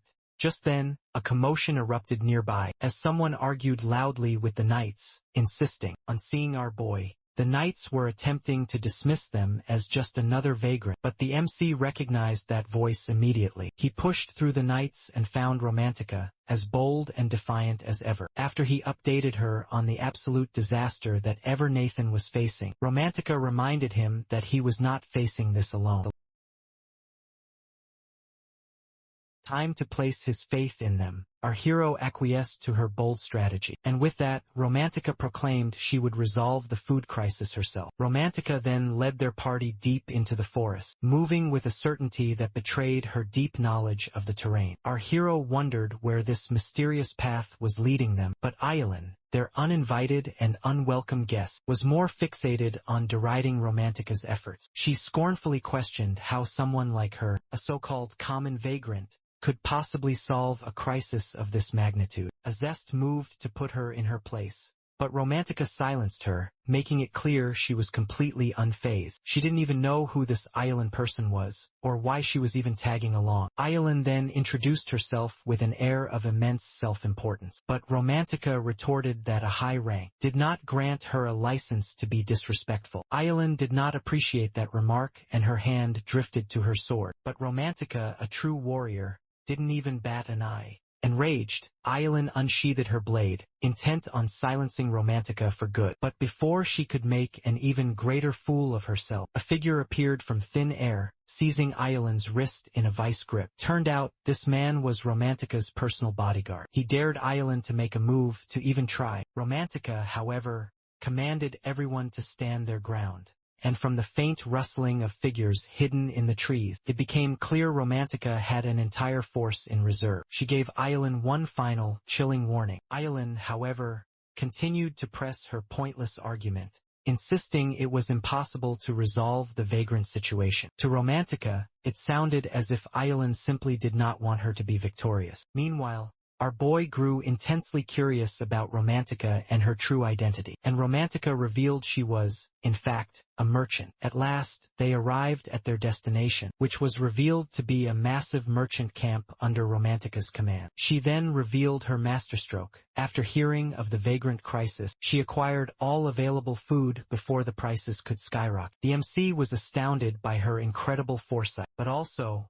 a little stunned that Romantica had already handled the mission, without seeking any assistance from the others. And of course, Romantica proudly stated she was now a third-circle magician, a power that kept scavenging bandits far from her hard-won supplies. Just then, Emil arrived, and Romantica introduced him to our hero, before immediately shifting to matters of business. After asking Azest how long their new provisions would last, she learned that it would be sufficient to last through the winter. Our boy paid Romantica a compliment, and she cheekily demanded more. Emil, however, reminded her that simply giving all the food away for free was not exactly a sound business strategy if they wished to remain a solvent enterprise. But before they could get bogged down in financial matters, a new quest materialized for both Romantica and the MC. The system dictated they needed to forge a pact with one another. Our hero proposed trading the food provisions on credit, with Nathan repaying her in full within 6 months, and lending their noble family name to her merchant guild. Ayelan attempted to object,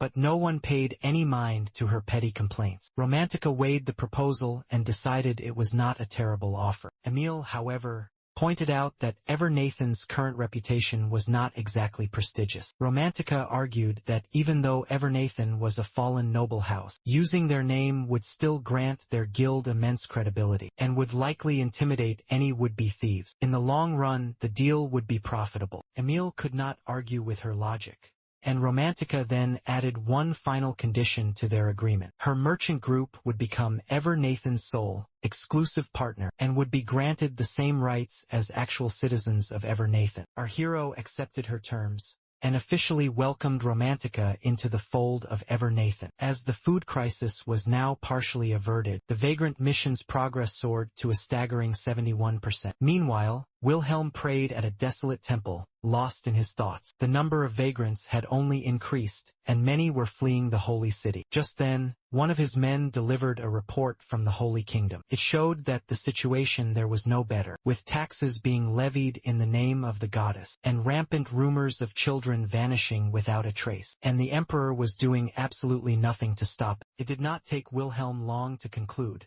that this was not simply a matter of poor governance, but that these were, in fact, sacrificial rituals. With only a single day remaining to find a solution, the pressure was crushing down on our boy.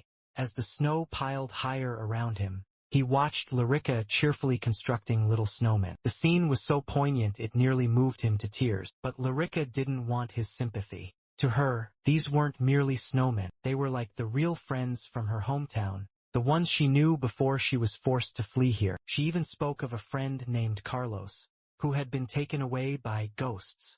Just then, Romantica appeared, She explained that these ghosts were infamous for abducting lonely travelers and, well, devouring them. She had heard these terrifying rumors before, especially since she used to live near the holy city, the very place Lyrica and most of the vagrants had escaped from. Our hero, on the other hand, was clearly the only one who didn't know about this, and he now blamed himself for not thinking more deeply when trying to resolve the crisis. The next day, everyone was assembled in Wilhelm's audience chamber. Wilhelm began by politely thanking Romantica, but Aelin ruined the moment with her usual, grating comments, claiming it was far too soon to be celebrating. Then Wilhelm turned his gaze to the MC and reminded him that his allotted time to solve the crisis had officially expired. But our boy, he had a plan. Of course, in his view, casting the vagrants out and forbidding their return would certainly solve the immediate problem. But he knew it would not be a lasting solution. The vagrants would simply keep coming back,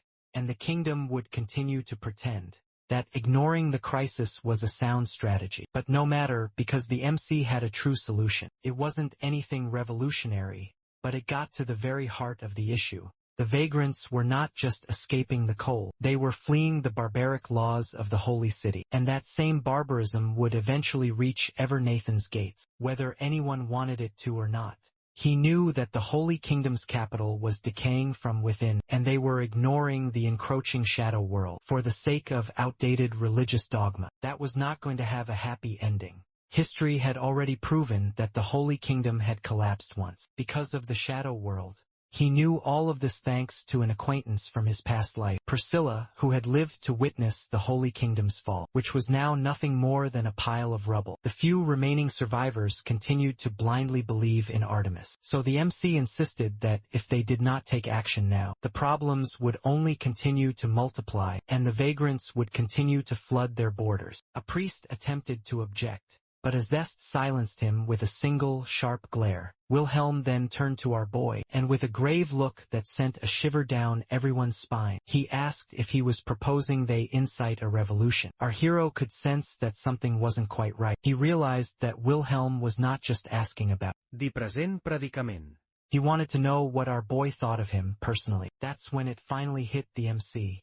Wilhelm knew all of this already. He simply hadn't been able to do anything about it. Our hero then asked if Wilhelm had ever raised his sword in the name of the Holy Kingdom. He wanted him to truly consider the question, to think about what he had truly been protecting all these years. That's when Wilhelm's memories came flooding back to him. He recalled a time when he was intoxicated, and Jeffron had asked him why he worked so tirelessly. He had replied that he didn't desire anything grand, but simply wanted everyone to be able to drink a cup of water without a single worry. And now, thanks to our boy's gentle nudge, Wilhelm was reminded of his true, sacred purpose. He had always been fighting for the sake of his people. Wilhelm Evernathan was a man of a single, unwavering principle, to do whatever was necessary for his people, except when it came to waging war. He always hesitated because, unlike most leaders, Wilhelm actually considered the dire consequences, the pain, the suffering. The entire war package did not sit well with his conscience, so he turned to the MC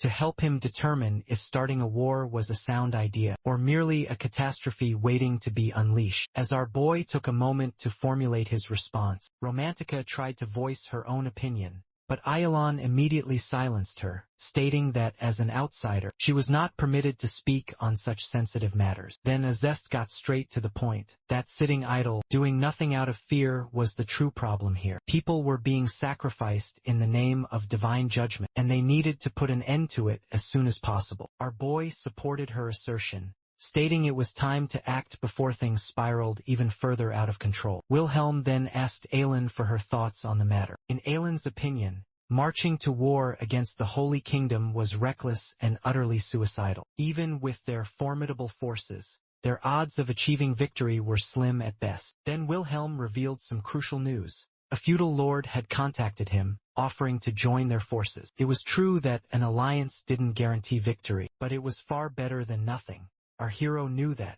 Other lords were likely just as guilt-ridden and hesitant. He then reminded Wilhelm of his unwavering support for his people, when all the others had forsaken them. and it was high time they righted the Holy Kingdom's many wrongs. Wilhelm was emboldened by the MC's powerful words, and then issued his commands to Aylin and Pram. They were to disseminate statements to their knights, and publicly denounce the Holy City's heinous misdeeds. Our hero, meanwhile, was tasked with informing his territory that the emperor's reign of incompetence had officially come to an end. So after what seemed like an eternity, they were prepared to march their troops, horses, knights, and of course, the leader himself, Wilhelm Iverniton. The knights he had befriended in the past were there as well, and Wilhelm suggested they share a drink once the war was concluded. As they prepared for battle, he gave a speech so inspiring that even the most jaded, battle-hardened troops couldn't help but feel as if they could conquer the entire world. He promised them victory, and with that vow, Wilhelm Evernathan was no longer just a mere hero. He was now Wilhelm Rudbahai Iverniton, the epic leader of the new Holy Empire.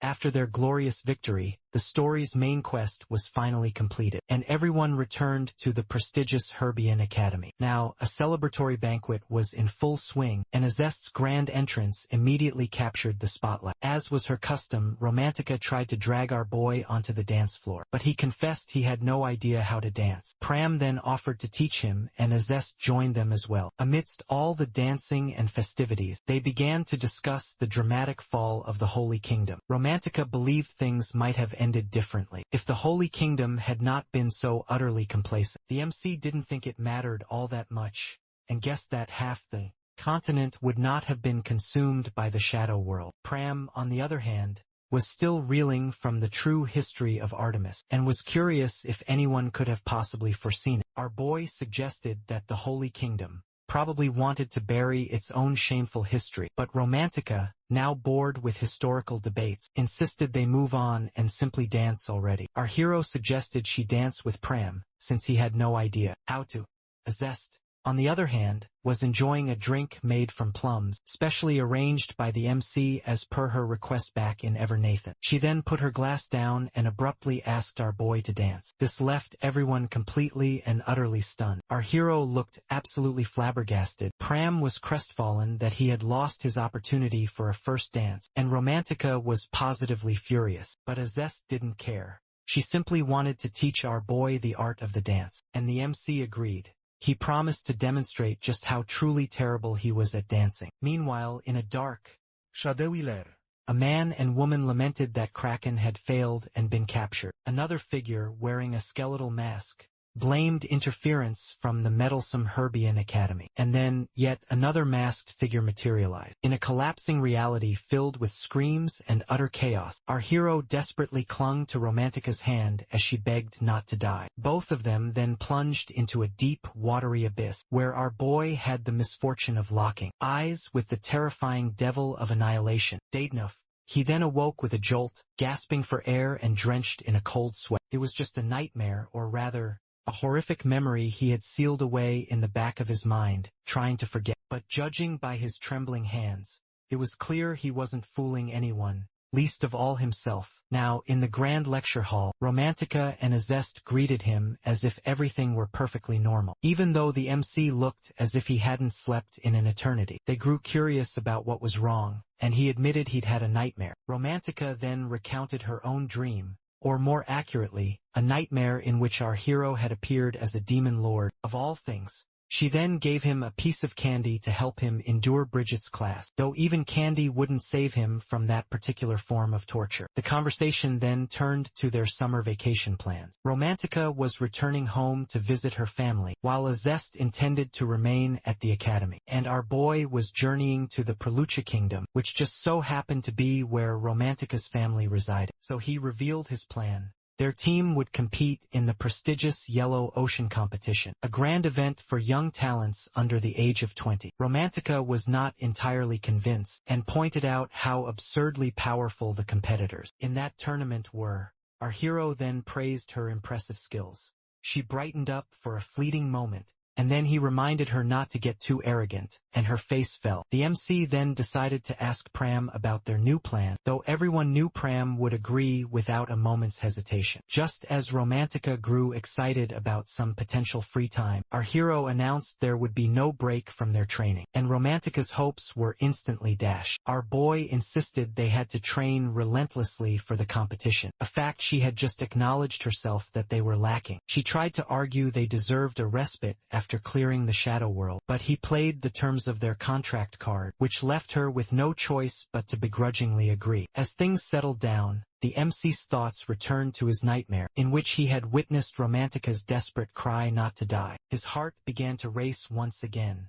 and he buried his face in his desk, breathing heavily. Romantica and a zest gave him worried glances, but he composed himself and blamed it on the sugary candy. Romantica then noticed him staring intently at her, and his response nearly caused her to explode. He wanted her to train twice as hard as before. She freaked out, yelling about how she would never get any rest, but the MC remained completely resolute. With that, he stood up and moved to sit beside Azest, as he silently swore that he would never let the past repeat itself. Altea, famously known as the hub of magical engineering, owed its very existence to the Mage's Tower. This city-state wasn't always a beacon of technological progress. It was once the capital of Kuma Mer Elson, a kingdom of the ancient Mado civilization. But when that kingdom fell to ruin, so too did its magical legacy. Thankfully, the Mage's Tower arrived like a knight in shining armor, and restored their forgotten magic by fusing it with state-of-the-art technology. The tower then became a nexus for mages who loved to share knowledge, except when it concerned the enigmatic Room of Dreams. That workshop,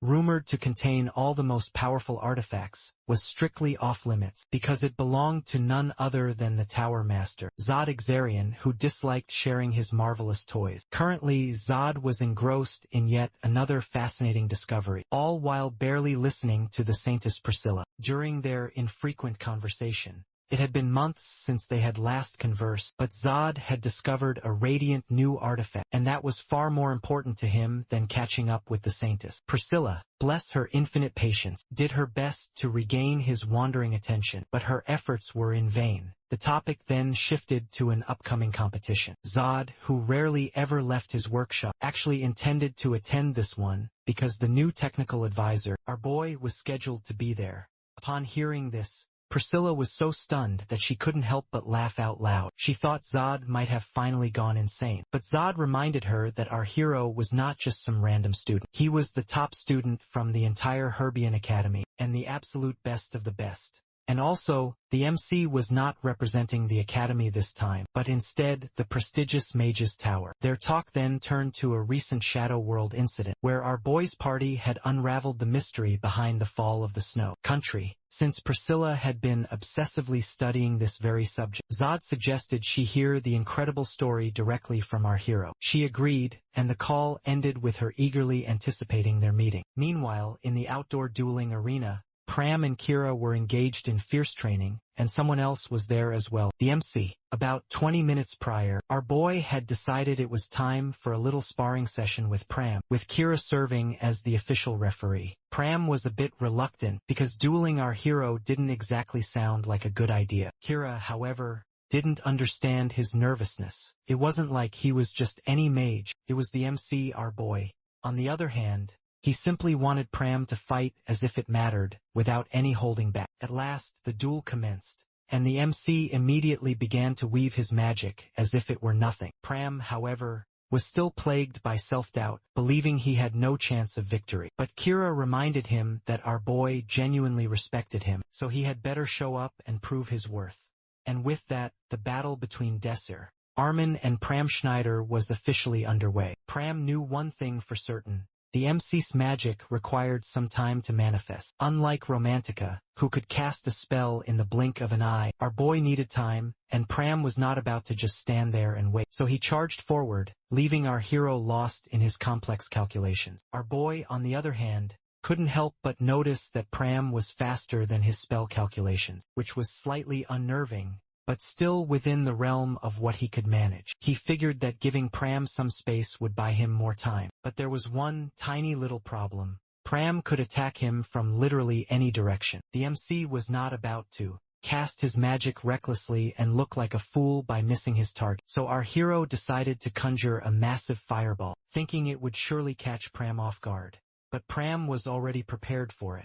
The explosion shattered the arena's floor tiles, and our boy was a bit taken aback, as he hadn't expected it to be so powerful. Pram then explained that the floor tiles were so brittle that even a minor tremor would cause them to disintegrate. The MC then realized that Pram had lowered his center of gravity, and directed the magic straight downward to obscure his vision. Before our hero could even process this unexpected development, Pram charged at him with his sword drawn, all while proclaiming there is no magic more predictable than a swift swordsman who obscures one's line of sight. Pram then declared his victory, with his sword pointed at our boy's neck, who couldn't help but be reminded of a memory from his past life. Back then, Donade had challenged him to a fight, and Donade's punch had been so blindingly fast, the MC had barely managed to evade it. Donade found our hero to be weak, so he still wanted to fight him to help him grow stronger. Our boy now understood that he hadn't exactly become the powerhouse Donade had envisioned, but he had still learned a great deal from that battle. He then summoned the legendary Aslan Mutu technique, and struck Pram's sword with a single open hand, which clattered to the ground like a forgotten plaything. Pram, on the other hand, had absolutely no idea what had just transpired. The MC's move had taken him completely by surprise, but Pram was not one to surrender so easily. He charged at our hero once more, but our boy just smiled, ready for round two. Kira, who was watching their fight with immense interest, tried to analyze what was unfolding. With a single, fluid motion, the MC seized Pram from both sides and pinned him to the ground. He then got up and apologized for using too much force. But Pram was more curious than ever about what our hero had just done. So our boy explained that it was a special technique he had learned, one that allowed him to redirect his opponent's attack and send it flying right back at them. Kira was impressed, and he couldn't help but want to test his own luck against the MC as well. After what felt like an endless gauntlet of life or death training sessions, the summer vacation had finally arrived. Romantica was heading home first, and reminded the team not to be late. A few days passed, and now, at the Herbian Academy's train station, our hero's party was finally ready to board the train to the Preleka Kingdom. The Outers were a motley collection of factions that only shared one thing in common. They loathed the League of Western Kingdoms and the Herbian Empire. Calling them a team was being far too charitable. It was more like a gathering of people who disliked each other but hated their mutual enemies even more. They didn't really share the same goals or strategies, but just a shared feeling of being fed up with the current state of affairs. In some dark and foreboding hideout, one of these groups was holding a secret meeting. Piero, who we can call their sarcastic loudmouth, was doing what he did best, getting on everyone's last nerve. This time he was taunting Revolutionary, whose operative, apparently named Kraken, had recently been captured. Piero's incessant teasing finally struck a nerve, and Revolutionary lost his temper, trying to incinerate him with magic. But Piero, being the annoying trickster he was, emerged from the attack completely unscathed, and even started joking about how the Tower Master was probably excavating his operative's secrets with magic. Before things could get any more chaotic, the man with the skull mask intervened, and reminded them to stop their infighting and return to the reason they were actually gathered there. He then turned to Revolutionary, and pointed out that his perfect plan had gone completely awry, as the enemy had foreseen it from a mile away. Still, Skull Mask tried to find a silver lining. It was the perfect opportunity to stop lurking in the shadows, and make their presence known, before their enemies grew too complacent. Piero grew ecstatic at the prospect of finally having some fun, after sitting around doing nothing all day. He then pointed out that they couldn't take on both the League of the Western Kingdoms and the Herbian Academy simultaneously, and Skull Mask finally revealed his grand plan. The League's upcoming competition was the perfect stage to sow some chaos, and Revolutionary was the man for the job. As for Piero, Skull Mask wanted him to hand over an artifact he had worked tirelessly to acquire to Revolutionary. This, of course, led to some dramatic whining from Piero, and then he finally tossed it over. With that, the meeting was adjourned. Revolutionary stormed off, but was followed by Piero, who was apparently not finished being annoying. Revolutionary ignored him at first, but Piero was not one to be easily silenced. Finally, Revolutionary snapped. When Piero accused him of being just like the rest of them, Piero remarked that none of them could ever return home without facing certain execution, and that accepting the artifact made him just as complicit as anyone else. Revolutionary, however, insisted he had noble motivations for his actions. Upon hearing that, Piero could feel that Revolutionary was beginning to sound just like Skull Mask, who had spent years scheming to remake the world in the name of some long-dead goddess. He also pointed out the profound irony of Revolutionary, trying to create a better world for the common folk, while using shady, forbidden artifacts. He called out the hypocrisy of pretending to be a hero, while behaving no better than the rest of them. Revolutionary was unwilling to continue their baseless argument, so he simply turned and walked away. Piero, however, warned him that if he were to fail, he would personally cut off his head, just like he did to the king of Yahello. Now alone, Piero eagerly anticipated the true chaos that was about to be unleashed in the Prilicia kingdom. Meanwhile, far from the Outer's dark machinations, another group had just arrived in the Prilica kingdom, and that was our boys' party. They were warmly received by a servant of Romantica,